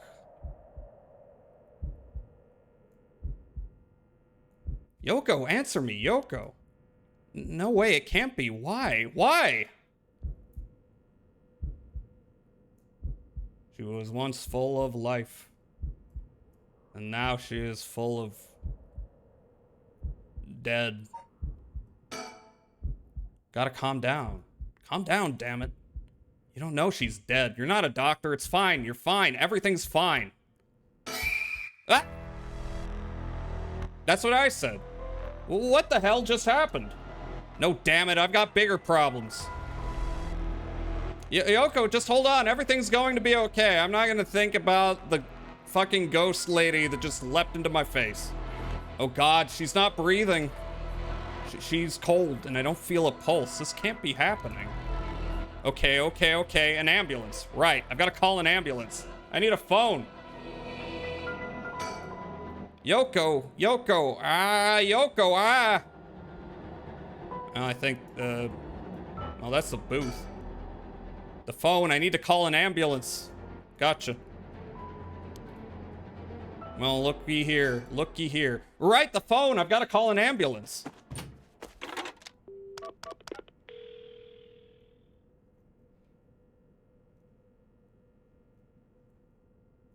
I called it in. The ambulance shouldn't be long. But is it going to make a difference? Her body's gone stiff and her skin is cold. And I don't think she's breathing. She looks more like a mannequin than a person now. I don't think there's any coming back from that. I don't get it. Just a few minutes ago, we were chatting away without a care in the world. Yoko. How did this happen? How could someone so bright and bubbly just suddenly drop dead? Resurrect her! Huh? Who's that? We will find out in a minute, because I gotta pee and it's the ad break. BRB! Ha ha ha!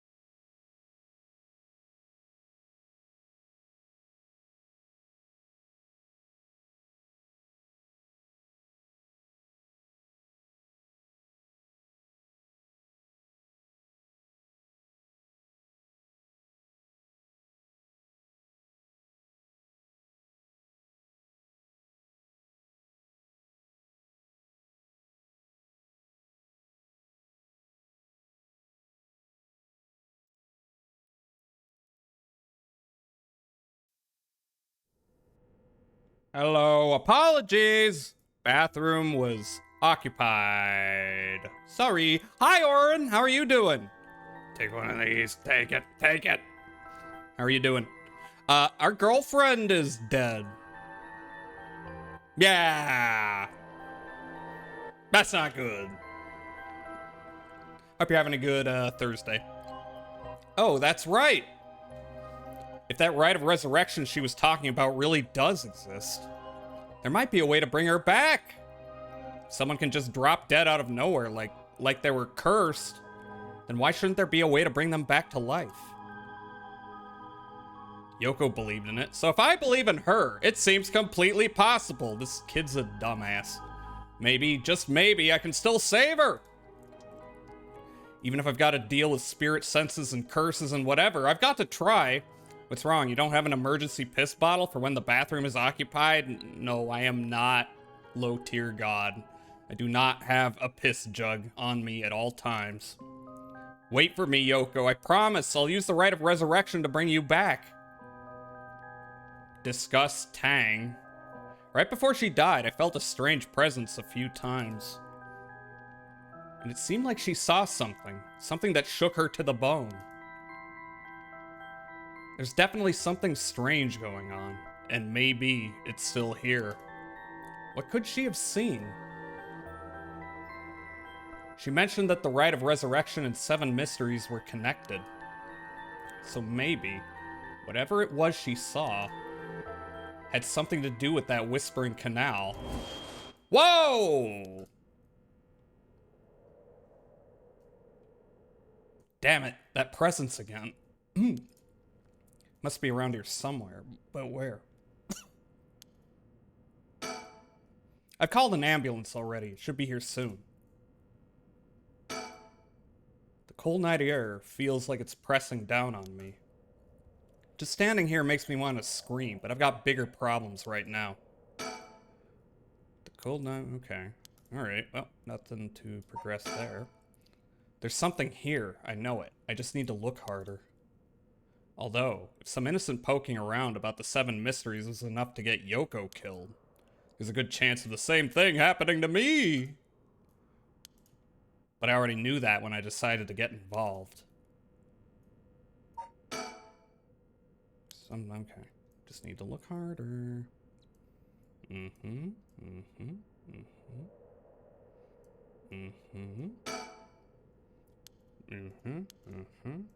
No. Oh, hi. Oh, of course. I don't know how it took me so long to realize. This has to be some weird prank she's playing.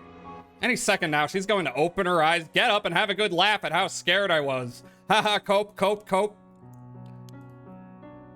Right, Yoko? You can give it up now. Boy, did I fall for that one. You really got me good. Wait, no, I've got it. You really were some sort of spirit all along. There's no way you're really dead, right? I'm not even fooling myself anymore. The cope has failed. There's no going back, only forward.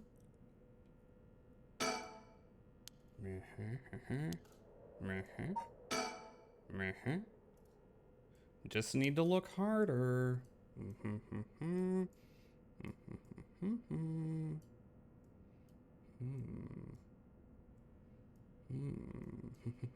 Oh! Fallen object. Huh, there's something on the ground. Did Yoko drop this? I didn't notice it till now, but there's a small wooden sculpture by her side. It's 3 or 4 centimeters tall. It looks like it could be a keychain. But from how rotted it is, it's way too old for that. Despite how tiny it is, I feel an almost palpable malice radiating from it. Like my penis! What the hell is this thing? Curse stone acquired. The Whispering Canal. Curse stone, that sounds bad. Oh, no! Okay, it is bad. What the? Leave, help me, why? Hurt? Are these the Whispering Canal's memories? Gah! Such deep sorrow. A resentful memory is flowing into my mind. Turn their backs, they walk away, leave me behind, drop dead. Kill them. Kill them. Those who walk away. Kill them all. You've acquired the power of the Curse Stone, the Whispering Canal. You can use it to kill those who walk away from you. Press the Use Curse button to kill your target as they attempt to depart. Whee! Gameplay mechanics. Grah! A murderous impulse seeps into my soul like thick black tar.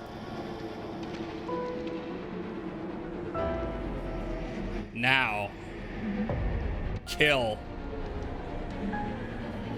Can you hear it, Curse Bearer? You, who so strongly desires the right. Kill them. Should you seek life's restoration, take your curse in hand. Reap lives by the score. And claim their soul dregs for your own. Collect enough to sate this vessel. And by their sacrifice, claim the gift of resurrection. Or better yet, slay your fellow curse bearers. For theirs are the equal of droves of lesser souls. Now go forth and kill. Open updates page.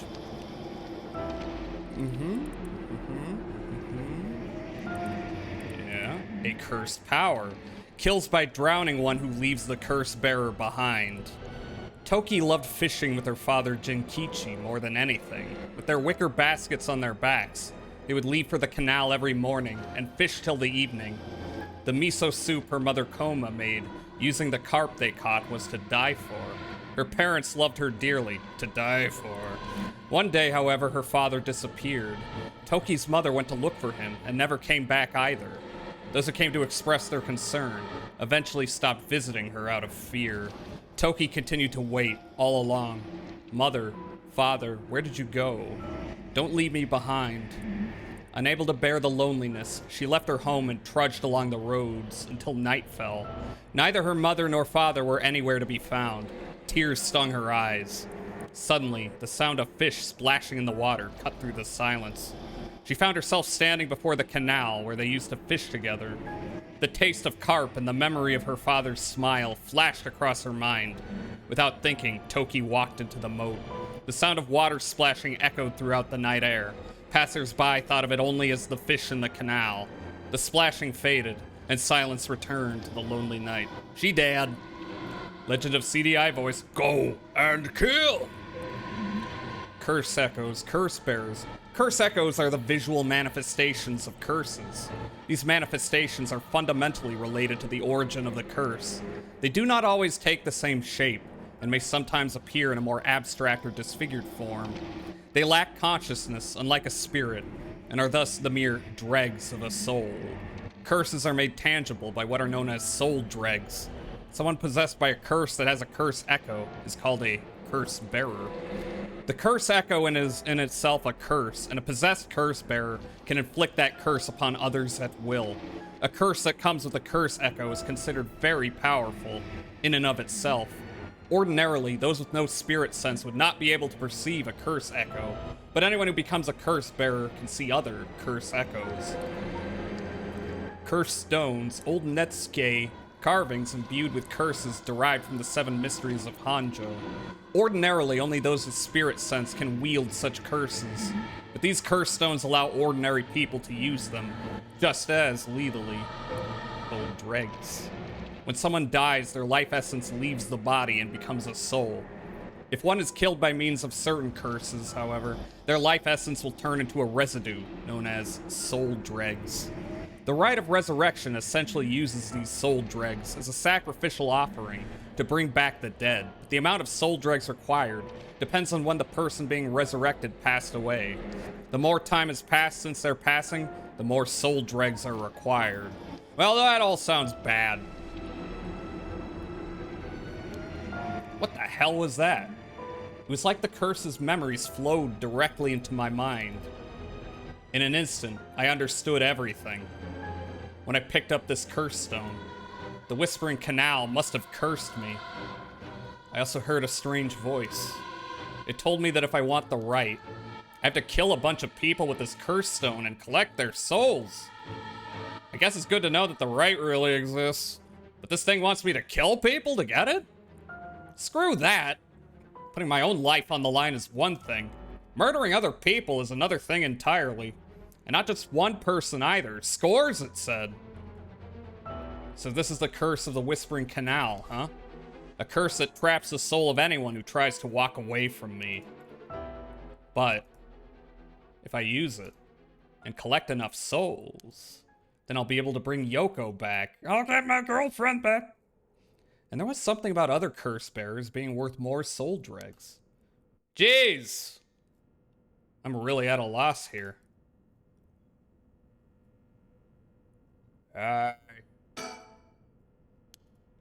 Feels like I'm being watched. Is someone there? Where are you? Where are you? Where are you? Oh, hi. Oh, hi. Huh? The hell is that? It looks like a light floating in midair. Uh-huh. Can't do nothing about that. I can think. Now I've got my own curse stone and the curse of the Whispering Canal. I'm in way over my head. Was Yoko the one who dropped this curse stone? Does that mean she was the previous owner of the curse of the Whispering Canal? Then did she know what the rite of resurrection involved? Now I've got him. Okay. Yeah. Talk to shadowy figure, I suppose. That can't go south at all. Now that I look closer, is there someone there? No, call him out. Hey, who's there?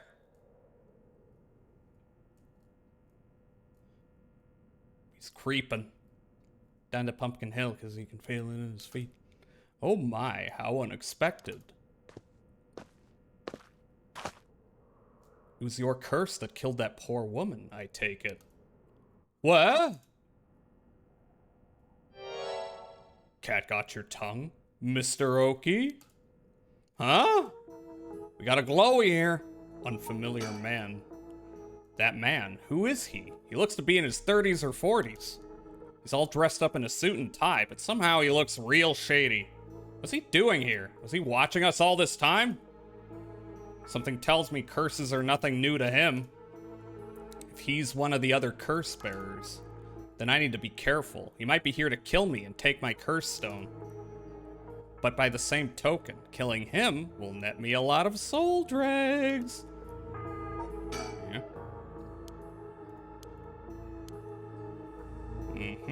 Can I examine him? A tall, humorless looking man. He doesn't look familiar to me. He's acting like he knows me, though. Have we met somewhere before? I still don't have a clue who you are. How do you know me? Have we met? Dear me, it is always humbling to find that one is not as well known as one believes. Perhaps my name will help you remember. I am Takumi Yumioka. Takumi Yumioka? Does that ring any bells? I think I've heard that name somewhere before. Maybe. So you do not even know my name. How disappointing. Disappointing, but fortuitous. Mysterious stranger, Takumi Yumioka. Person of interest. Sex, male, occupation, meh, curse echo, meh. The man who is covertly watching Shogo Oki at Kinshibori Park. Well then, Mr. Oki, allow me to make you a proposition. You have a curse stone in your possession. I would like you to give it to me. How do you know? How do you know about that? Why, I saw the whole thing. That doesn't explain how you know what a curse stone is. Even I barely have a handle on it. You know about the 7 mysteries of Hanjo and their curses and all that, don't you? But of course, those curse stones. They are terribly dangerous things, capable of killing without a trace so long as their conditions are met. I hadn't thought of it that way, but yeah. Imagine what might happen if one fell into the wrong hands. They would be safer in mine, don't you agree? Although it seems I arrived too late to stop you from killing that poor woman. Hey, we don't know I did that. What are you? That wasn't me. I am willing to overlook your indiscretion, but only if you give me your curse stone. No way in hell. For all I know, the wrong hands are yours. Very well, I'd hoped to settle this amicably, but you leave me no choice. This Takumi guy must have a curse stone of his own. I mean, he must, if he knows about it. At least, it'd be safer to assume so. It would explain how he knows so damn much. So he can kill me instantly, as long as he fulfills his stone's conditions.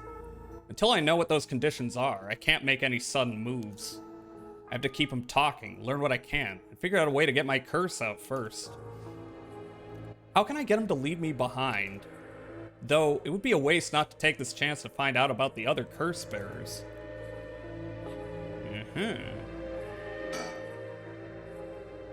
Takumi Umioka, he said his name was. He hasn't taken his eyes off me for a second. Even now, he's still staring right at me. Who the hell is he? Maybe if I focus, I can recall something useful. Maybe.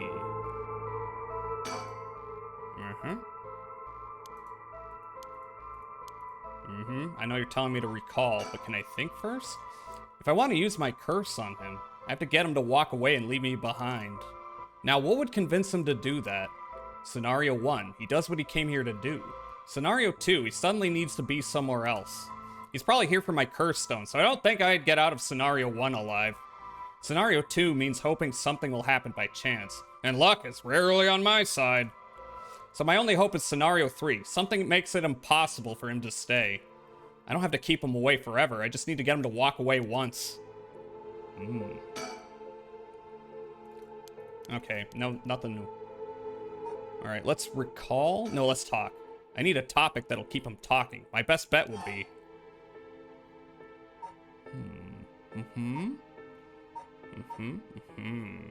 About my curse stone? What do you want with my curse stone, anyway? I intend to seal it away in a secure location, so it may never be used again. I am certain that you, too, would rather be free of this burden. The power to kill without fear of consequences, in itself, a curse. There are many ne'er-do-wells in this world who could not resist the urge to use it. All the more so if promised the chance to resurrect the dead. You'll seal it away. How? I will put it in the care of a sorcerer who is well-versed in supernatural matters. Yeah, I'm gonna... Look, I'm gonna give it to a sorcerer. Trust me, he's a good guy. Trust me, bro. If I have gained your trust, I must ask you to hand me your curse stone. I don't think you have. All right, you really want me to recall something, but let me have some convos. How do I know it wasn't you who killed Yoko with your curse? Mr. Oki, if you're hoping to trick me into revealing whether I possess a curse stone, I assure you, you cannot.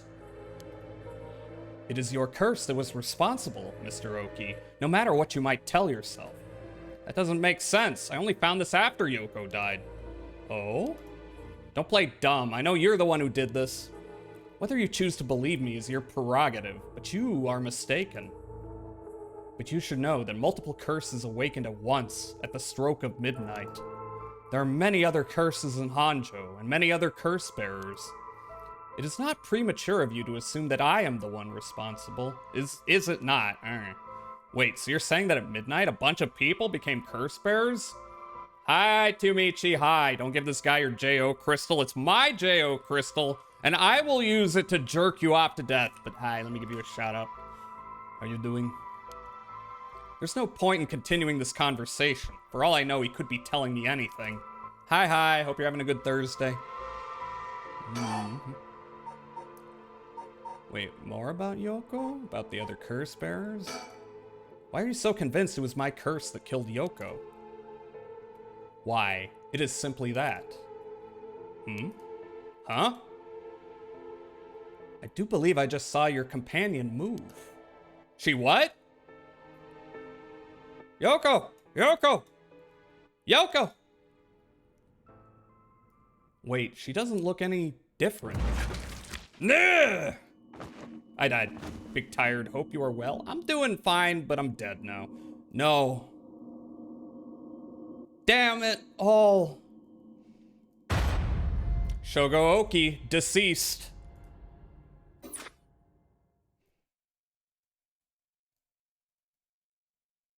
Oh, hi. My, Jazza, you seem to have arrived at a less than favorable result. This is mere conjecture on my part, but perhaps you ought to be more careful about turning your back on unscrupulous individuals. Yeah, that's a good point. Fear not, you may make as many attempts as you please from before your unfortunate mishap. Try again. Very well, just remember, whatever you do, do not turn around.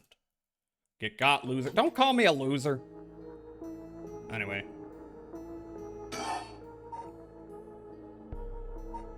About Takumi. Before I give you my curse stone, I want to know who you are. I need to know if I can trust you.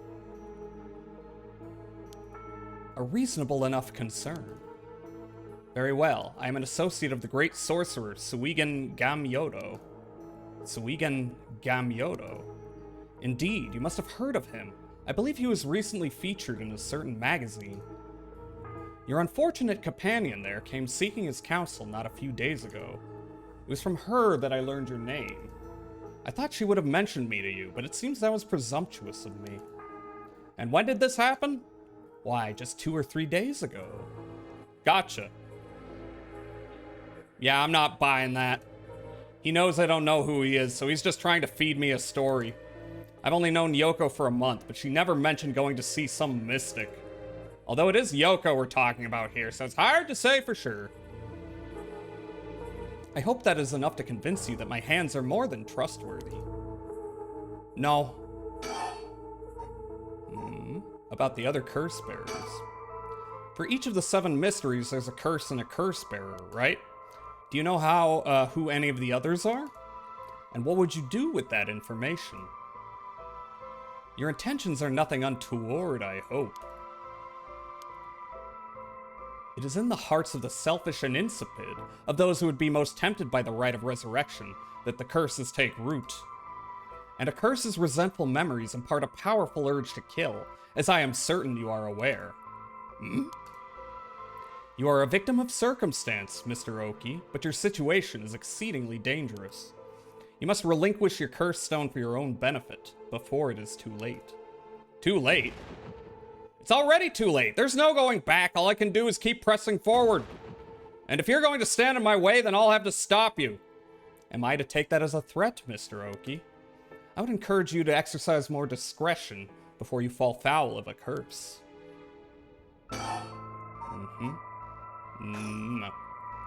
Let's recall. Takumi Yumioka, how the hell does he know me? It's not like I've been getting out much. I barely have a life outside of work. Wait, that's it!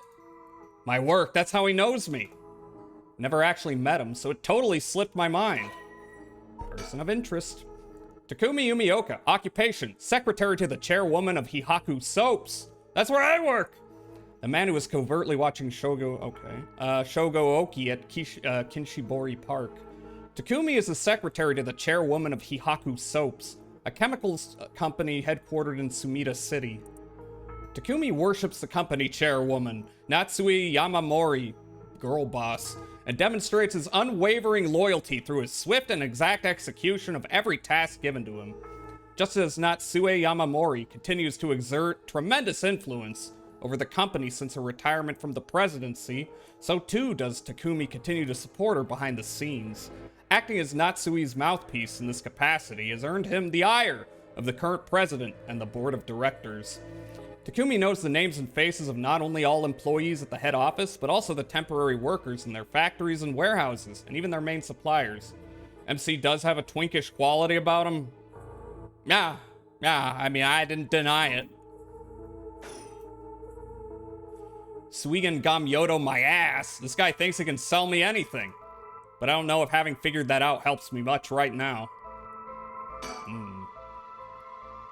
He works at Hihaku Soaps, just like me. He's the secretary to the chairwoman, Natsue Yamamori. No wonder I didn't recognize him. He's way above us lowly peons. I've only ever seen him in the company bulletins. But he knew who I was. Could he have memorized the names and faces of everyone in the company? Yeah, it seems like he might have that autism. I don't have to keep him away forever. I just need to get him to walk away once. That's true. Takumi's identity. Suigan Gamyoto my ass, I know who you are. You work at Hihaku Soaps, just like me. You're the chairwoman's secretary. Well, that took you long enough. Your lack of company loyalty is frankly astounding. Allow me to reiterate my request then. Not as a stranger, but as your superior. Hey, we're not at the office. You don't get to push me around like that. You can't call me in off hours, motherfucker. Why is our chairwoman's secretary even out looking for cursed stones anyway? I refrained from revealing myself precisely to avoid such questions, but I suppose needs must. Since the dawn of the Showa era, the land of Hanjo has nurtured our company's growth, and vice versa. It is our duty to ensure that curses do not take root in this land we know is our home. I'm not sure I buy that. Like many things, it is not a matter that concerns the rank and file. The chairwoman has no desire to spread fear through our beloved company's birthplace. Now, if that is all, I must insist that you hand me your curse stone. I don't know about that. Okay. Whoop. Wait, I've got it. I know how I can convince him to leave. Yeah. Must be nice having the name and face memorization autism. I got stuck with the face blindness autism and struggle remembering IRL names. I mean, no, that's 999. That's a different game.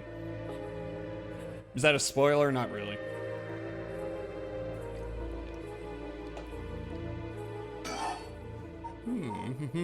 Let's convince him to leave. Oh crap, I totally forgot. What is it?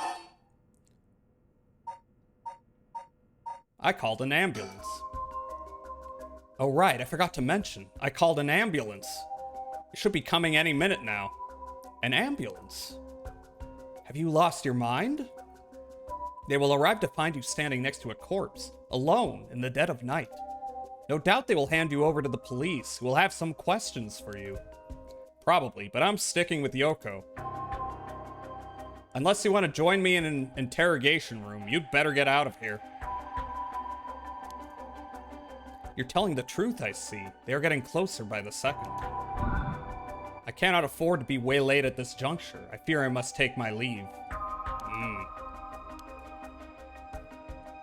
Start walking away. Sooner or later, I will return for your curse stone. I only hope you do not abuse it in the meantime. Ooh. Well then, I bid you good evening. That's what you think, Gek!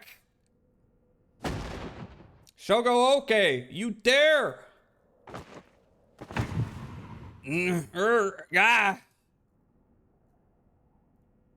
Murder. Kill. He's dead. He's really dead. So this is what a curse stone can do.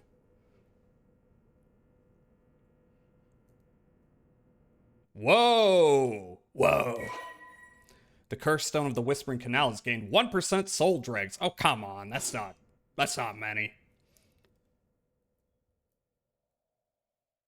I gotta kill 99 more people. Shogooki, 2 a.m. Kinshicho area. I left the park immediately. I felt bad for leaving Yoko, but I couldn't stay there. The emergency medical services will probably take care of her body. Takumi's too. This will be all over the news tomorrow. But until then, at least I know she'll be in a safe place. Dead? Alright. I have to find my next sacrifice quickly! Wow, we're moving fast. I've got no time to waste. I need to find the other curse bearers and collect their souls. Killing Takumi barely got me any soul dregs. Yeah, he had no soul. I guess he mustn't have been a curse bearer after all. Oh. Probably the chairwoman. It's not enough. The soul of a non-curse bearer amounts to little more than leftover breadcrumbs. So he is not a curse bearer. We know this little factoid. I have to think of places where the other curse bearers of the 7 mysteries would be. The curses were activated at around midnight. The others are bound to be active still. Jazza, can you kill me for my soul? 10 gift subs. I should check to see if there are any other places with connections to the mysteries nearby. At the very least, another curse bearer might be thinking the same as me, meaning I could run into them. Let's see, which of the 7 mysteries are closest? I'm in the Kinshicho area right now. The haunting clappers are on the other side of Oyoko River, just over Shumoku Bridge. I have $8 in my bank account. You're not getting that. Well, okay, I'm not gonna murder you then. The Foot Washing Mansion and the Ever-Burning Lantern are around South Warigasui Street, past the train tracks. And further along Oyoko River, I'll find the Beckoning Light at Honji Bridge. Those 3 places are the closest. I guess I should start there. Ooh. We got think, we got items, we got move. Let's think. I'll collect the other curse bearers' souls before dawn and bring Yoko back to life. I should go to another location connected to the 7 mysteries of Hanjo. Items. Curse Stone. The Curse Stone of the Whispering Canal, one of the 7 mysteries of Hanjo. It is currently 1% filled with soul dregs. Okay, well, that's about it. Alright,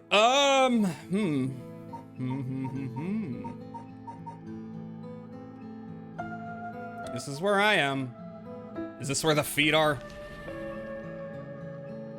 South Warigasui Street. I have issues with that word. Both the Foot Washing Mansion and the Ever-Burning Lantern are from this area. Yes, feet are coming. This late at night, even a road as big as this one is silent as the grave. Is it just me, or is it oddly dark around here? Could this be?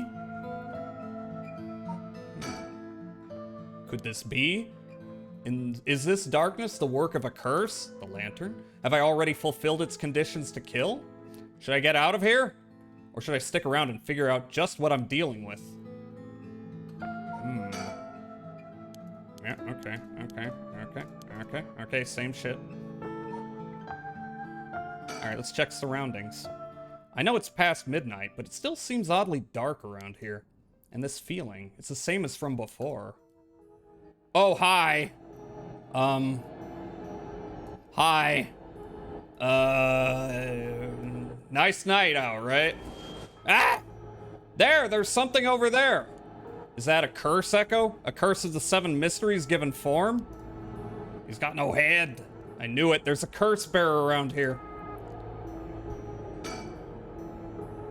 Is that curse echo what's causing this darkness?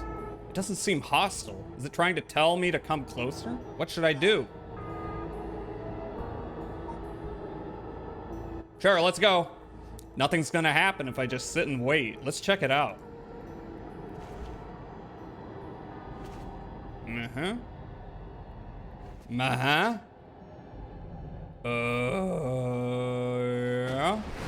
Whoa! Darn it, now what? Someone conked me on the head. This isn't a curse doing this. Somebody's pulling me in. Ah, that hurt. It looks like I'm inside a building? Did it toss me in here? Can't see squat. Is this the same darkness from the curse echo?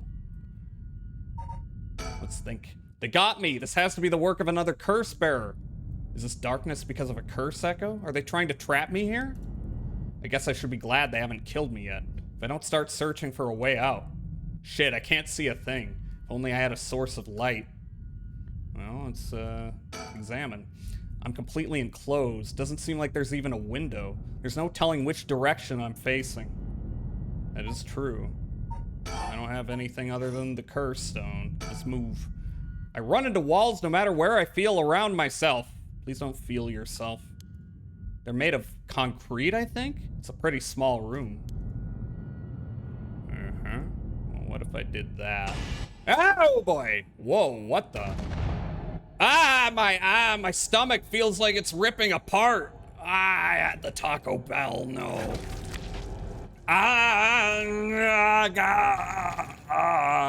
Bad noises. Stomach. Shogoki deceased. We died. Period cramp. True. My, Jasna, you seem to have arrived at a less than favorable result. This is more a mere conjecture on my part, but perhaps you might have survived if only you could have done something about that pesky darkness. Fear not, you may make as many attempts as you please from before approaching the curse echo. Try again. Very well, just remember, it is never wise to linger in the dark. Okay, so...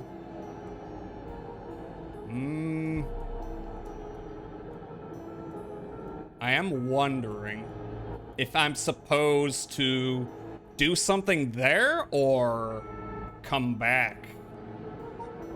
Like if I select move, I go somewhere else. There might be an order to do these. If I observe, is anything gonna happen?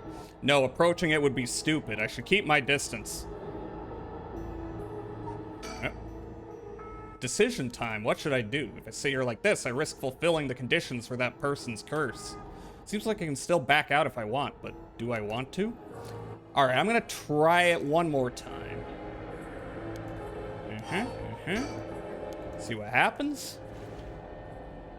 Squelchy. Ugh.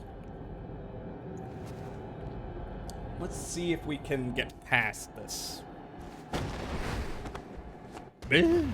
They threw me in. Darn it. Now what? Boop da boo. Boop boop boop boop boop boop. Move. Run to walls no matter what. Made of concrete. Move more. Maybe it's like a garage space or something. I can't seem to find an exit though. Okay. Well. Okay, I'm dead. Alright, maybe I come back. Got a new shitty Twitch emote.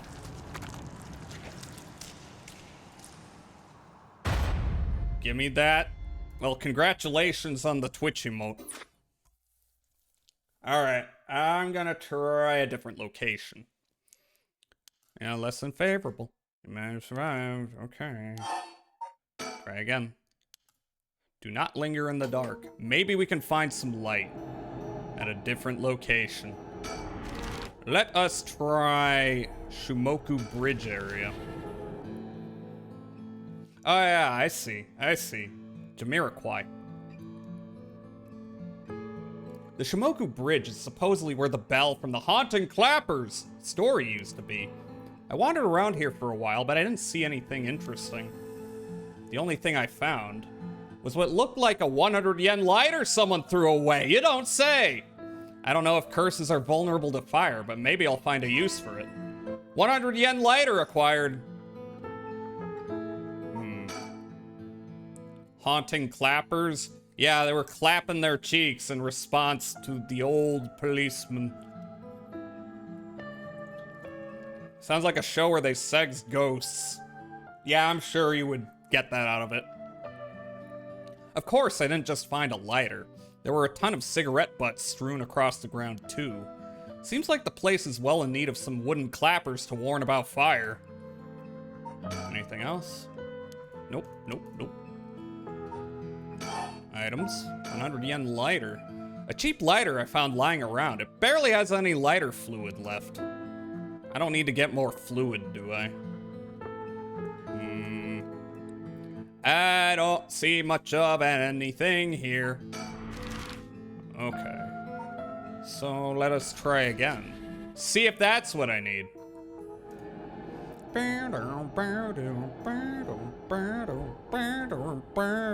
Whatever it is, I think it's still here.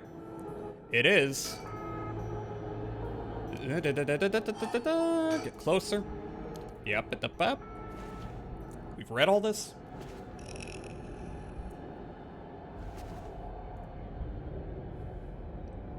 All right, get your ass thrown in the building. No. Someone's pulling me in. It hurts, can't see squat. That's right, I still have the lighter I picked up earlier. Perfect, it works. Now I can make out my surroundings a bit better. Not that well. What the? Something. Drat, he's got a light. That ruins everything. Is someone there? Are you a curse bearer? It's over. Time to get out of here. killed somebody. What the? Why? I'm guessing this probably affects the ending you get. So for now, I'm just gonna kill as many people as possible and probably get a horrible ending.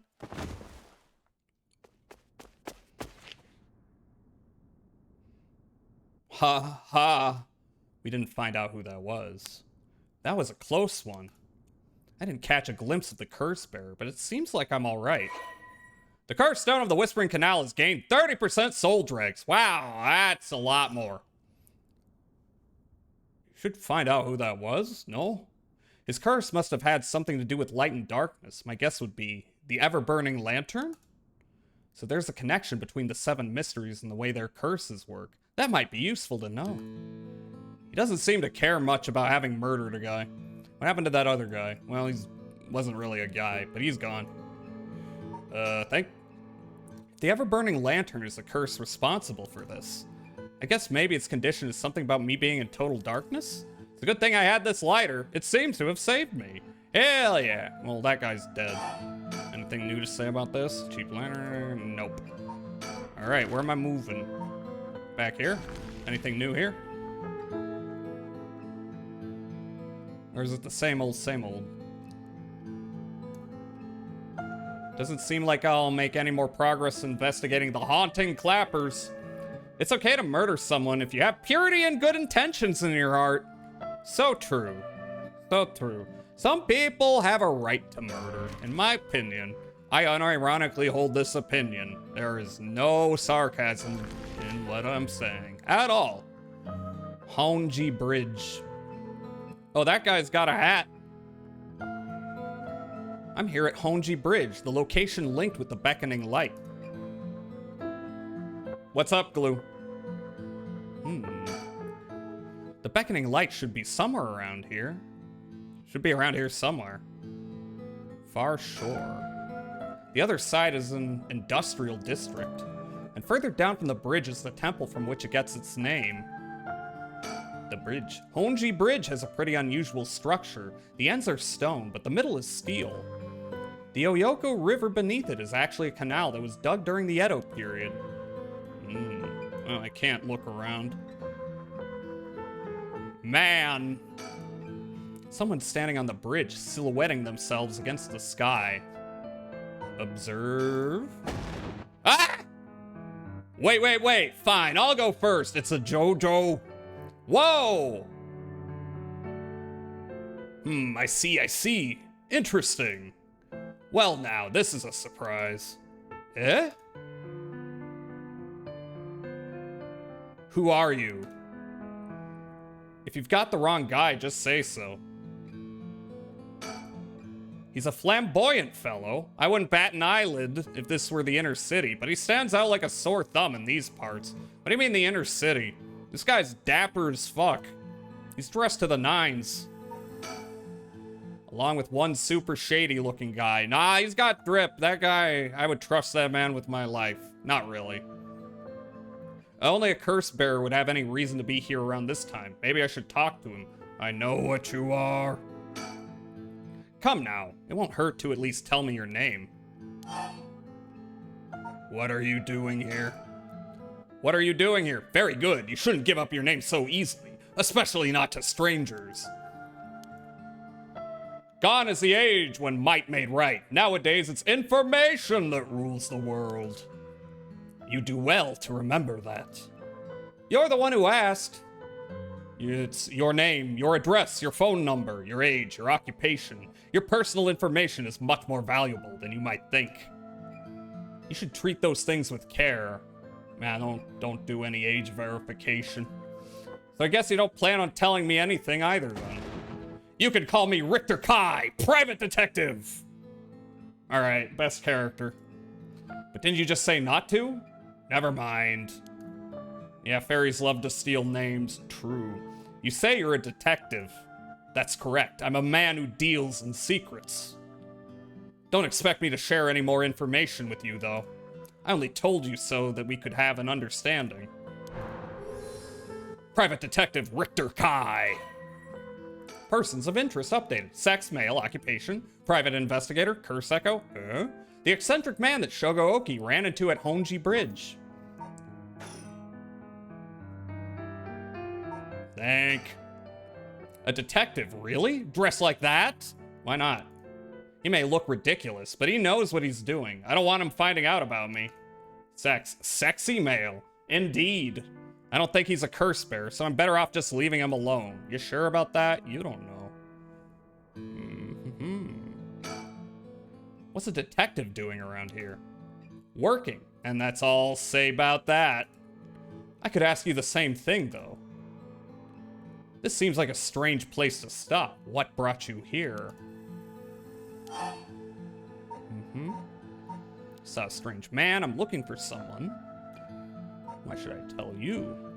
I'm looking for someone. I'm looking for someone.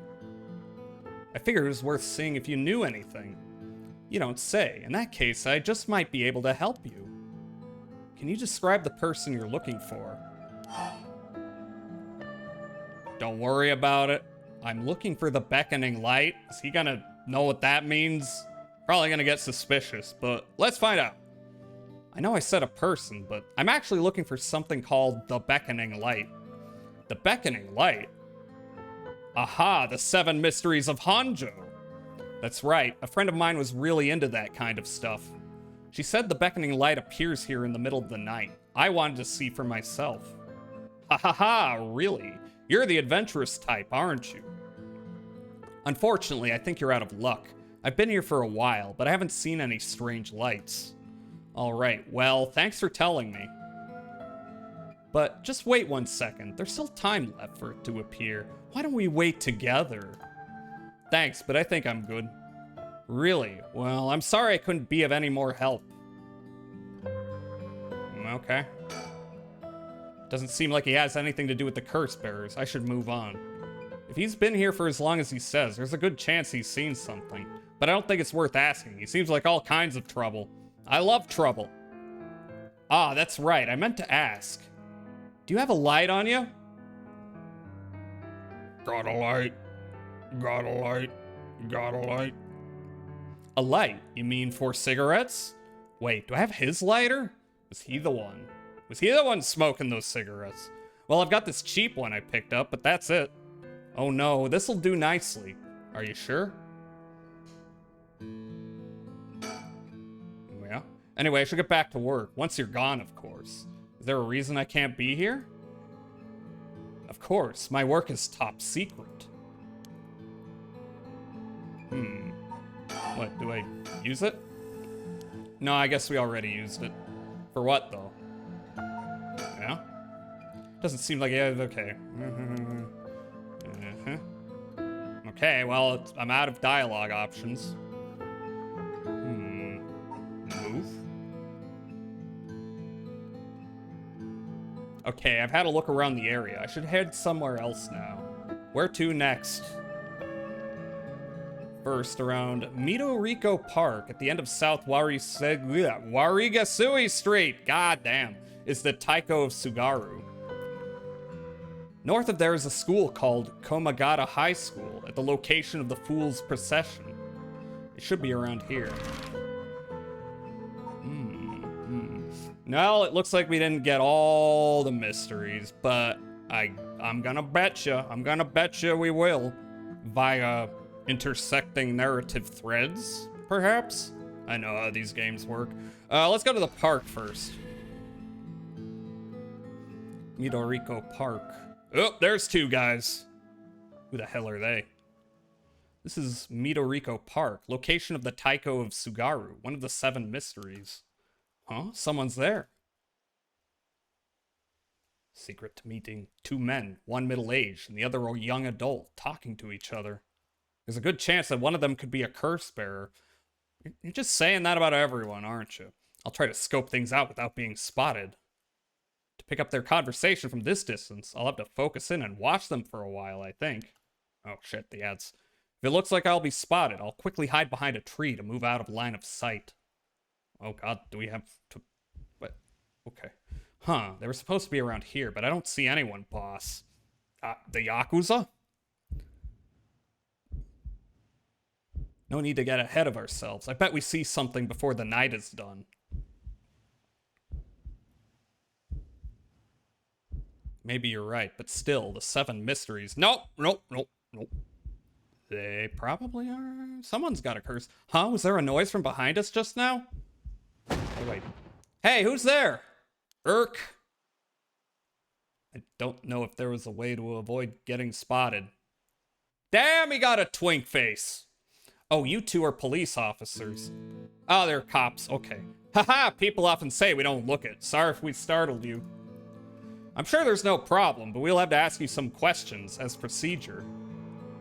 Oh, I'm June Ario. I'm from the Metropolitan Police Department. Investigative Division. Investigative Division. Newbie Detective, June Ario. Why is he doing blue steel? Why did he pursing his lips like that? And this old guy with the scowling mug is Chief Inspector Tetsuo Tsutsumi, my superior officer. You wouldn't guess from that frown, but he actually has quite the sweet tooth. Ario, quit blabbering. Does anyone ship these guys? This seems like an extremely shippable dynamic here. I'm gonna be real. Veteran Detective Tetsuo Tsutsumi. Persons of interest. Tetsuo Tsutsumi, sex male, occupation chief inspector, the gruff police detective that Shogo Oki met at Midoriko Park. And June, occupation detective, the fresh-faced police detective that Shogo Oki met at Midoriko Park. Or is it Richo? Midoricho. I don't know. Uh-oh, they're detectives. They're not investigating the corpse that was here, are they? No, I'm still fine anyway. It's not like a curse could show up as evidence in a police investigation. You sure about that? One of it's the curse police. I can hardly believe how calm I am. I just need to keep a cool head and not panic. Yeah, I'm good at that. I have to figure out whether or not they're curse bearers first. Are we gonna kill cops? With 2 of them, the bearer could be either one. Could the other already be aware that their friend has a curse stone? Maybe I could have learned something if I had listened to more of their conversation. Oh well, I guess that's gonna happen in plotline D, F, whatever. Either way, if I'm gonna do it, I have to get them both. Leaving one alive would be too risky. Though I still don't know if I can use the curse on 2 people at once if they both leave at the same time. We may find out in a minute because the ad break's happening. I'll be right back. Let's see if we can kill these cops. We will find out, surely. BRB.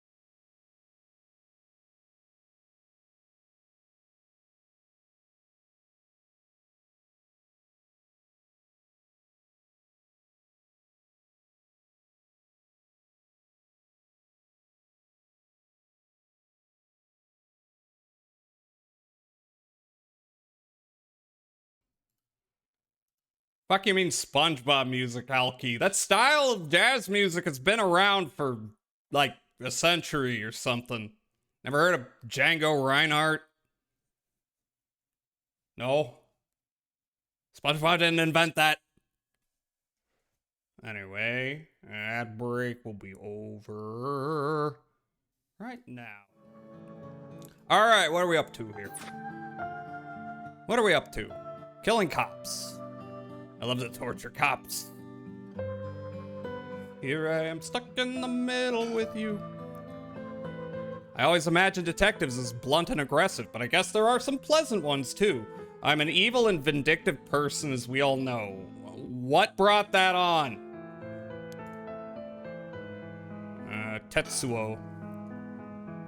Nobody here's evil. You're all fine. He's as intimidating as I'd expect a veteran cop to be. First that private detective, now police detectives. Why today of all days?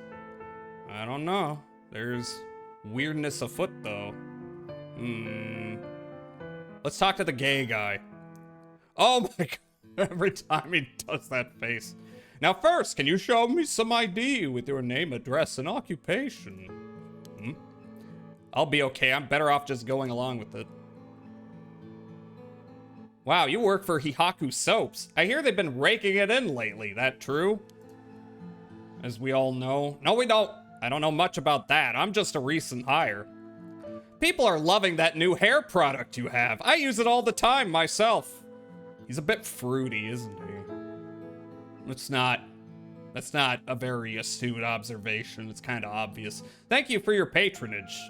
I don't make any profits from it. Ario, you use hair products? Oh, now he's got the pursy, pouty lips. Get with the times, boss. Guys nowadays all use these things. Isn't that right, Mr. Oki? Yeah, sure. We even make men's cosmetics now. That's so. What a time we live in. Sorry, boss is the kind of caveman who thinks using only a bar of soap for all his washing makes him cool or something. I don't think that. I just don't care enough to use anything else. Actually, we do have all-in-one soaps for just that purpose. There are plenty of people like you. God, we're... Okay, they gotta pay us more. Ha, hear that, Ario? That's what I'm talking about. You should put out more of those. Aren't you riled up? Rogi. Anyway, Mr. Oki, what is it that you're doing here? Actually, I'm searching for the 7 Mysteries. Have you heard of the 7 Mysteries of Hanjo, Detective? Yeah, I've heard of them. We were just talking about them a minute ago. A girl I know is into them. That's how I got interested. I see. I seem to remember even Midoricho Park had one of the mysteries associated with it. What was it again? Was it the Taiko of Sugaru? Ah, that's right, the Taiko of Sugaru. Yeah! This whole area used to be the residence of the Sugaru, a clan of samurai. So that's why you were hanging around in the middle of the night. Discover anything interesting? No, nothing. Though I admit I haven't been looking into these things too hard. He's given me that piercing glare over the rim of the glasses. Right, I think I understand your situation. Thank you for your answers. Now it's quite late, so you'd best be heading home. I don't think so. Every time. Something wrong? You're free to go. Stay. Excuse me. Since you detectives are around, does that mean something happened around here? Well, we are investigators, so it is indeed related to a case. But don't worry, there's no threat to civilians whatsoever. I wasn't asking. We'll be here a while longer looking into things, but you can rest easy. Can I? A while longer, huh? That's not good. This may be my only chance. I see. Well, I'll be going now. Take care. I haven't talked to him yet. We're done here. Go on home. While I am fairly sure one of them is a curse bearer, getting them to leave will be hard. Maybe I should go somewhere else before they get any more suspicious of me. Okay. Okay, to the high school we go. in the middle of the night. Nothing creepy ever happens in Japanese high schools at night. We know this. Komogata High School, front gates. Here I am at Komogata High School. Schools sure are spooky at night. Curses aside, something about it just gives me the creeps. I'm having flashbacks to Siren Gymnasium. Let's see here. Ah, someone there? Huh? Whoa, what the? Ouch. I'm so sorry, are you okay? Yeah, I'm fine, but did you just climb over the school gate? What were you doing in there? A girl in a school uniform came climbing over the front gate. She must be a student here. That thing she's hiding in her hand. Curse stone. Curse stone. Oh, yep. No doubt about it. That's a curse stone. Okay, we got it right off the bat. All right, you gotta die. This girl is a curse bearer. Well, let's check the surroundings first. This school is supposedly on the former site of a daimyo's residence where he encountered the Fool's Procession.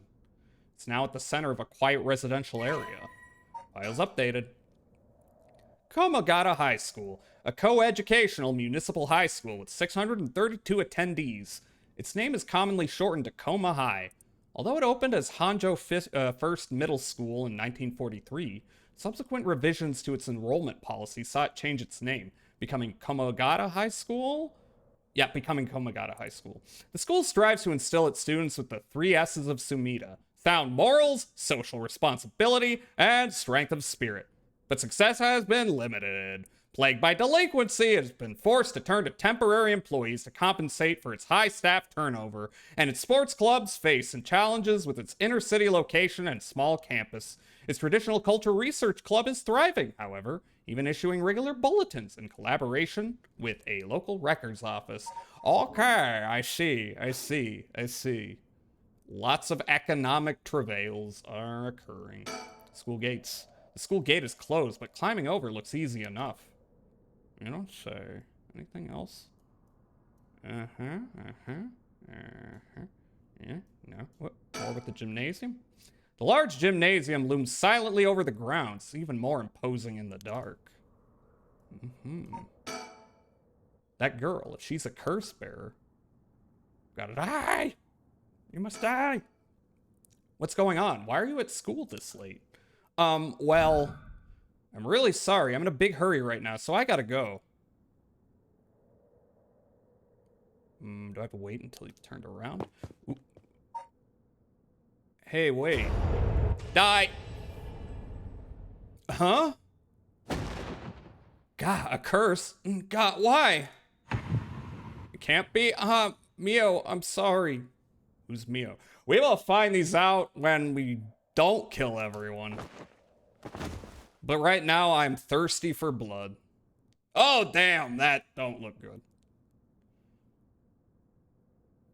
Oh, boy. Oh, no. The Curse Stone of the Whispering Canal has gained 36% soul dregs. That seems like not many.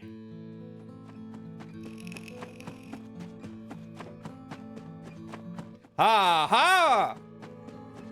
I killed her. Yes, I got a curse bearer. This is working. I just have to keep it up. How many more do I need? 1, 2? I am having a normal time. I am on a normal one. Shogooki, 3 a.m. All right, on to the next one. We do not care about human life at this point. First, the one-sided read by Ryogoku Bridge.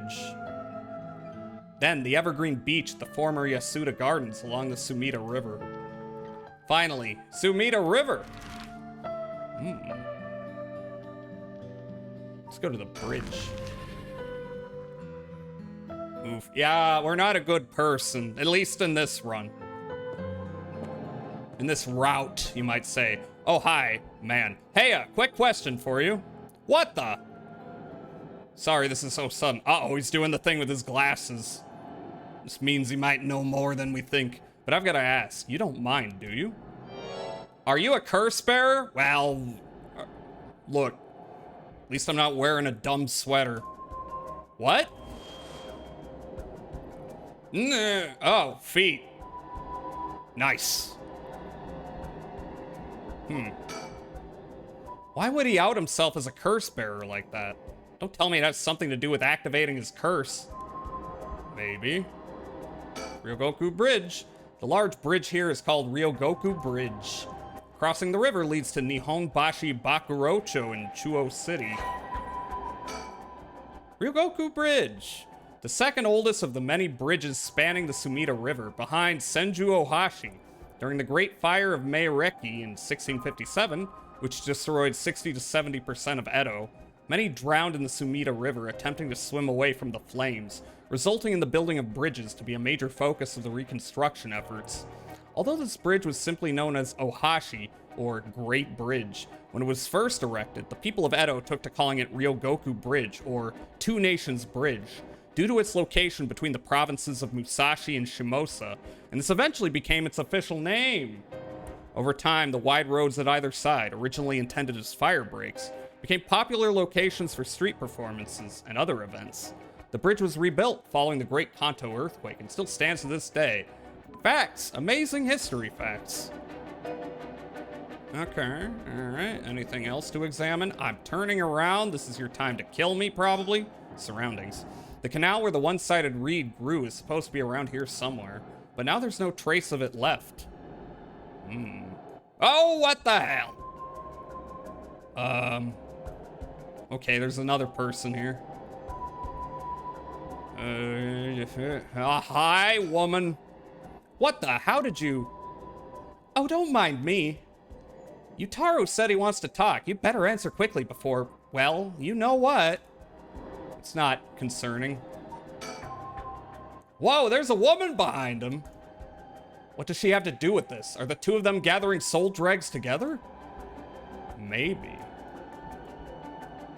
Curse Echo. Is this his curse echo?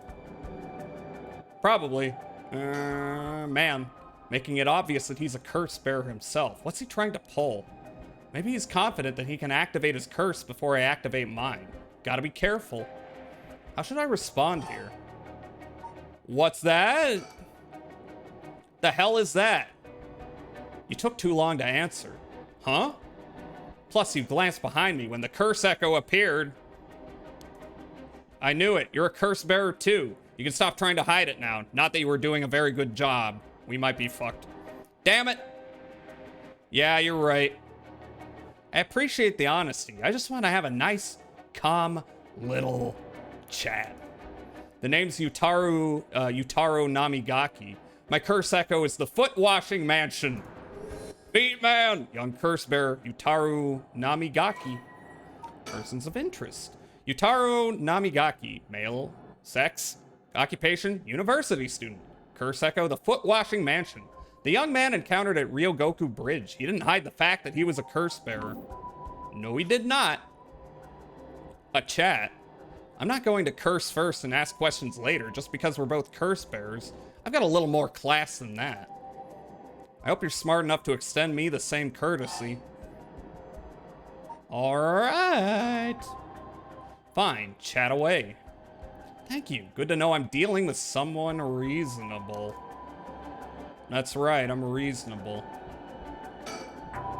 A young man, probably younger than me, maybe a college student? This guy is quite the bold character. He's got confidence, I'll give him that. Anyway, what's going on with you?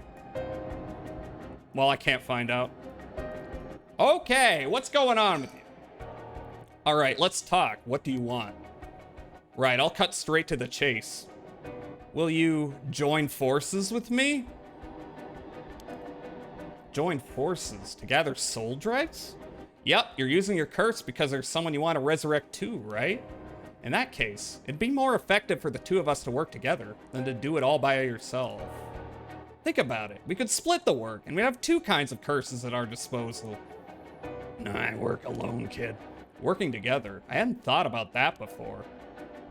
Can the soul dregs in one curse stone be moved to another? That's a fundamental requirement for this to work. Well, we'll have to test it, and I can't do that alone either. I see.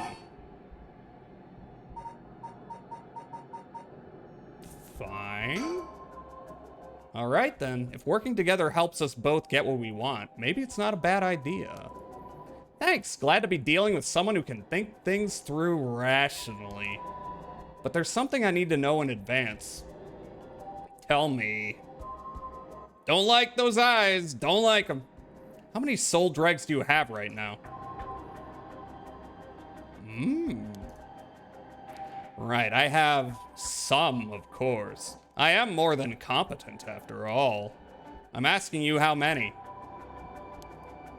I'm at 1%. Ah, god damn it. But don't worry about it. My curse is so easy to activate, I'll have plenty of no time. That's a little concerning. A little bit. I bet you haven't managed to get any on your own, have you? I'll show you, bitch. I'm at 67%. Huh? Say what? That's the amount of soul dregs I have in my curse stone right now. What? Wait, are you serious? You're not even close to being on my level. I'll keep gathering soul dregs on my own. Let's forget all this joining forces business. You've got to be kidding me. I call your bluff. Don't think you can scare me off so easily. All right, this guy's kind of a bitch. What's going on with that woman, though? That woman's just hanging out back there. What's she planning? I see. That's too bad. If you don't feel like talking, then you leave me no choice. I even gave you a chance to come out of this alive. Real shame you're just gonna waste it. What are you? What the? Is this the voice of the curse echo? Among the 7 mysteries, the resentful memory of the foot-washing mansion is particularly strong. You can't block it out by plugging your ears. As soon as you hear the voice of my curse echo, it's the end for you. Damn it! Oh, am I dead? Yeah, I'm dead. How can I make that happen better? My, Jazza. You say, yeah, I gotcha. Mere conjecture. Have a way to evade curses that no one else is capable of, do you not? If you're not, you may make as many attempts as you please from the conversation with Yutaro. Try again. Very well, remember to ward off the curse before it is activated. But bear in mind, Shogo Oki has no way of realizing it himself, so you must react for him. We're getting a little meta here. Death by feet.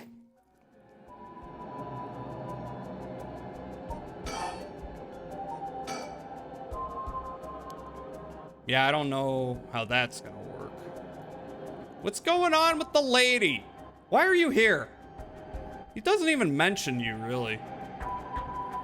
As me concerned. Okay, ward off the curse. Ward off the curse. What if I tried leaving? I don't think that's a good idea. If I don't make a clean escape, it might cost me my life. Besides, I might still be able to take soul dregs from him.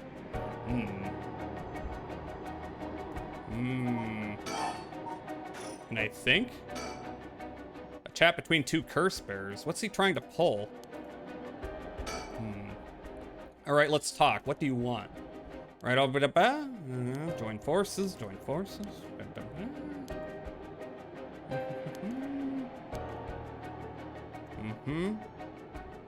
Can the soul dregs in one curse stone be moved to another? That's a fundamental requirement for this to work. Well, we'll have to test it, and I can't do that alone either. I see. Going nowhere? Try that. Sorry, but there's no way I can accept your offer until I know that. Who's to say you won't run away while we're in the middle of testing it? Well, you're just going to have to trust me, or do you think you can collect them all yourself?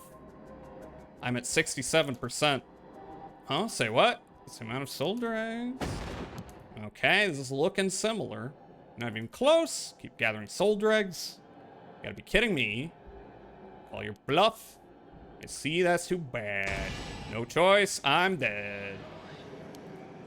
I have to get him to walk away. Death.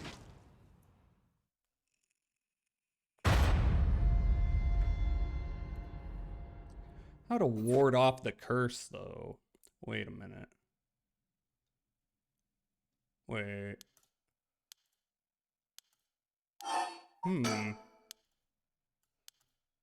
Wait, do I have the other stone? I don't think I do. Oh, I do, don't I? Curse Stone of the Whispering Canal. No, I don't. Yeah, okay, I guess I can't use hers. Guess I didn't pick that up. Jazza, please stop dying, please. This is clearly a game about dying a lot and finding ways not to die.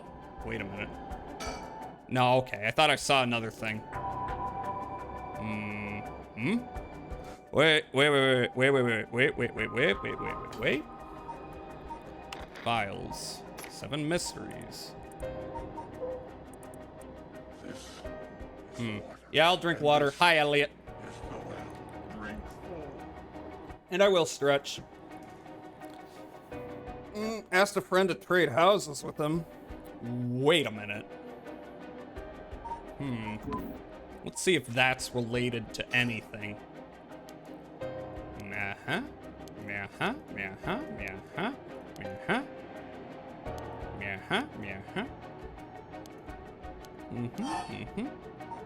Fine. Alright then, if working together helps us both get what we want, maybe it's not a bad idea. Tell me, how many soul dregs do you have?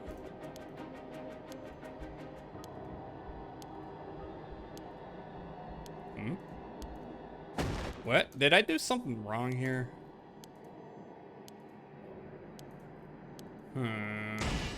Okay.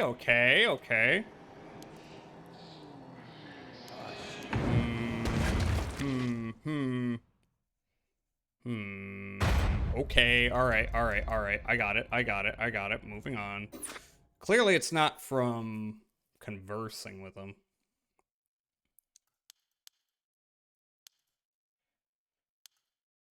If I'm not mistaken, you've already learned how to avoid hearing the voice of the curse echo somewhere. If you're not, yeah, okay. Avoid hearing it.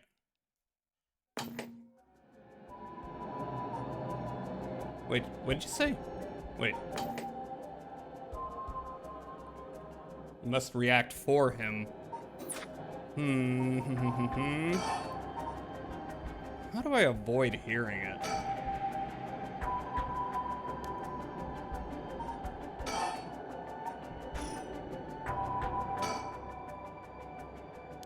Trying to pull.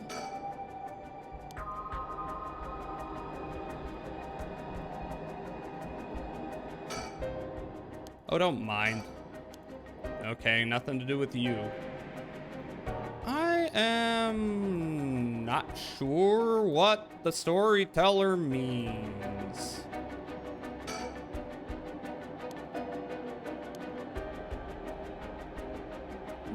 No trace of that. No trace of the one-sided read.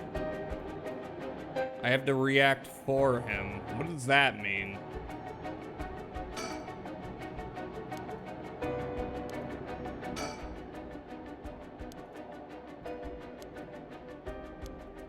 Join forces, yeah.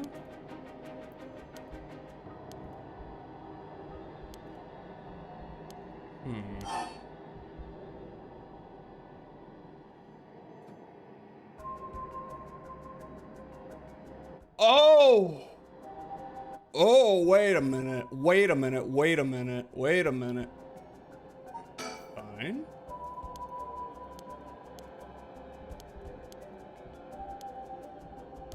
a minute. Wait, hold on.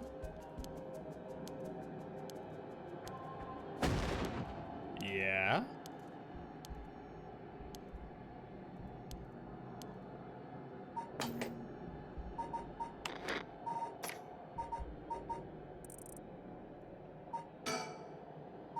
Is this actually how we do this?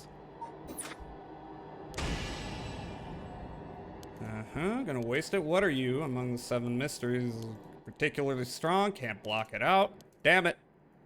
A voice. I don't hear any voice. Oh my god!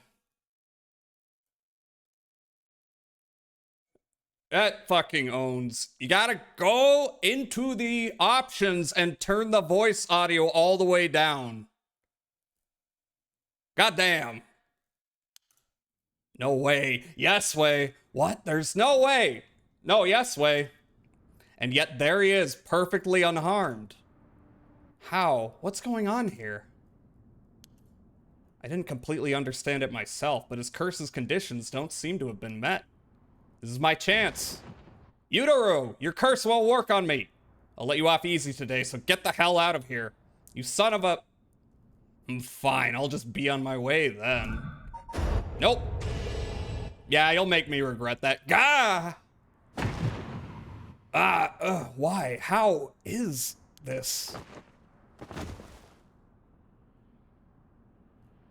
Through the power of meta. The Cursed Stone of the Whispering Canal has gained 20% soul dregs. Wait. Is that in addition? Okay, it's in addition. It's not the total of what I have. Holy shit. Okay, this game is gonna make you do things like that. That's good to know.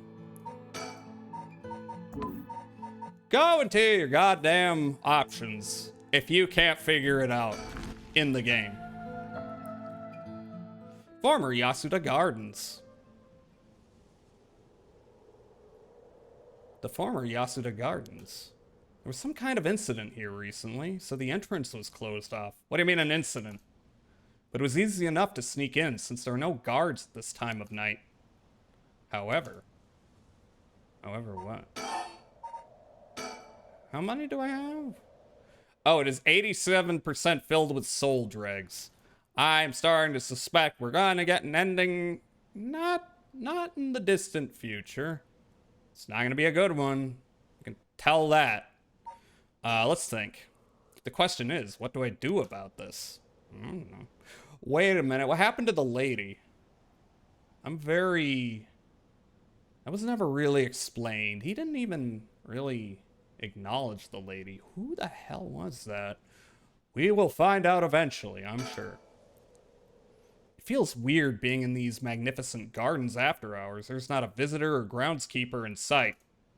The Ryogoku Public Hall is also on the grounds. Its eye-catching structure makes this place feel even more otherworldly. Files updated. Former Yasuda Gardens, a lush green park administered by Sumida City. As is common in traditional Japanese gardens, its large central pond is shaped like the character for heart. The paths that crisscross its grounds, lined with stone lanterns, are perfect for strolling while appreciating the foliage or bird watching. The gardens once pulled in water from the Sumida River so that its pond would ebb and flow with the tide, a novelty in Edo which had begun filling in the bay to support its expansion. But the practice has been discontinued in modern times due to flood prevention measures. You don't say. Fucking shit.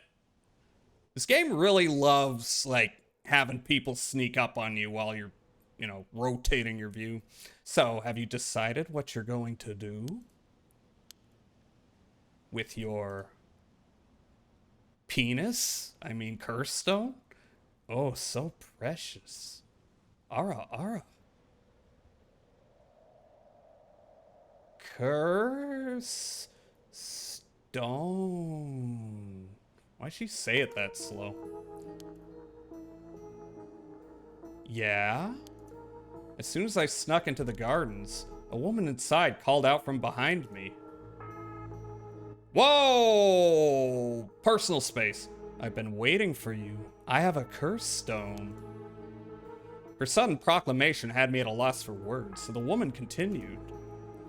I have you in a position where I can use my curse on you whenever I please. God, I wish that were me. If you hand over your curse stone, I will at least spare your life. In that moment, all I could squeeze out in reply was, let me think about it. Which brings us to now. All right. Strange woman. A woman in her 30s. She has a refined air about her, like she was brought up in a family of high social standing. But I also sense a shadow hanging over her. I wonder if it has to do with this place. Oh, she's a groper, huh? Yeah, it's not. Bad touch. Damn it, did I expose myself somehow? She said she can use her curse on me anytime. I guess I've already fulfilled its conditions. It could be a bluff, but since she seems to have information on me, it's probably true. I can't hand over my curse stone. I need to figure out how her curse is activated and find a way out of here. For now, maybe I can get some information by talking about something that'd catch her interest. What if I... Well, yeah, okay. What if I turned around? Okay, that doesn't seem to be killing me. I got foliage and more foliage. Lots of foliage. Foliage everywhere. That did not help. Think? What condition have I fulfilled since the moment I stepped foot in here? Something that I'm still doing even now. Think, what could it be? Maybe something I have on me? If I suddenly strip naked on the spot, I just might be able to avoid her curse. Maybe don't. No, that would take too long. She'd probably kill me before I even got my shirt off. Plus, I'd look like a creep. I mean, she might be into that. She seems like a freak herself. The other possibility is that the condition has to do with the location we're in. If being here is what activates the curse of the Evergreen Beach, then I'll continue to meet that condition as long as I'm here.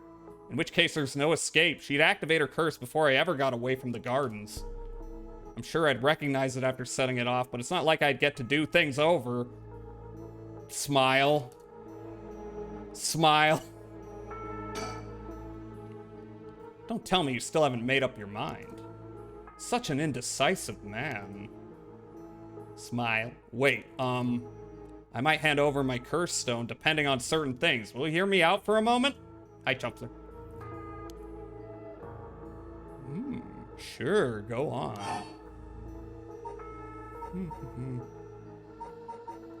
Introduce yourself. If we're going to talk, we should get to know each other better. My name is... Stop! Huh? Let's not do that, all right? If I know your name, I might start to feel sorry for you. And have a harder time killing you. You would? Don't you think? 7. Is that a countdown? Introduce yourself again. Well, what if you just tell me your name? Why? Well, I need to call you something. Then call me ma'am. Huh? All right, ma'am. Yes, what is it? This is bad. She's completely running the show here. 6. Yeah, that's a fucking countdown. To something. Probably murder. Think? So if I can't figure out her curse, I'll have to set off my own. I don't see how I can make her leave, though. Not while she has the upper hand. All I can think of is to make her use her curse. Damn it. But there's no way I could counterattack after she curses me. Can you call her mommy? I mean, I guess I'm not gonna stop you. I've had enough. 2 curse bearers. Shouldn't be carrying on like this. 5. About curse stones. If you take my curse stone, what are you going to do with it? With your curse stone? It's brimming with soul dregs, isn't it? It's already killed so many, no? No, I'm innocent. How does she know so much? I'd like to avoid such crude methods myself. Or...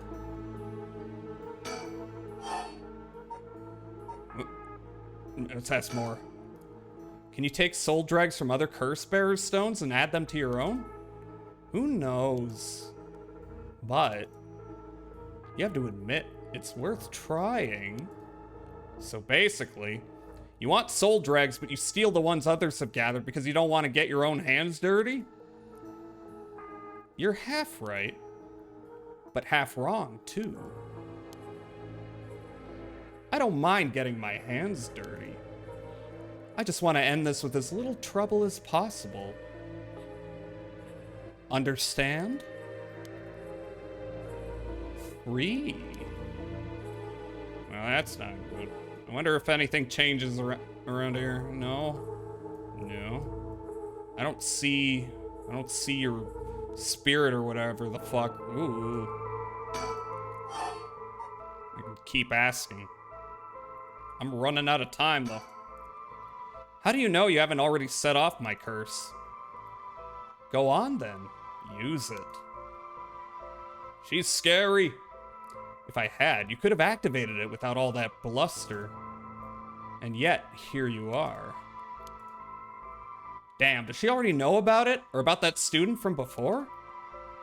But if she already knows what would activate it, she wouldn't hide it. Because if you know what activates my curse, there's no way you would set it off yourself. So she must not know yet. I still have a chance. Listen. I don't want you to get the wrong idea. About what? Talking like this instead of killing you immediately. It's just a whim of mine. What I mean to say is that you were never in a position to bargain. 2.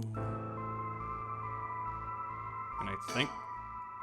all I can think of is to make her use a curse. Damn it. Yeah, okay. You actually can't kill me, can you? And that strange countdown from before, too. It's all just a bluff to threaten me. I don't give in to threats, so why don't you give this up and... if that's the case, give it a try, then. Only 2 more now. Let me tell you the number. 1. I mean, I want to ask about that, but... let me see if I can finish this up. This conversation is over. 0. Such a shame. What? This is the end for you. Oh, hi. Farewell. It's burning, man. No! Ah, fire, fire. It's so hot it burns. Fire, fire. Ah, of course, that's what it was. Ah. Oh my God, it's him. That guy, damn it. He must have been following me. But it's already too late. Wow, she got star platinum in before Jazza gets got. This game is about getting got. You have to die in order to figure out how not to die and to kill. Although apparently, well, there's probably differences if you don't kill people. My, Jazza, you seem to have arrived at a less than favorable result. I know. It was not all in vain, however, as he finally realized how the curse is activated. Fear not, you may make as many attempts as you please from the conversation with the lady. Very well, remember how to ward off the curse when you return. But bear in mind, Shogo Oki has no way of realizing it himself, so you must react for him.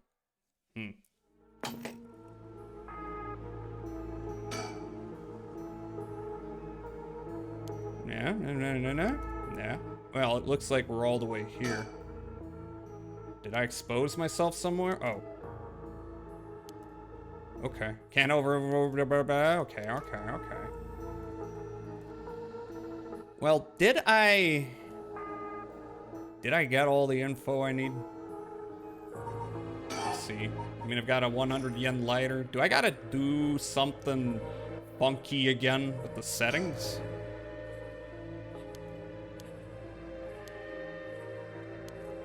Uh-huh. Well, introduce yourself didn't do much. About curse stones. You take my curse stone, blah-de blah, blah-de blah, blah-de blah, blah-de blah, blah-de blah, blah-de blah, blah-de blah, blah. 7. All right, we had a different line of inquiry here. You want soul dregs. That means you're after the rite of resurrection too. Not that I'm trying to compare circumstances, but can I ask what led you to this? Oh my. Do you mean that if my situation is more dire than yours, you'd give your curse stone to me? Sure, I'd consider it, so tell me. Liar. Huh? You wouldn't hang your fate on something as superficial as that. Nor would I. 6. Anything new here?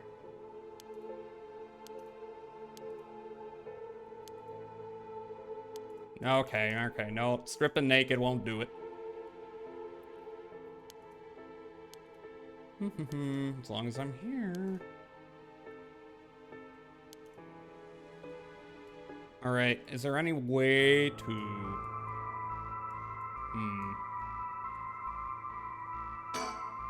Any way to see the guy?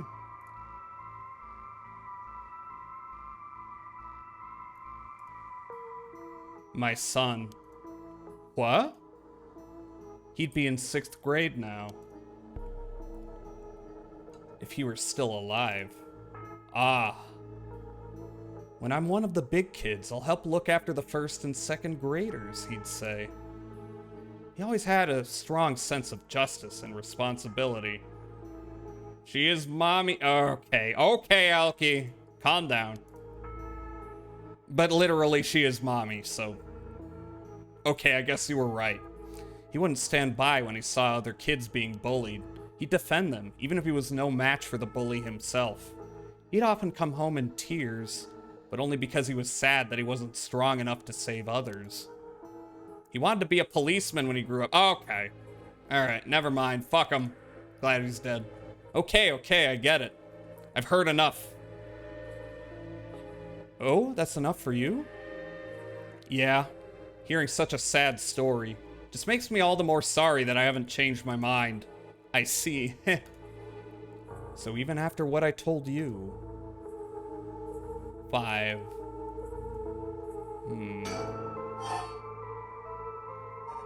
Wait, I can ask more? You still won't hand it over? 4.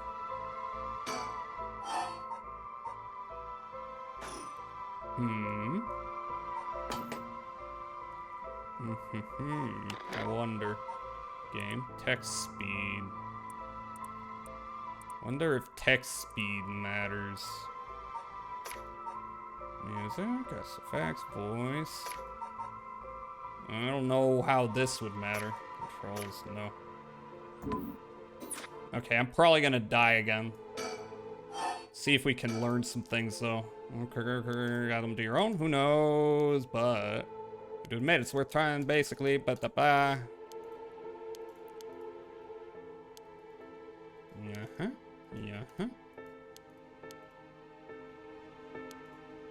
What does text speed mean? Could that be related? Well, I'm gonna try instant first. They may want me to slow it down. Okay. ACAP, true.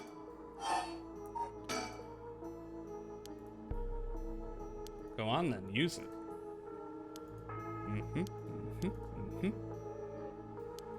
The student from before. But if she already knows what would activate it, she wouldn't hide it.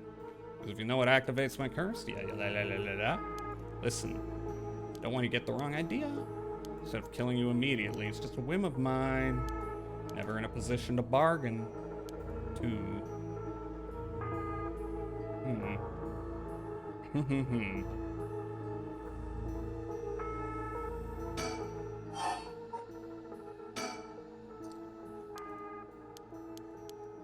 Yeah. Let's see if I see something. 1. What if I see something that I missed? This conversation is over. 0.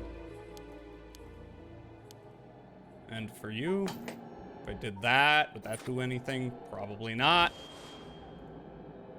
Farewell? No. Fire, it's so hot it burns. That's what it was. God damn it. He must have been following me, but it's already too late.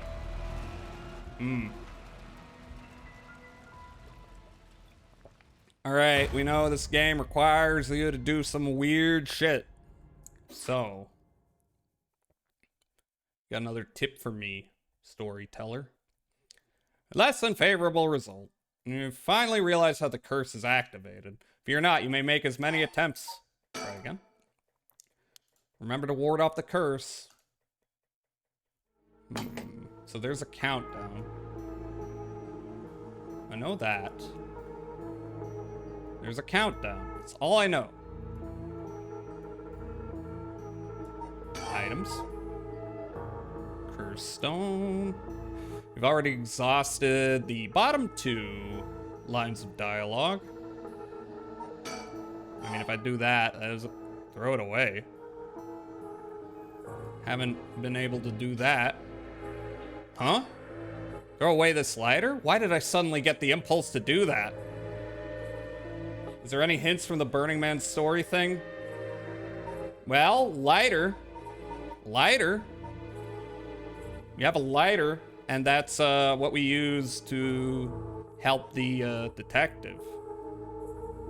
It was fire related. Yes, really throw it away. Not sure why, but here goes nothing. 100 yen lighter discarded.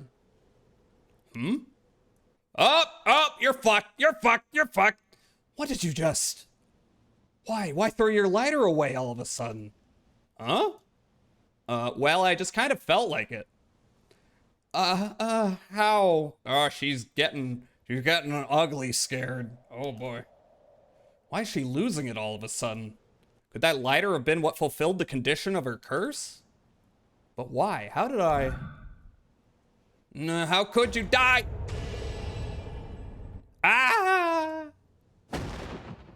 God, this can't be. Oh, my Shuichi. Sorry, Mommy had to die. The Curse Stone of the Whispering Canal has gained 25% soul drags.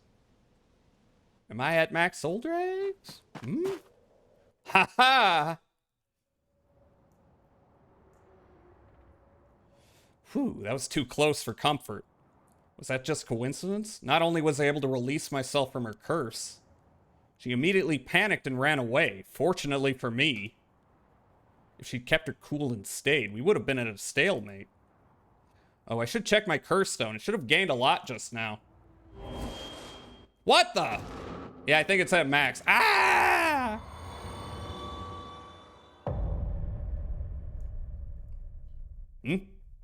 What happened? Story chart unlocked. I told you. I told you. Did I die? Probably. You're dead. You're dead. Pardon the interruption, but I like to take this chance to tell you about the story chart. This is the screen which will appear when you open the story chart. From here, not only can you see the overall structure of the current story, you can also progress along different branching routes by playing past stories over again. We could call this exactly the power that Shogo Oki had sought after.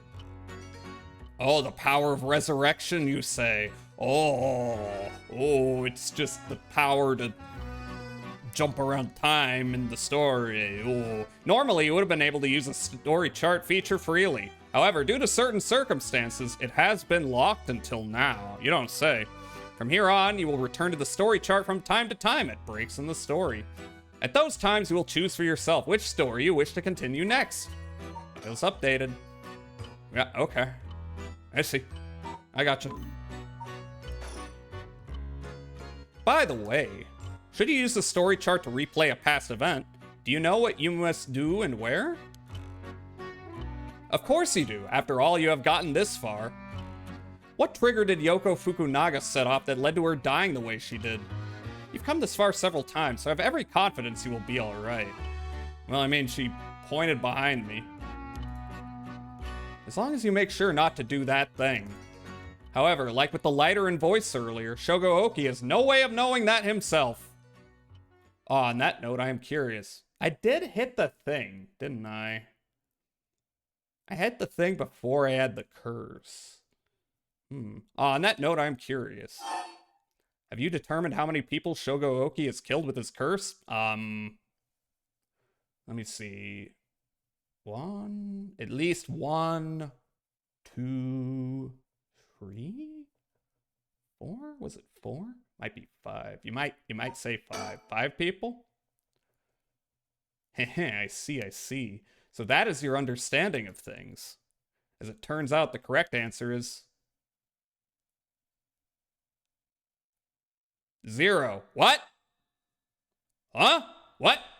Hold on. What? Well, that is all. You're just gonna drop that and go? Have I not been the one killing people? What the hell's happening? Please continue the story at your leisure from the story chart screen. Maybe you killed him. Probably. Let's see. Key into the Quest for 7 Mysteries Part 2. Alrighty. Well, this is the most obvious little fork. However.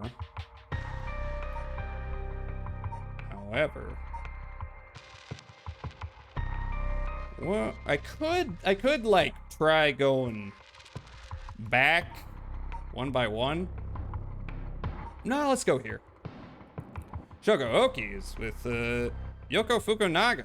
Kimishore Park is interested in the resume versus restart. What's the difference here? Restart? Shogooki, 1 a.m. Maybe I killed him? That might be what he's on about. I am responsible, not him. Where am I? Got most of my memory back, but still feel a bit out of it. Wait, you're kidding, right? About what? I mean, just now. Kind of sounded like you were saying only people with... Okay, we've all seen this. We know what's going on here. Ba-da-ba-da-ba-da-ba-ba-ba. Weird stuff. Can we keep our GF alive?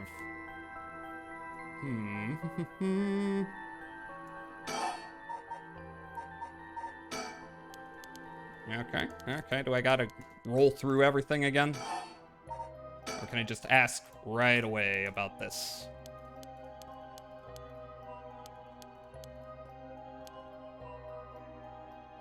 I want Yoko to live. Everything to keep the manic pixie dream girl alive. Well, I'm guessing I need to not keep her alive for certain conclusions.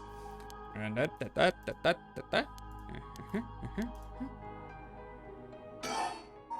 7 mysteries.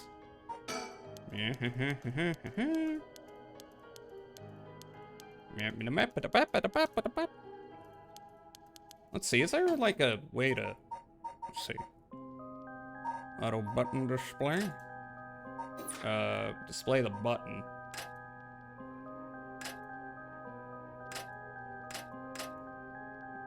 Okay. Well, that'll make it go faster, I think?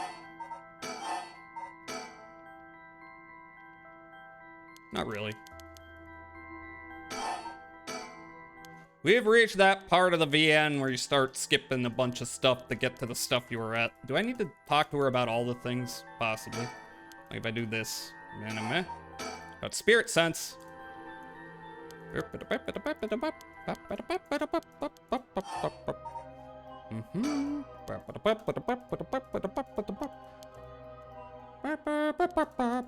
Can't blame a fella for having ambitions. Getting a girlfriend, that's like, I guess that's an ambition.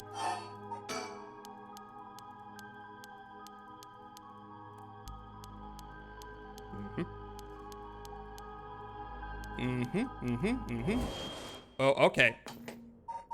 Here, I'm going to... Well, I mean, I saved at this, but I think it's more important to save here. Everything kind of auto-saves is just to, you know, save a little progress. Alright, I don't need that anymore. What the hell? Feels like the air just changed. What was that just now? Yeah. What's wrong? Stay with me. Can't be.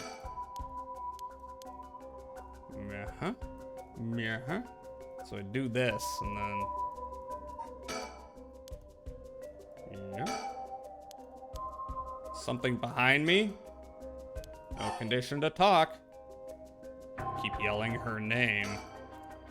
Huh? What? Is calling her name really going to help?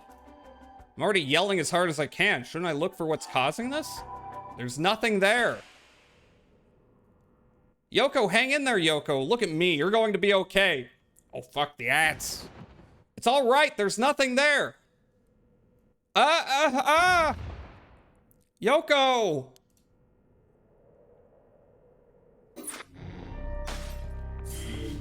Ooh. Kinshibori Park, Part 3. Shogo cries Yoko's name in a desperate attempt to wake her as she lies unmoving on the ground. Will this please get through to her?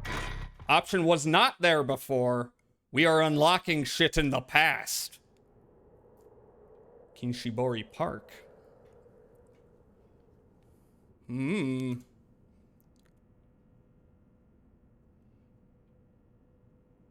Huh?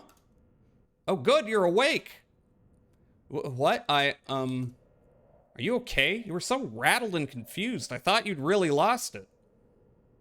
Do you feel dizzy? Have a headache? Are your humors off balance? Wait, what did you say? I think I've heard that before. Yeah, you said it, bitch. You're the one who said it earlier. Oh, right, that might have been it. My humors were off balance. It's a double entendre. What, back there? You ended up like that because of your humors? Yeah, I've heard that at this age, your humors being even a little bit off can be fatal. What a dumb girl. I'm glad you're back to normal now. Yeah, I'm sorry. I didn't mean to cause you so much trouble. But I really don't remember what happened. Sounds like what happened to me. Maybe this place is dangerous somehow. What? Are you blacking out? Yeah, it just doesn't feel safe to me, and I'm worried about you. Let's call off today's investigation. Come on, I just started feeling back to normal, too. Nope, not happening. Go home. I'll even pay your cab fare, okay? I know what's gonna happen. I'm gonna turn into a murderer. I ended up having to force a still protesting Yoko into a taxi. Even then, she still wouldn't stop complaining. So to placate her, I promised I'd search the park on my own for a little while longer. Ooh.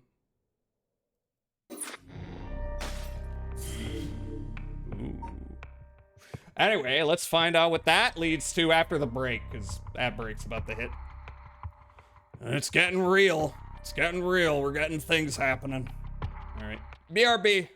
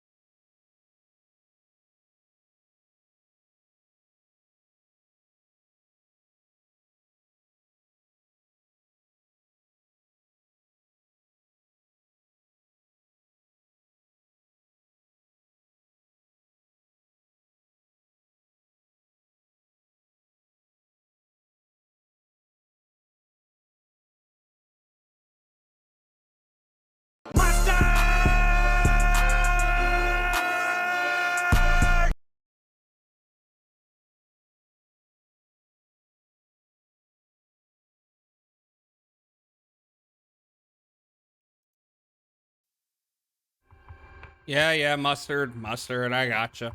Okay, so I don't want to go so late I shred my voice up, but I feel like this might be a really short route. So I'll do maybe 1 or 2 more, and I get the very distinct feeling like, you know, choosing to kill people or not is going to open up other routes. We've had hints of other plot lines to come. So I'm gonna do maybe a couple more routes if I can. I'm not gonna go past like half an hour or an hour or something like that. Somewhere in that region of time elapsing. So, I'm enjoying this though. I'm enjoying it quite a bit. Alright, somebody worried about Yoko after a bizarre incident. Shogo decides to call off their investigation into the mysteries for the night. Despite her stubborn objections, he manages to persuade her by offering to continue the search on his own. Do we do this? Do we die? 5 a.m. We were up all night. Kinshibori Park.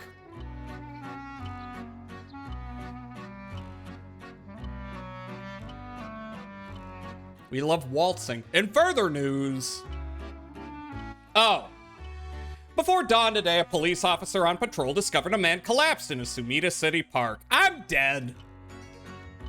I think most of these are gonna end with me being dead. The man was taken to the hospital, but his death was confirmed shortly after. Investigations are still underway, but police suspect a connection to the other unexplained deaths found in the area around the same time. Well, I thought it'd be short, and it was. Paranormicite. It's the name of the game. The 7 Mysteries of Hanjo.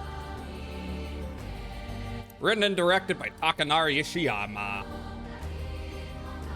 Look at all these places we did not explore on this line. Kazuma Oshi.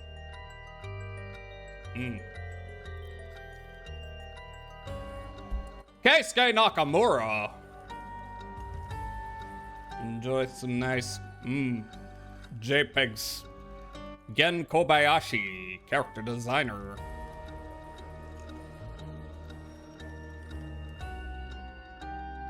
Development Scene Inc. Okay, so that first ending was not actually an ending, but this is an ending. Well done in your efforts thus far. This brings Shogo Oki's story to a close. Ah, but this is not the end. Far from it. In fact, this is where the story finally begins. The routes of the 3 protagonists have now been unlocked. 3 protagonists! Harui Shigima, a woman who lost her son when he was kidnapped and murdered. Tetsuo Tsutsumi, the chief inspector of the 1st Investigative Division, who is looking into the death of an officer in the line of duty. Yako Sakazaki. These are all the people I killed. Hell yeah. A high school girl who wants to bring her friend back from the dead. A girl who died in a suspicious suicide. Each of them is burdened with circumstances that leave them no choice but to seek the right of resurrection. Following these 3 storylines will reveal the full nature of all that is occurring. With that, please enjoy the continuation of this tale. Okay, then are these routes? Are these routes? I don't know. They might intersect, actually. That's an interesting thing to consider. Who shall we start with? Grizzled detective, mommy, or high school girl? Well, let's start with mommy, because it looks like we get to interact with the detective. I wonder if we're gonna unlock more routes or not. This might be it. Whatever. Not dreams, Harue Shigima. When the son of Harue Shigima was kidnapped, a botched investigation by the police resulted in the child's murder. 1 year later, Harue has hired a private investigator to help resolve the unsettled case. And make some love with a new man. Late at night, while speaking to the detective at her home, something strange suddenly appears. May those who mock fires perish in flame. Fires, kill them. Kill them. The flame bearers. Kill them all. You've acquired the power of the curse stone, the haunting clappers. You can use it to kill those with fire or a fire starting device on their person. Press the use curse button to set your target alight. Files updated. The haunting clappers. Kills by burning one who is in possession of fire or a fire starting device. Red, red, red. Everything is dyed crimson. My home is burning to the ground. It's hot, so hot. I must call for help, but I cannot speak. My throat must be burned up from the smoke. No, I think I'm already on fire. That's right, I'll just use the clappers. Clack, clack. Is anybody there? Clack, clack. Why is no one coming? I'm going to burn to death. How did it come to this? Oh, right. Her. It must be the work of that vixen who appeared suddenly and enchanted my lord. That witch. Those hauntingly cold eyes had my lord dancing in the palm of her hand. Perhaps I was also taken in by her. How many innocent people did I lure in under orders? This must be karma. The sound of a heavy bell. It feels like my head will split open. All right, the evening bell. That must be why nobody can hear the sound of my clappers. I've got to do it louder. Clack, clack. Oh, boy. Okay, it does seem like the less, creepy stories were actually quite creepy. A murderous impulse seeps into my soul like thick black tar. Now, kill. Can you hear it, curse bearer?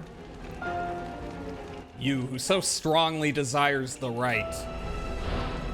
Kill them.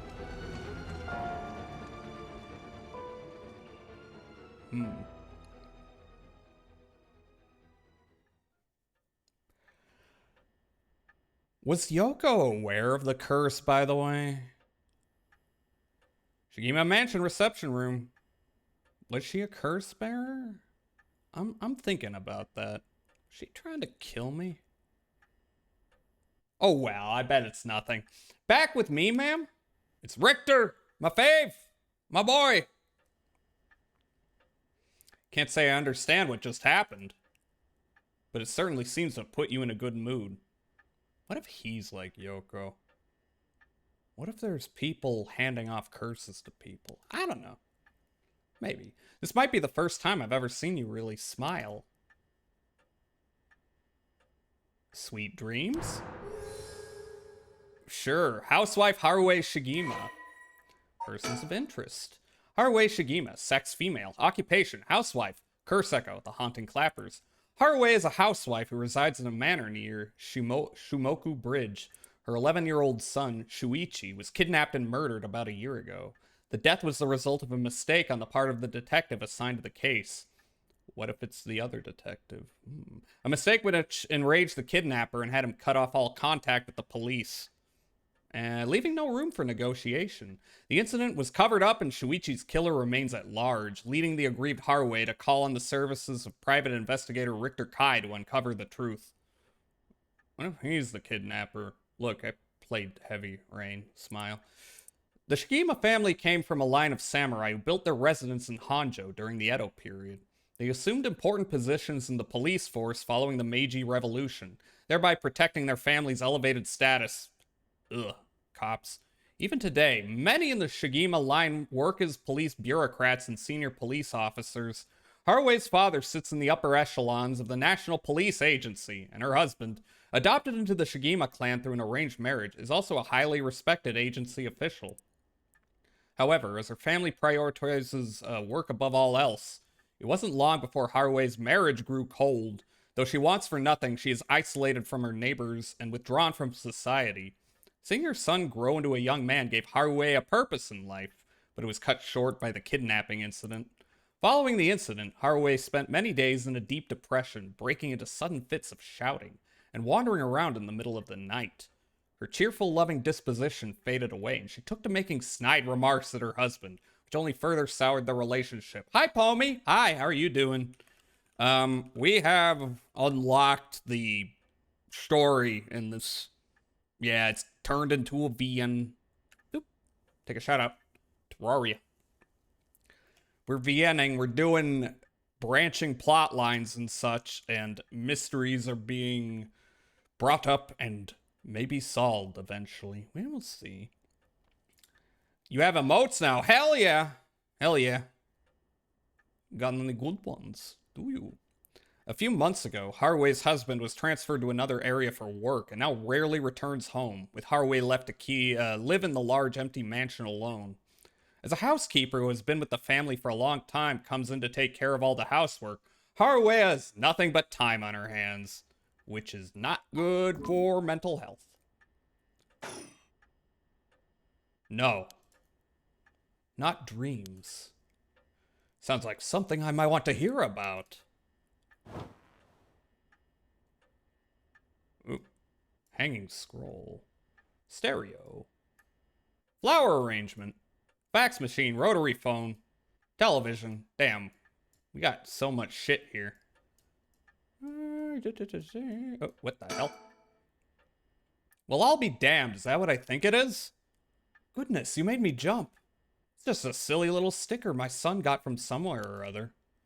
He put it up just before, well, you know what happened. I still can't bring myself to take it down.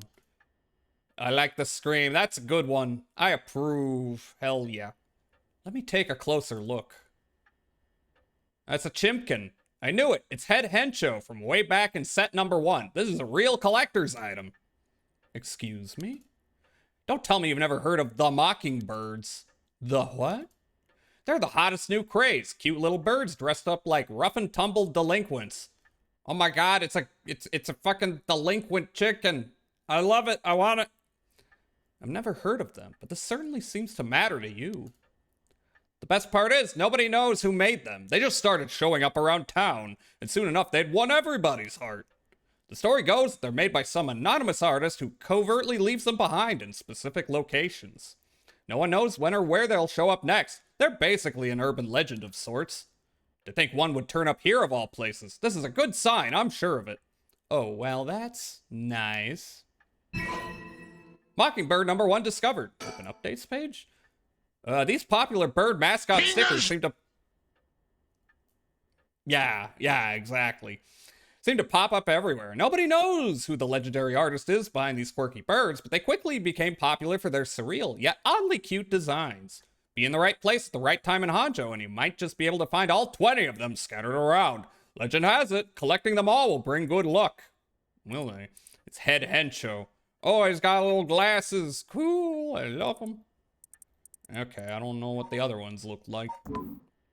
I gotta collect shit. Stereo. A stereo unit with separated speakers designed for home use.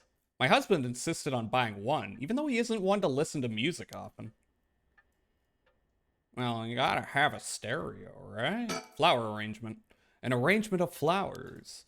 We bring in someone to do it. I don't even know what the flowers are called. Hanging scroll. An old hanging scroll. I don't know who painted it. It's been hanging here since before I was born. No. Oh, guest table. The guest table. I don't know where Father got this old thing from, but I've never liked it. I hate the table. Is there something behind you? No? Fax machine. A fax machine. It can send images to other places along the telephone network. Damn, this is set in old times. This is a period piece. I don't really know how it works. Most houses don't have one. I rarely find a use for it. What am I saying? There's still places that require you to fax, and I fucking hate it. Rotary phone. The telephone. This mansion has a private line. Yeah, we're hoity-toity. Oh, clock. The swinging of the pendulum echoes through the room. It feels livelier than usual with Richter here. Usually it's just me. You have a fax? That's cool. Oh, chandelier. The lights.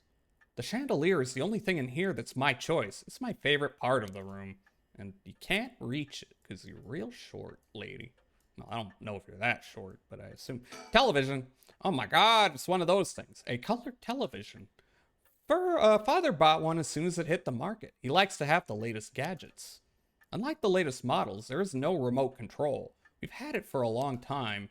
Back when it was new, we all gathered around it and marveled at it, as a family. But with Father and my husband being away so often, it quickly fell into disuse. Is your father the storyteller? Because that looks like his. It looks like his TV. I don't know. I'm making a bunch of predictions.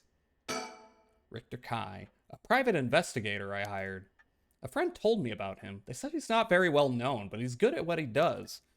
When I first visited his office in Oda City and saw how he dressed, I could hardly believe he was a detective. But after talking to him for a while, I changed my mind. He says some strange things at times, but he seems like the reliable sort.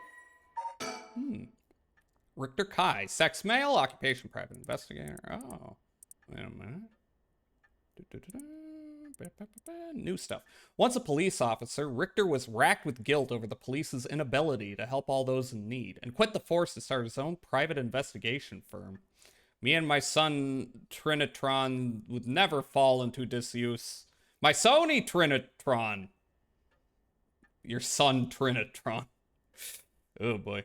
However, his soft-hearted nature leads him to take on too many cases and has put his office in dire financial straits. Oh boy. Real ADHD type shit. How he is still in business is a mystery, with some whispering that a wealthy patron is keeping him afloat. Is that me? Richter studied alongside Detective June Ario at the police academy. Oh, you don't say. Somewhat surprisingly, given his outlandish clothing and mannerisms, Richter excels at covert investigations and tailing his targets. He proudly refers to himself as an investigator extraordinaire, though that only ever succeeds at impressing himself. Richter's biggest source of happiness is nuzzling his pet female albino parakeet, Ernestine, which he keeps in his office. He also enjoys collecting mockingbird stickers, a popular line of merchandise, featuring birds inexplicably dressed like delinquents, and can be frequently sighted searching around town for them. While out and about, Richter typically leaves the office, and, more importantly, Ernestine, in the care of Amamori, a junior high schooler who volunteered to assist Richter after being involved in a previous case. Wait, is that the high school student? I don't know. What? Nope. Azure Heron Agency. This guy is kind of fucking obsessed with birds, I am noticing. Richter Kai's private investigation firm in Komata, Oda City. Originally, Kai thought to give it a simple name, like Kai's Detective Agency, but upon hearing that people are more likely to pick names listed at the front of the phone book, alphabetically, he decided to pick a name starting with an A. Alright, he's farming that clout. Thus, the Azure Heron Agency was established. However, it is questionable whether the heron, a bird of somewhat ominous significance, is an effective symbol for attracting customers. Even his own assistant has referred to the name as confusing at best. After all, rather than an azure heron, Richter keeps a white parrot as a pet, and dressed not in blue, but mostly in white. If there was a symbolic connection to be made here, it has surely been lost on all but Richter himself. Private investigator, also known as a private eye, is a detective who operates their own agency. I mean, I know this, but I'm going to keep reading. Although there are no formal qualifications necessary to become a private investigator, many are retired police agents or detectives due to the similarities between the work involved. At a glance, private investigation firms and inquiry offices might look similar, but they carry out different types of investigations. Inquiry offices specialize in conducting credit checks on businesses, while private investigators are generally involved in tailing persons of interest and gaining information surreptitiously. Yeah, are we done? Yeah. Let me bring you up to speed. We were in the middle of a chat when you suddenly started spacing out, and the whole time you were grinning to yourself like you just won the lottery. Care to tell me what that was all about? Well, where to start?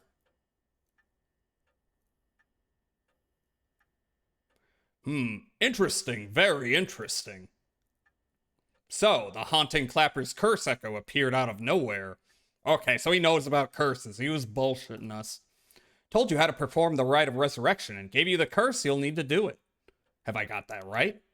That's right. So it's all real. Honestly, I still find it hard to believe. But I guess I have to now. Oh! I saw that curse stone appear in your hand myself. It looked like it popped clean out of thin air. With evidence that clear, there's no denying that there's some supernatural force at work. I am noticing that, like, everyone seems to have a, secondary involved with these. I don't know. I don't know. Mystery. Let me think. ... My heart's still racing. This is it. My chance. At long last. Chance for what? Chance for what? Yeah, keep talking. I don't think you quite understand.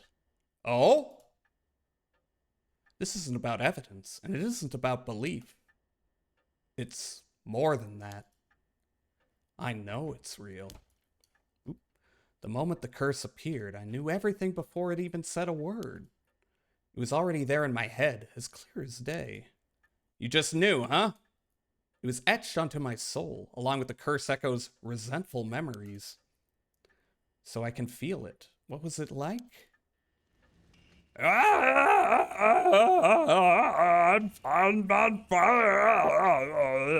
Dying like they did hundreds of years ago. Wreathed in flame, writhing in pain as my flesh blackens and my blood boils. I can feel it. All the agony, all the rage. It fills me with bloodlust. ... I think I need to kill someone. That's a normal thing to say. Anyone will do, just as long as they're carrying fire. I see. That could be a problem. You think so? From what I know of you, I was sure you'd see it as an opportunity. The stronger the desire to resurrect someone, the stronger the urge to kill. That's how it seems to me, anyway. Good grief, talk about a spanner in the works. I say we take stock for a moment, remind ourselves where we've come from and where we're going. That might be a good idea. Yeah, it's a wake-up thought. I need to kill someone. You ever wake up with that thought in your brain, like, someone's gotta die? I don't know who. They just need to be on fire. Okay. Anything new? No. Let's talk about the investigation. That's what you hired me for, ma'am. To look into your son's kidnapping last year. To uncover the truth behind the abduction and murder of Shuichi Shigema. Oh yes, I remember. They never did find the one who did it. That's what I'm here about today, in fact. Kind of you to let me drop by so late, by the way. I've been turning over every last stone, and I've come up with a grand total of 1 lead. So you said. As far as the police are concerned, it's a cold case, but I've managed to make some headway. I remember, you were just about to tell me. Files updated. The Shigema kidnapping. Overview. A kidnapping and murder case that took place in Hanjo, Sumida around 1 year ago. Haruo Shigema's son, Shuichi, age 11, was kidnapped on his way home from school, with a ransom being demanded that same evening. Initially, the kidnapping was thought of as a simple extortion scheme, but when it came to light that the Shigema family was closely tied to the police, and Shuichi was in fact the grandson of a senior official, it was quickly assumed that the perpetrator was acting upon a grudge against the police force. Understandable. The kidnapping was treated as a direct attack against the good name of the police, and a large-scale investigation was launched that used the best equipment available to trace phone calls. This made it all the more embarrassing when they were unable to catch the culprit, losing the public's confidence. The culprit grew cocky, relentlessly mocking the police force. After 3 days of failure after failure, Haruo reached a breaking point. Spurred by concern for her son, she resolved to hand over the ransom money as fast as possible. But her husband and father, who held the prestige of the police in high regard, refused, saying they would not let the criminal win by giving in to their demands. Damn, dicks. The increasingly frantic detective assigned to the case lost his temper when the criminal called to give an ultimatum, causing the culprit to never make contact again. Another week passed, and Shuichi's body was found floating in the Sumida River. Shuichi's death could be largely ascribed to the police's incompetence, but this was ultimately covered up with stringent media embargoes. The investigation was never closed, but the case has long gone cold. Wow. Everyone just fucked up. Persons of interest. Shuichi Shigema. Sex male. Occupation elementary school student. Curse echo none, because he's dead. The only son of Haruo Shigema. He was kidnapped and murdered 1 year ago. His body was discovered floating in the Sumida River. Shuichi was a conscientious, brave young boy who was determined to protect his mother, Haruhi, amid his father's frequent absences. Who would have thought? Indeed. He dreamed of becoming a police officer, and displayed diligence and an impressive sense of responsibility from a young age, likely due to being raised in an extremely strict environment. Born in the early 70s, he spent his days immersed in various activities and studies, including playing piano, learning the abacus, taking English lessons, and training in kendo. Shuichi's tendency to put other people's needs over his own meant he died without ever telling his classmates how much he longed for them to all go out on a hunt for mockingbird stickers. Oh no. They never did it. They would never know. Nah, okay. Still thinking the same thoughts. Okay. About the right of resurrection, about the kidnapping, about the investigation. You know, we still need to figure out exactly what you want me to do. Tell you what, why don't I tell you what I found, and then we can make a decision. All right. Okay. Yeah, okay. Okay. What does that mean? Think? No? What do we want to do? About the kidnapping. I suppose there's not much point going over the kidnapping itself. No, I'm very familiar. Then I'll leave that for the files to cover and just confirm a few things about the case. The police traced the culprit's calls back to, let's see here, Northern Oryoko River here in Sumida City. That's quite a wide area. That's right. In the end, they never managed to nail down exactly where the calls were coming from. Inside the house! No, that's a different thing. But it was almost certainly the same location that Shuichi was being held captive. Since Shuichi's voice could be heard during the killer's calls, Northern Oryoko River is quite a distance from Shuichi's normal school commute. Factoring in that, he was seen at school, but went missing before he arrived at his house. It's likely that he was abducted by car on his route home. Maybe, but... Exactly. Shuichi was a clever boy. He never would have gotten into a car with a stranger. That's right. I was very firm about that. I know he understood, too. I even saw him warning the other children. God, this kid seems like a nerd. It's possible that they forced him into the car. The only issue there is there weren't any witnesses to the kidnapping. You can't bundle someone into a car with that many students around and not be noticed. But nobody came forward to say they saw anything suspicious. So, did they target him at some other time, or somewhere away from his usual route? Both of those seem a little far-fetched. Which raises the question, how did the kidnapper pull it off? He knew them. It was someone he knew, maybe. The police never managed to find an answer. In the end, they decided that the kidnapper must have just gotten lucky. Well, why not turn the problem on its head? Go on. The kidnapper managed to convince Shuichi to get into their car, but how? The only thing that makes sense to me is if they were somebody they would have a reason to trust. Told you! A teacher, perhaps, or a relative, or somebody else that he knew.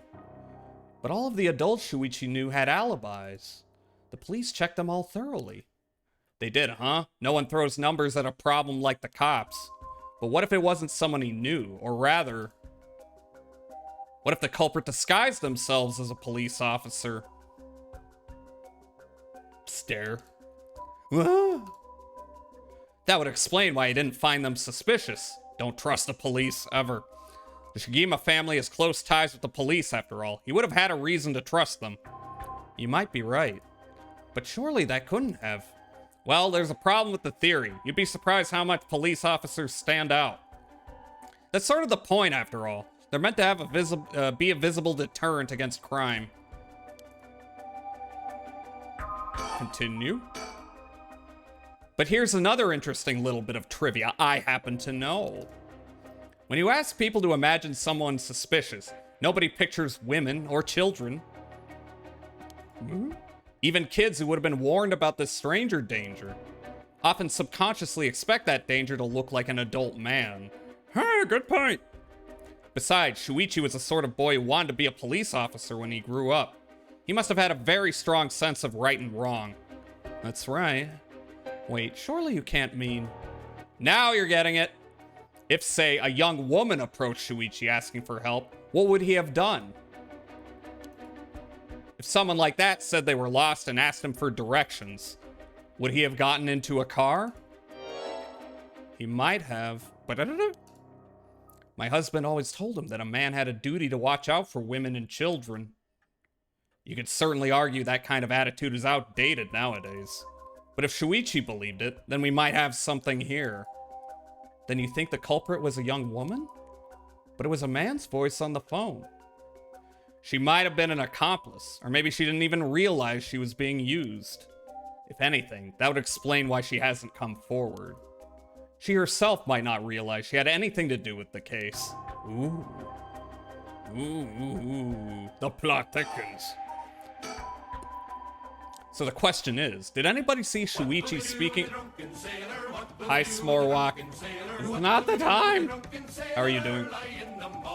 We're in the middle of a mystery here. How are you doing? I forgot it played the music. It doesn't have to. It doesn't have to play music. It could just do visual stuff. I don't know. Anyway, how are you doing? So the question is, did anybody see Shuichi speaking with a young woman on the day of his disappearance? See, what I said about people's biases, that goes for witnesses too. And I figured that maybe, if I started asking new questions, I might get some new answers. So I spent my day asking around Shuichi's school route, seeing if anyone had seen something. And one man thought he had. Do you mean he saw it happen? Well, I can't say that for sure yet. It turned out he wanted something from me, so he asked if we could talk in private.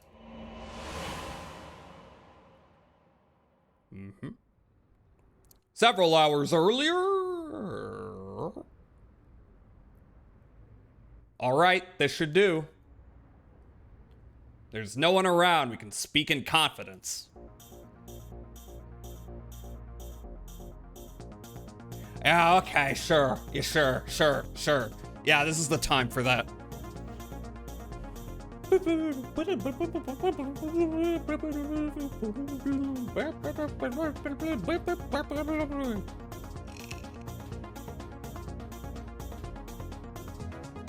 Why are you all forgetting how these redeems work? Why? Anyway. Excuse me, what was your name again?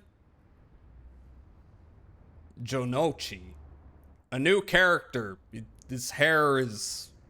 looks like Austin Powers. Got it. Well, Jonochi, I'm all ears. Just so we're on the same page. I'm not gonna do that. You're a private detective investigating Shuichi Shigima's kidnapping. Do I have that right? Of course. What else do I look like? Big heart, tiny brain, big ass, tiny dick. I don't know if that's true. How should I know what a private detective looks like? Oh, forget it. Look, I'll tell you straight. My life is in danger. I need your help. What the fuck? Bleh. You'll excuse me if that caught me a little off guard. Let me ask you straight. Who is trying to kill you? A student called Michio Shiraishi. Interesting.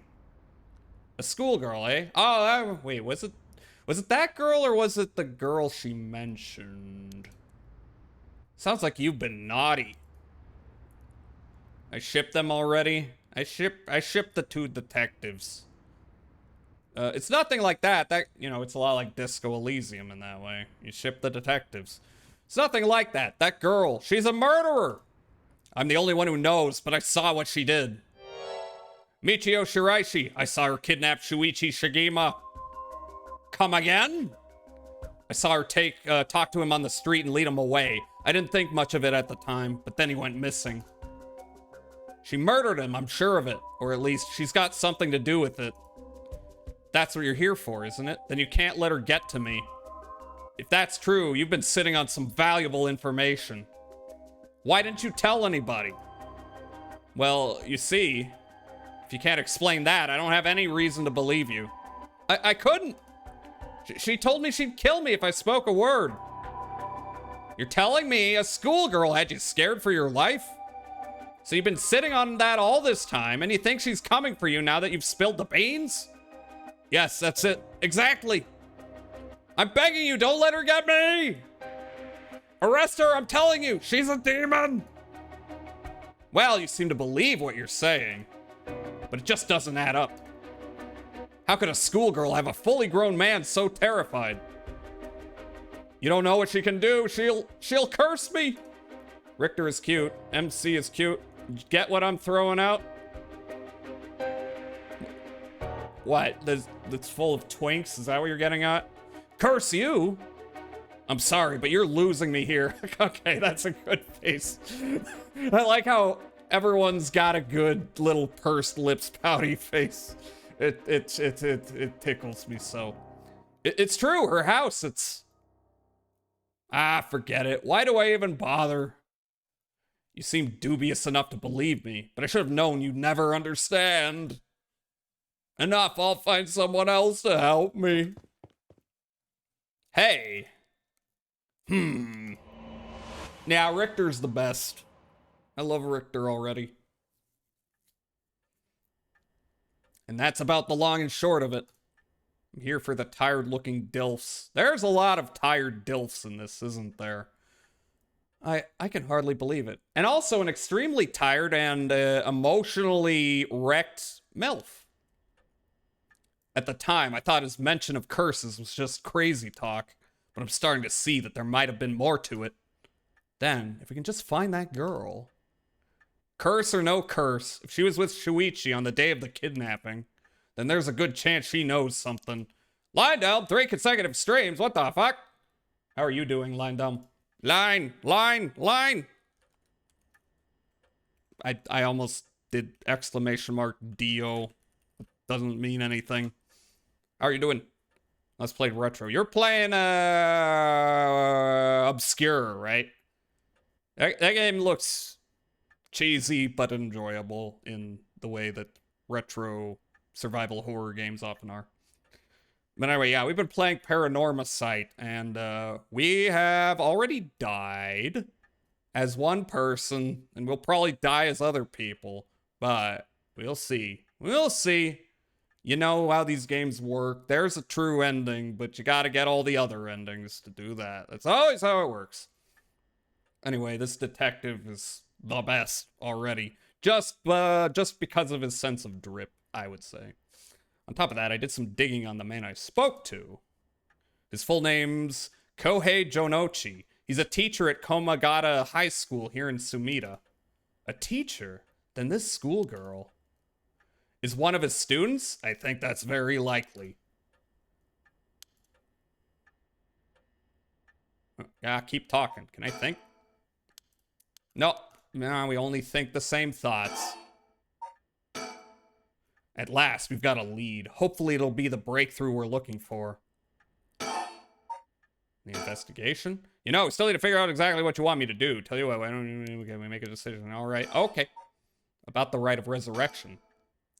The rite of resurrection, huh? I read about that in an occult magazine the other day. Apparently some old book showed up recently with all the gory details. And they say that the rite can be found somewhere in Honjo. I remember the first time you told me about that. It felt like my prayers had been heard. Like I had hope, real hope for the first time.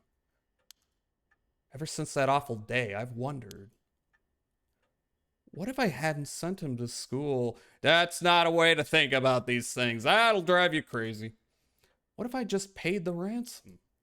Not a day goes by when I don't think that if I'd done something differently, Shuichi would still be alive. You can't blame yourself, ma'am. It was the culprit's fault, not yours. Though I know that won't help any. Grief is funny like that. I'm guessing that's why you're after the right. Guess I didn't need to ask. It's written all over your face. I can tell how much he meant to you. But, and this is a big but, heyo. If this ride is a real deal, using it will mean killing someone and stealing their soul. Is that a problem? Oh, icy cold. Ice cold MILF. If it comes to that, I'm afraid I'll have to stop you. Oh, that's a shame. A shame, huh? That's all? I'd thought, if I'm going to be competing with other curse bearers, then your detective skills might come in useful. What, you just assume that he'd be like, can you help me murder dozens of people? And he'd just be fine with that? Well, okay, she is a little loopy. You realize you're talking about ending someone's life, right? Don't you see an issue with that? That's another pursed little lip. But it's a little bit angry. I think any parent in my position would happily kill for a chance like this. Literally. That's so, is it? Dear, oh dear, what have I gotten myself into? If it makes you uncomfortable, then you won't have to get any blood on your hands yourself.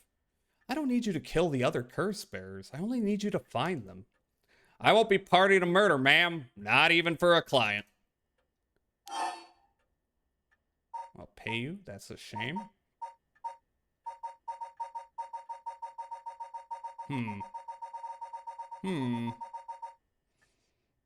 wondering if that's a shame means we try to kill him. Or if that just means, oh well. Pay? I'll pay you. How much can I give you to change your mind? Sorry, ma'am, but not everyone has a price. I've got my policies and I stick to them. I see. I didn't realize you were so stubborn. Let me say, though, it's not like I don't get what you're going through. As long as you're not killing anyone with your own hands, maybe I can help you out. What do you have in mind? Well, how about stealing someone else's curse stone after they filled it with soul dregs? No. Well, they're already dead, so you're not killing anyone, you know. Well, okay. Okay, I see. So it's a loophole. If that was all you were after, then I could lend you my services guilt-free. Well, we know that she's not gonna go through with that. She's gonna fucking kill people. We're getting taken for a ride. If the other curse bearers want to kill each other, then that's their business. I'm not trying to be a hero here. I guess there's no guarantee a stolen curse stone will work, but we can worry about that later. Well then, I suppose we have a deal. Although, what if I stole a curse stone using my curse? Would you disapprove? That would void our contract, ma'am. Just warning you now. About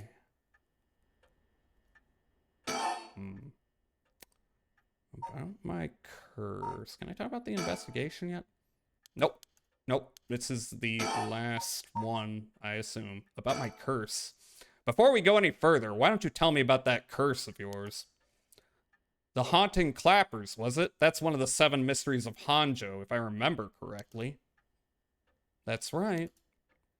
The original story did happen somewhere near here, I think. I'm sure I remember hearing that. In that case, my money would be on all the curse bearers being somewhere in Hanjo. Our first move should be to narrow them down. Some of them are bound to try and come for you first. We'll need to be ready. The curses make their bearers more willing to kill, so an attack could come from anywhere. That sounds sensible. And if I remember correctly, your haunting clappers can set people on fire, but only if they have a naked flame or a lighter on their person. Is that right? That's right. In olden times, wooden clappers were used to warn people of fire. I'm guessing it punishes those who don't heed the warning. Seems like a good curse to have. It's simple and straightforward enough to use. Although it's hard to say how it stacks up without knowing what else is on the table. You really think it's that good? The target can't do much to throw it off, and it is a nice long activation window. It's big that it works on lighters too. Just slip one into your target's pocket. And say that condition were already fulfilled before they even knew you're there. They wouldn't even know what hit them. Maybe I won't have to actually use it. I could just tell someone I could, and they'd have to do what I said. Threats could work, although without any proof, it'll come down to how convincing you can be. If only you could use the curse, then back out at the last second. At the last second? What an interesting idea. I have a lighter right here. We could try it now. Oh, no. Okay. That's an interesting proposition. Smile. But maybe not. I'm not quite crazy enough to make myself a guinea pig. Oh, I see. You're an odd one, ma'am, if you don't mind me saying. And I don't think it's just the curse. You flatterer. And I think it's going to be the same thing. Yep. As for what we do next, first of all, I think you should stay indoors. Try not to do anything spontaneous or outside of your normal routine. Investigation? Right then. Have you decided what you want me working on? Only with the right. Investigate the kidnapping.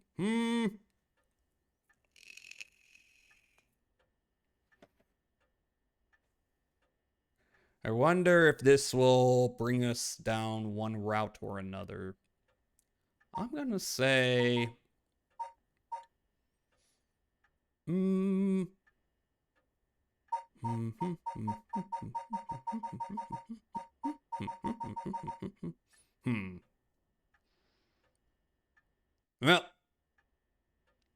we could start with murder and then move on to not doing murder. Bringing my son back is more important. I want you to help me with the rite of resurrection. Roger that, the rite it is. Odds are good that the others' curse bearers are also working by night. Anyone they kill under the cover of darkness won't be discovered until sunrise. I bet they'll be trying to do as much as they can before morning comes. So it's settled then. I'll look into the other curse bearers by night. And once the city wakes up and I can start asking questions, I'll investigate the kidnapping as well. I'll even try and find Miss Shiraishi as part of the bargain. Thank you, that's more than enough. Yeah. Now then. I should get to work. There's only so much time before sunrise. I'll call you if I find out anything new. You stay here and keep a lookout. All right. There's no telling what kinds of curses you might find out on the streets tonight.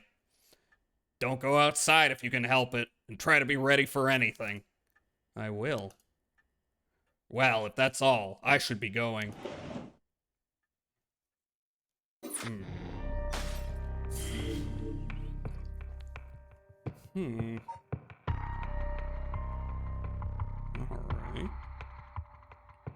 Alright. A nice thought. She sure is a nice thought. Am I right, fellas? Alright. Despite having obtained the curse of the haunting clappers, Haruo Shigema is determined to use the... Oh, it's been 6 hours. I want to keep going. No? No? No? No what? No? No? Glue? No? No what?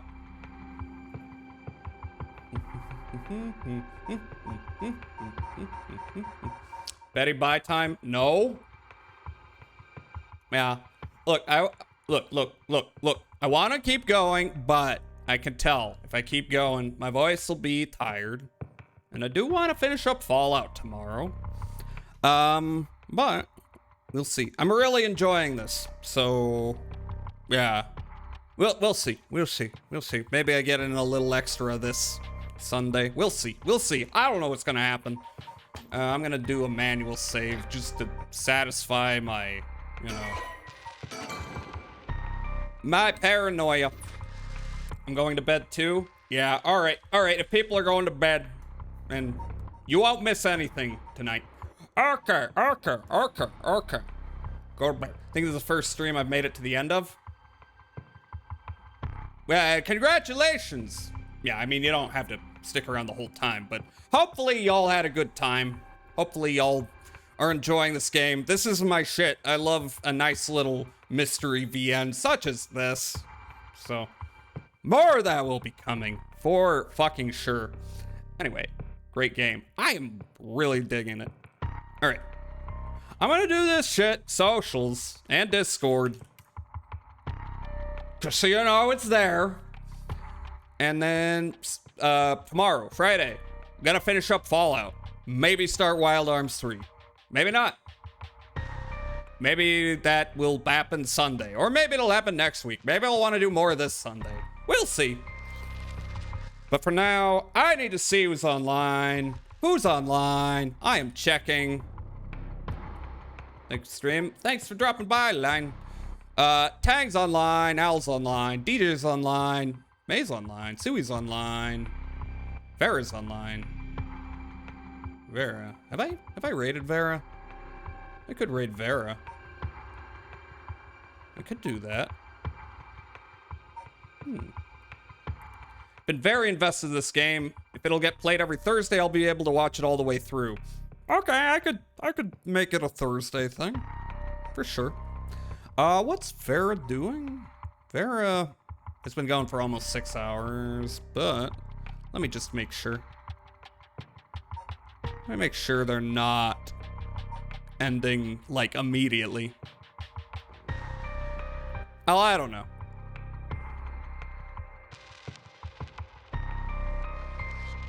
Playing Star Garden.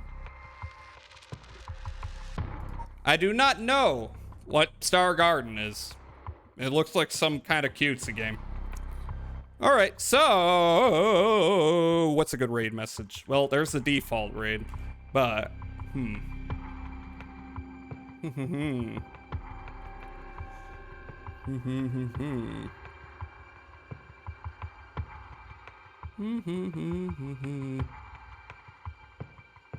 how about we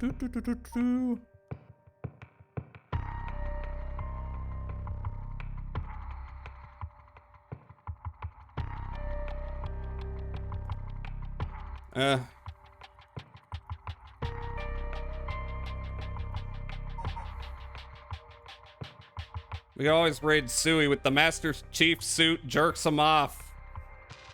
Nah, I've raided Sui. I don't think I've ever raided Vera. I wanna raid Vera. Vera's very cool. The curses and conditions have already been met. Okay, that could work. I could do that. I was about to say murder mommy raid, but that is stupid.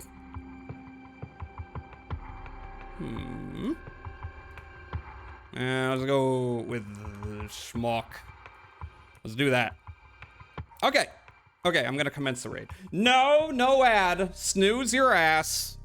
Even though I could probably do it before that happens. All right, I'm raiding Vera. I met Vera at Offkai. Very nice person. And I'm hitting the key. I think I first saw Jazza from Jazza raiding Sui. Nah, I'll raid Sui. What's Sui doing anyway? Oh yeah, Hollow Knight. Yeah, I mean, nothing against that. Nothing against that. Hollow Knight's a good game. And like, I'm sure Silk Song's also good. I will maybe play Hollow Knight on stream one day, but not for a while. I don't need to worry about the hype right now. I got other things I'm doing. Good night, Alki. Good night, Glue. Have a good one. I'm gonna see y'all tomorrow for the last of Fallout. It's ending. And I need to go rest my larynx. So, take care. Be nice. Be nice. I got nothing else to say. Bye-bye.